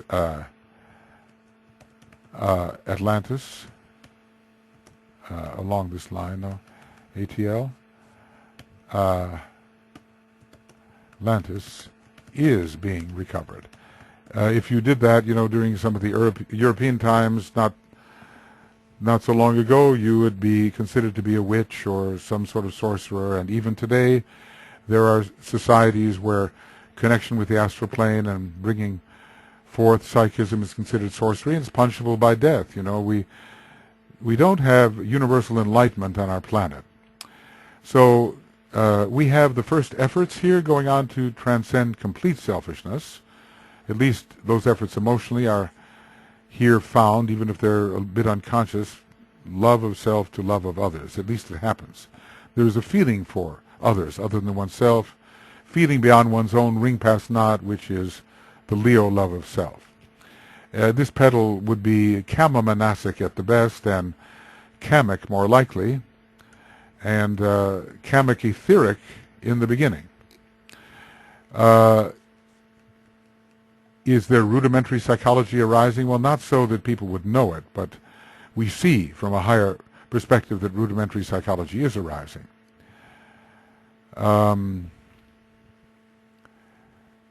Well, we have people are bringing up domestic violence and all of that, sexual abuse, but, well, slavery may have been involved in those days, and the so-called sex slaves may have been part of the culture. But here we're talking about some modern difficulties, perversions, complexities that come in with the more advanced development. Venus and Jupiter are strong, so it's a nice combination. Established structures of society for stability, Taurus in the seventh ray. Parental love is connected with the sacral center, interestingly enough. But that's not to say that we won't have that in Petal 1. We have it among the animals, so we certainly will. But Libra is bringing beginning of the law to preserve community and community love. A bit more than simply tribal. But these are the higher, always there are the lower turns of the spiral operating here. It's not that everybody had only the positive things to... well, we have a bit more. I'm trying to just, read... Well, maybe I'm reading most of them. But anyway... community more related to Neptune, splitting more related to Uranus.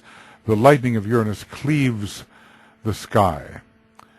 So there's the split to create the individual, but we must come back together in the community.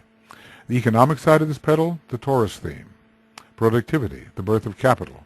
Accumulation through possessions, holding qualities, values, and developing from this. Values, a primitive form of assessing relationship. And selfishness through possessiveness. There's a lot of grasping going on in this petal, I think. In Petal 2, lots of attachment. The attractiveness of matter is here, large families, material abundance. We have that problem today. Who will look after you when you're old? Well, what I produce when I'm young, my children will look after me. Will there be promiscuity? Well, Venus and Aquarius and Taurus, there could be, and the fertility rites are quite promiscuous. And, they're even going on into the Aryan times. We even read about Greek times and those types of rites happening in the Aryan, relatively Aryan civilizations and in the sub-races of the fifth root race. But it is a petal of relatedness. Laws are coming in. Bootes and the sickle. Trading is there. The more material side of Mercury working in Virgo. Exchanging. Exchanging things is part of relationship. Exchange of goods is coming. I want them, material desire. But exchange of goods is part of relationship. And notice the word goods. It kind of tells you something here about this early Taurian experience.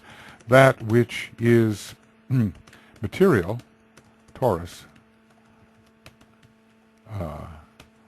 is good. So, maybe that which is intangible is not so good. As I say, England ruled by Taurus, a man of substance is good. The marriage laws were coming in. I don't know what this means, the wife and a cow. If you get the wife, you get the cow too. It's like these dowry things. But then again, this is interesting because this is a time of matriarchate. So maybe if you get the husband, you get the cow. I don't know. But there's a lot of this choosing of marriage. In other words, to select your own partner, you have to be an individual. And we don't have them yet.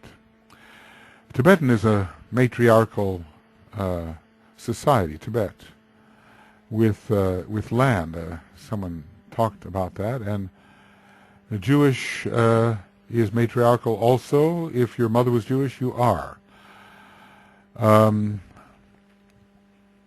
What would someone want to learn about the astral plane? This requires mentality to learn about the astral plane, but you could just go do on the astral plane. That's another thing.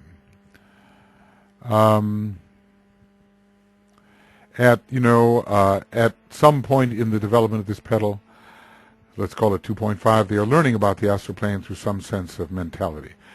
Dreams are bad, dreams are good. So he told us that it comes, the word dream comes from an old Atlantean root, meaning both good and harm. So we have the duality there, and the recognition that there are both positive and negative dreams.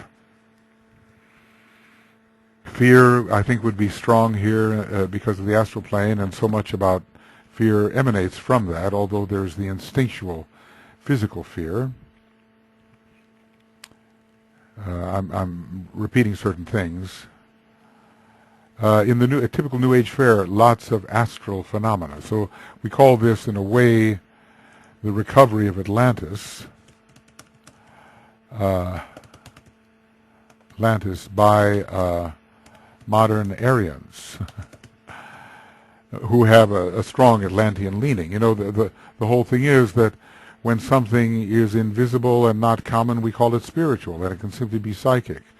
So many questing Aryans, those with the more mental consciousness, I'm not talking about racial things, are, questing after Atlantean phenomena because they think they are, in fact, spiritual. Okay, here's an idea that the different cycles of man, between 21 and 28, you have your family, you fulfill your obligations to the tribe or the community. Some of this is coming back. We're told we're not going to be able to marry unless we get the community's permission, that we can, when we justify why we should and how it helps the community. That will be interesting. A lot of Saturn, wouldn't you think, coming in relation to the Aquarian age, and community. Let's see. So, and then you can become the individual starting around your Saturn return, right? So this is an impressionable Petals. Atlantis had struggle, of course. Taurus, let's struggle, be undismayed. Fourth ray. Love at the personal level is strong. We're building community, agriculture more than hunting. Some of these things are repeated. Women rather than men, the matriarchate, nature important. Coming in under the green. The Devas, lots of use of the Devas because they are a feminine kingdom. And we're connected here with the number 2. Use for good, use for bad. The Black Lodge used Devas according to their own will, and elementals even more. Devas are the feminine kingdom, and the Black Lodge were Ray 1 souls primarily. I think also primarily Ray 3 monads. When the Moonchain people came in, they had the intelligence, and they came into Atlantis and tried to gain control over the emotional people who were the Earth Chain people. The Moonchain people who came in, well, they weren't necessarily very highly developed, the average of them, but more so than the Earth Chain people. Maybe they were less developed, I think I said earlier, than any of those who are on the Earth right now. Now, that was a long time ago. The Ray 1 takes Ray 2 types as slaves. The modern Atlanteans, well, there is the tendency for that to happen. The modern Atlanteans have 2 petals open or almost open, and there are millions of modern Atlanteans. What do you do? Give good ideals, offer education, both, I would say. Mass education is really coming in. We're under tremendous Aryan stimulation at this time, and there's so much coming in through the technology and the power of the 5th ray that people will have much of an opportunity they never had before and will advance more rapidly. I mentioned here the DK say the billions now spent on armaments must be spent on mass education, otherwise we're really in for trouble. The emotional types of this petal can be led by the demagogues who are focused in higher petals. Desire is rampant in Taurus. I want what you have. So, there's a lot of warring on the basis of acquisition.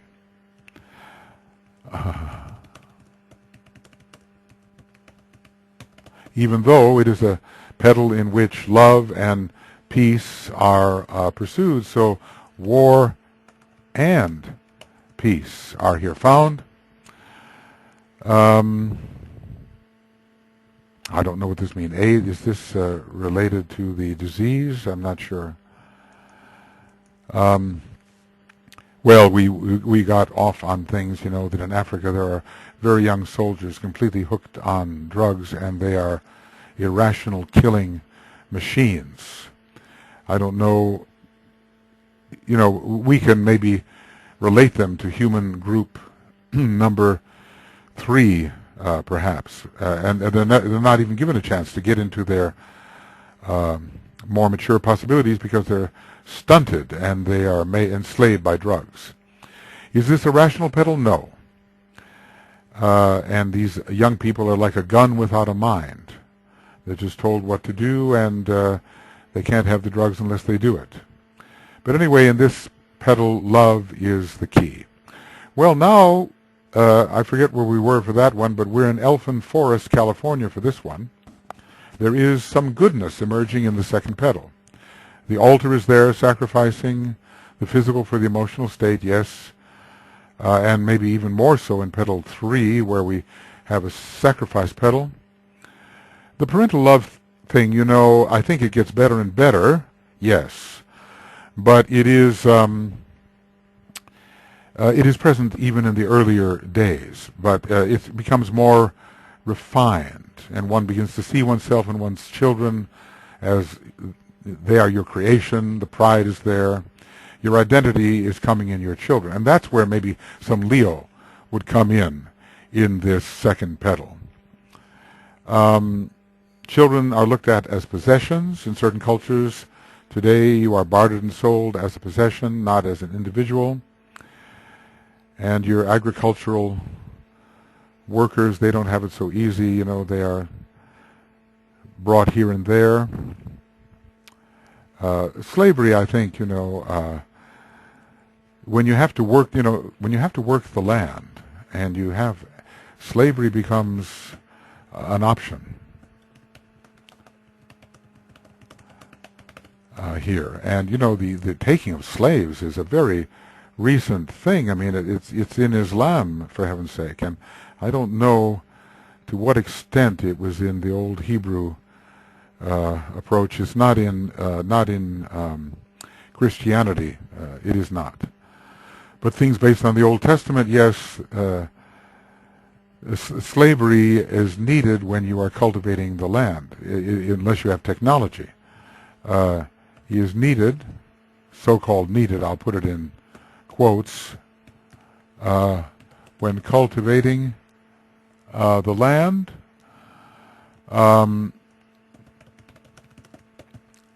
And not so much with hunting and gathering.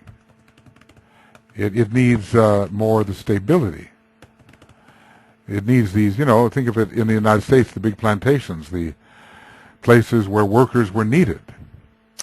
So I think we can, the owning of people does come in under Taurus. And the battles around that, of course. Security issues are emerging here. Agricultural and security go together. We have to protect our crop, our storehouse. We are not wandering around finding our food on the go.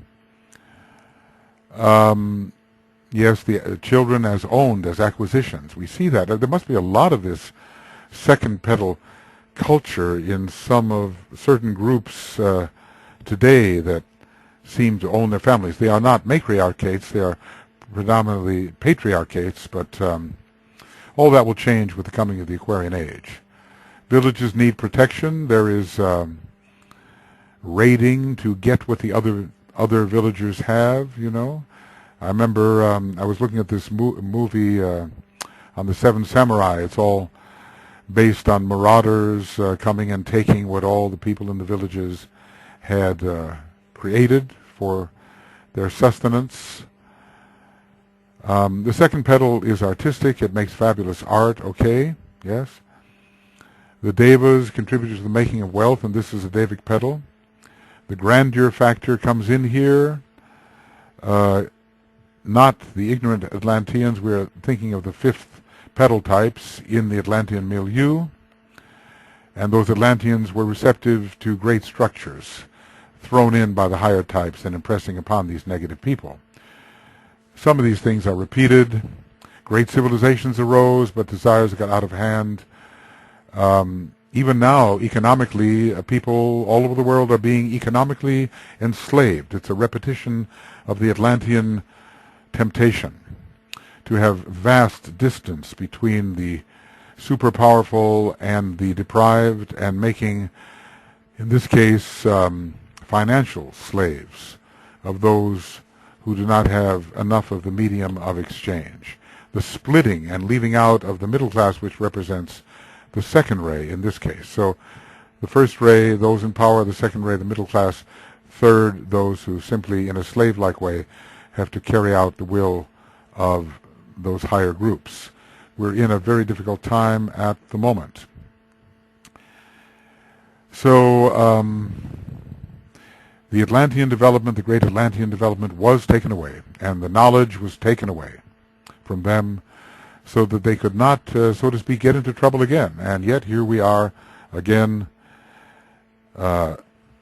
with our civilization threatened to be destroyed by fire, just as theirs was by water. Well, okay, friends, probably there should be enough here, maybe too much. There is the program number 34. It lasted only 29 minutes because I discovered that I was talking to the air and not to the microphone. And then this rather long discussion. But I feel a little bit like, falling into the groove about it, bringing in from many, many different quarters relevant themes, and noting themes that could be relevant if there was enough time to research, but one cannot do everything. So if one wants to fill this out even more so and look for the logical inconsistencies and so forth, this can be the task of maybe someone other than myself, or if I have more time later, I will. I have some colleagues helping me with this, and perhaps they will help me iron out the inconsistencies. At the moment, what I'm doing right now is a teaching tool. It's as if, we were having class together. I know you don't have the chance to ask questions, but that period is kind of past, That period was operating, at least in my life, from 1986 until the present time, so often, almost a complete Saturn cycle, giving classes all over the world and having many people participate, ask questions, and so forth. This is more an attempt to gather together much that has been thought and said in relation to the subjects we are treating. I know that someone with more third ray, or I don't want to say third ray, fifth ray and seventh ray will come along and say, well, we could organize this better. And it could be indeed organized better, but at least I've done the accumulating, which is certainly what second and third ray types together do, and that's my nature, I think, pretty much. Bring it all together and give it some degree of order. And then the precise order and all that, involving more of the concrete mind, I may be leaving that to others to do. But when we come to the tabulations which are looming ahead, those tabulations exist, and they look a lot more seventh ray, fifth ray, not so because of me, but my colleagues have helped with the fifth ray, seventh ray approach. Although I am capable of making squares and putting letters in boxes. I can do that. But other people do it so much better than I do, and it looks so much better. So anyway, we have I got a lot of stuff open here. We have completed this synthetic discussion of petal number 2, the orange, the rose, the blue, an Atlantean petal, a petal which bridges later Lemuria from one point of view and early Aryan times. The people toward the end of the petal are Kama-monastic. The people toward the beginning are more Kama-etheric. But, of course, mind is growing all the time because a type of individualization has occurred, and we are talking about man, who is mind, however dim that mind might be. And we have many of the people who are passing through the various phases of this petal, either as Lotuses of Brahman, or as Atlantean lotuses, lotuses of emotion, a new category I kind of threw in there, and then lotuses of passion and desire, with primary lotuses being in a different category. Those three particularly are the lotuses of the first circle that can be found working in relation to the second petal at the different kinds of experiences which relate to different phases of the petal's organization and vitalization and unfoldment. Millions are in this category today, and any leader in the world has to consider that people are not going to necessarily respond to his highest thought. And occultists of the world have to consider that, no, people are not going to respond to your highest thoughts. DK told us it would be really some time, long time, before the majority of people would be ready for occultism. And we forget that because we become so enthusiastic about what can be learned through the ageless wisdom that we just want everybody to have it. But something about this study of the egoic lotus should give us the idea of where people really are, millions and millions, billions, where they really are, and why they could not possibly be responsive to occultism, but maybe to certain principles, such as Christ extracted and made available in his last appearance. New kinds of teaching will come from him now, because humanity has passed through the age of Pisces Virgo, and in the Virgo part has certainly cultivated the concrete mind, and is a much more thinking humanity than when he was there for 3 years, and now he's going to be here for 2,000 years, or, well, 2,000 years basically, something like that. So it was, kind of testing the waters in a way, and setting a stream of values going against which many people tested themselves over the course of the past 2,000 years. So this is giving us some sense about where humanity is going and where unfolding individuals are going as they work in the civilizations and cultures of their time, and as they continue to unfold what for them is the organize, vitalize, and unfold what for them is the next step in the egoic lotus process. I mean, by the time we are finished here, sometimes I feel a little finished, but well, I'm in Finland, a little finished, losing my mind totally. But by the time we are complete here, we should have really a pretty good idea of where we are working, what we have done, what is our avant-garde, what is our cutting edge, how much we are going along with where we sort of are, and how much we're really pushing that cutting edge. What organizational work are we doing, pushing the cutting edge? What strenuous and abnormal efforts are we applying to prepare for the application of the rod of initiation in the 7th, 8th, and 9th petals, different rods though? We should be able more to pinpoint the general range of our efforts. Some things we have well prepared from behind us, and the solar angel is going to do everything it can to empower those already prepared capacities. We organized and they will energize, and an unfoldment will be the result, and unfoldment will make everything seem as if it's completely natural, just inherent, second nature. You don't have to, well, let me think, now, how do I do this? Oh, this is a screwdriver. This is a screw. So it's just second nature. A good mechanic reaches with the tools, does this, that, and the other. A pianist, you don't have to say, well, here is C, here is D, here is E, C, E, G. It's just second nature. And second nature responses of a certain caliber represent unfoldment. That's really what unfoldment is. The capacity is there. It's not just being built. It's actually being strengthened and utilized and placed at your disposal by the intervention of such beings as the second Logos, the Solar Angel, and eventually the Initiator, wielding the rod of the Bodhisattva and then the flaming diamond of the Lord of the world. So this whole process is well in hand. It's a forcing process. We lost a lot of time on the moon chain, or at least the planetary Logos did. The people who are individualizing on the Earth chain can't say they lost time, but they're part of the planetary Logos who did lose time on the moon chain.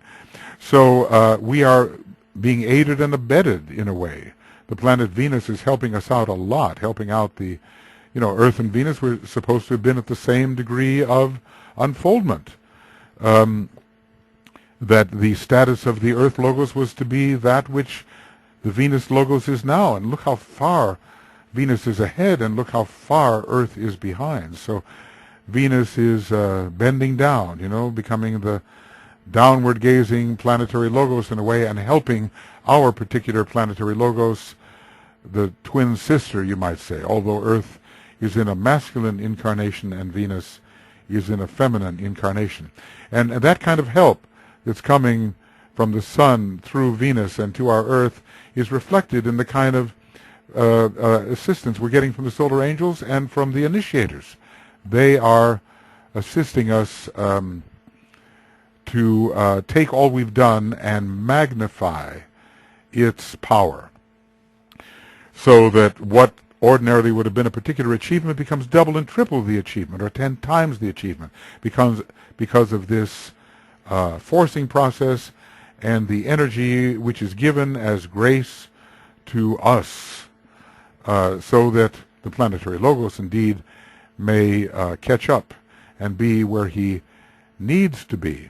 We have a special pressure here on our Earth globe, in our Earth chain, because so much of what was intended to be worked out in the previous chain and globe has to be worked out here along with the present curriculum that's supposed to be worked out in our fourth chain. So we have double duty here. Well, we have to multitask and learn how to handle a lot of things. So, okay, I'm just going to read the great invocation for us, wherever we may be, and then go on to Petal 3.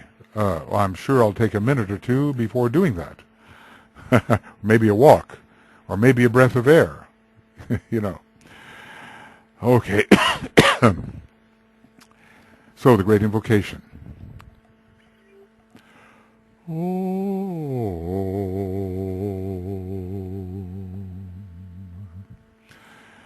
From the point of light within the mind of God, let light stream forth into the minds of men. Let light descend on earth.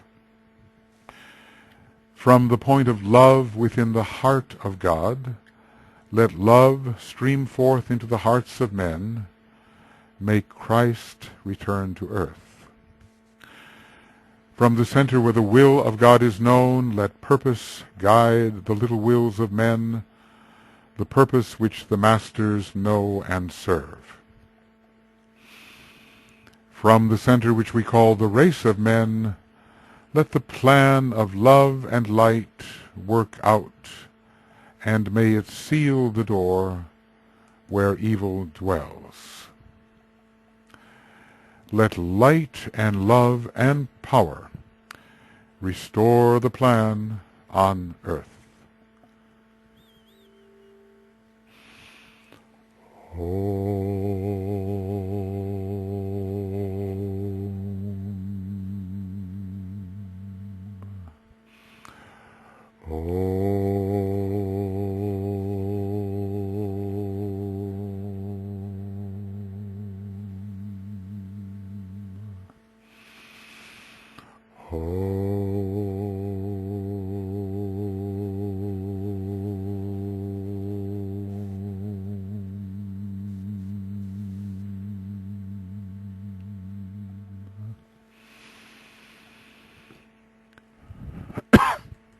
All right, friends, so this is the end No, let's put it in the right. Can't find that independent color.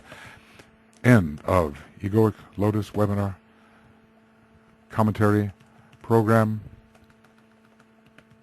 35, 4 hours, 30 minutes. It's a long one, but this I have to do it to maintain the momentum. And synthesis of Petal 2, and then beginning with the Egoic Lotus webinar commentary program 36, synthesis of Petal 3. I'll go back to typing school very quickly. Okay, thank you. And now, after a little break, I'll get into Petal 3, and hopefully this synthesis will help you get the feel that you can draw many things together to describe for yourselves what it's like when you are working through this petal, organizing, vitalizing, opening, unfolding, and finally completing the opening and unfolding with the help, a little help from our friends. Okay. And basically it's going to be, and 1 minute. Okay. We'll see you soon.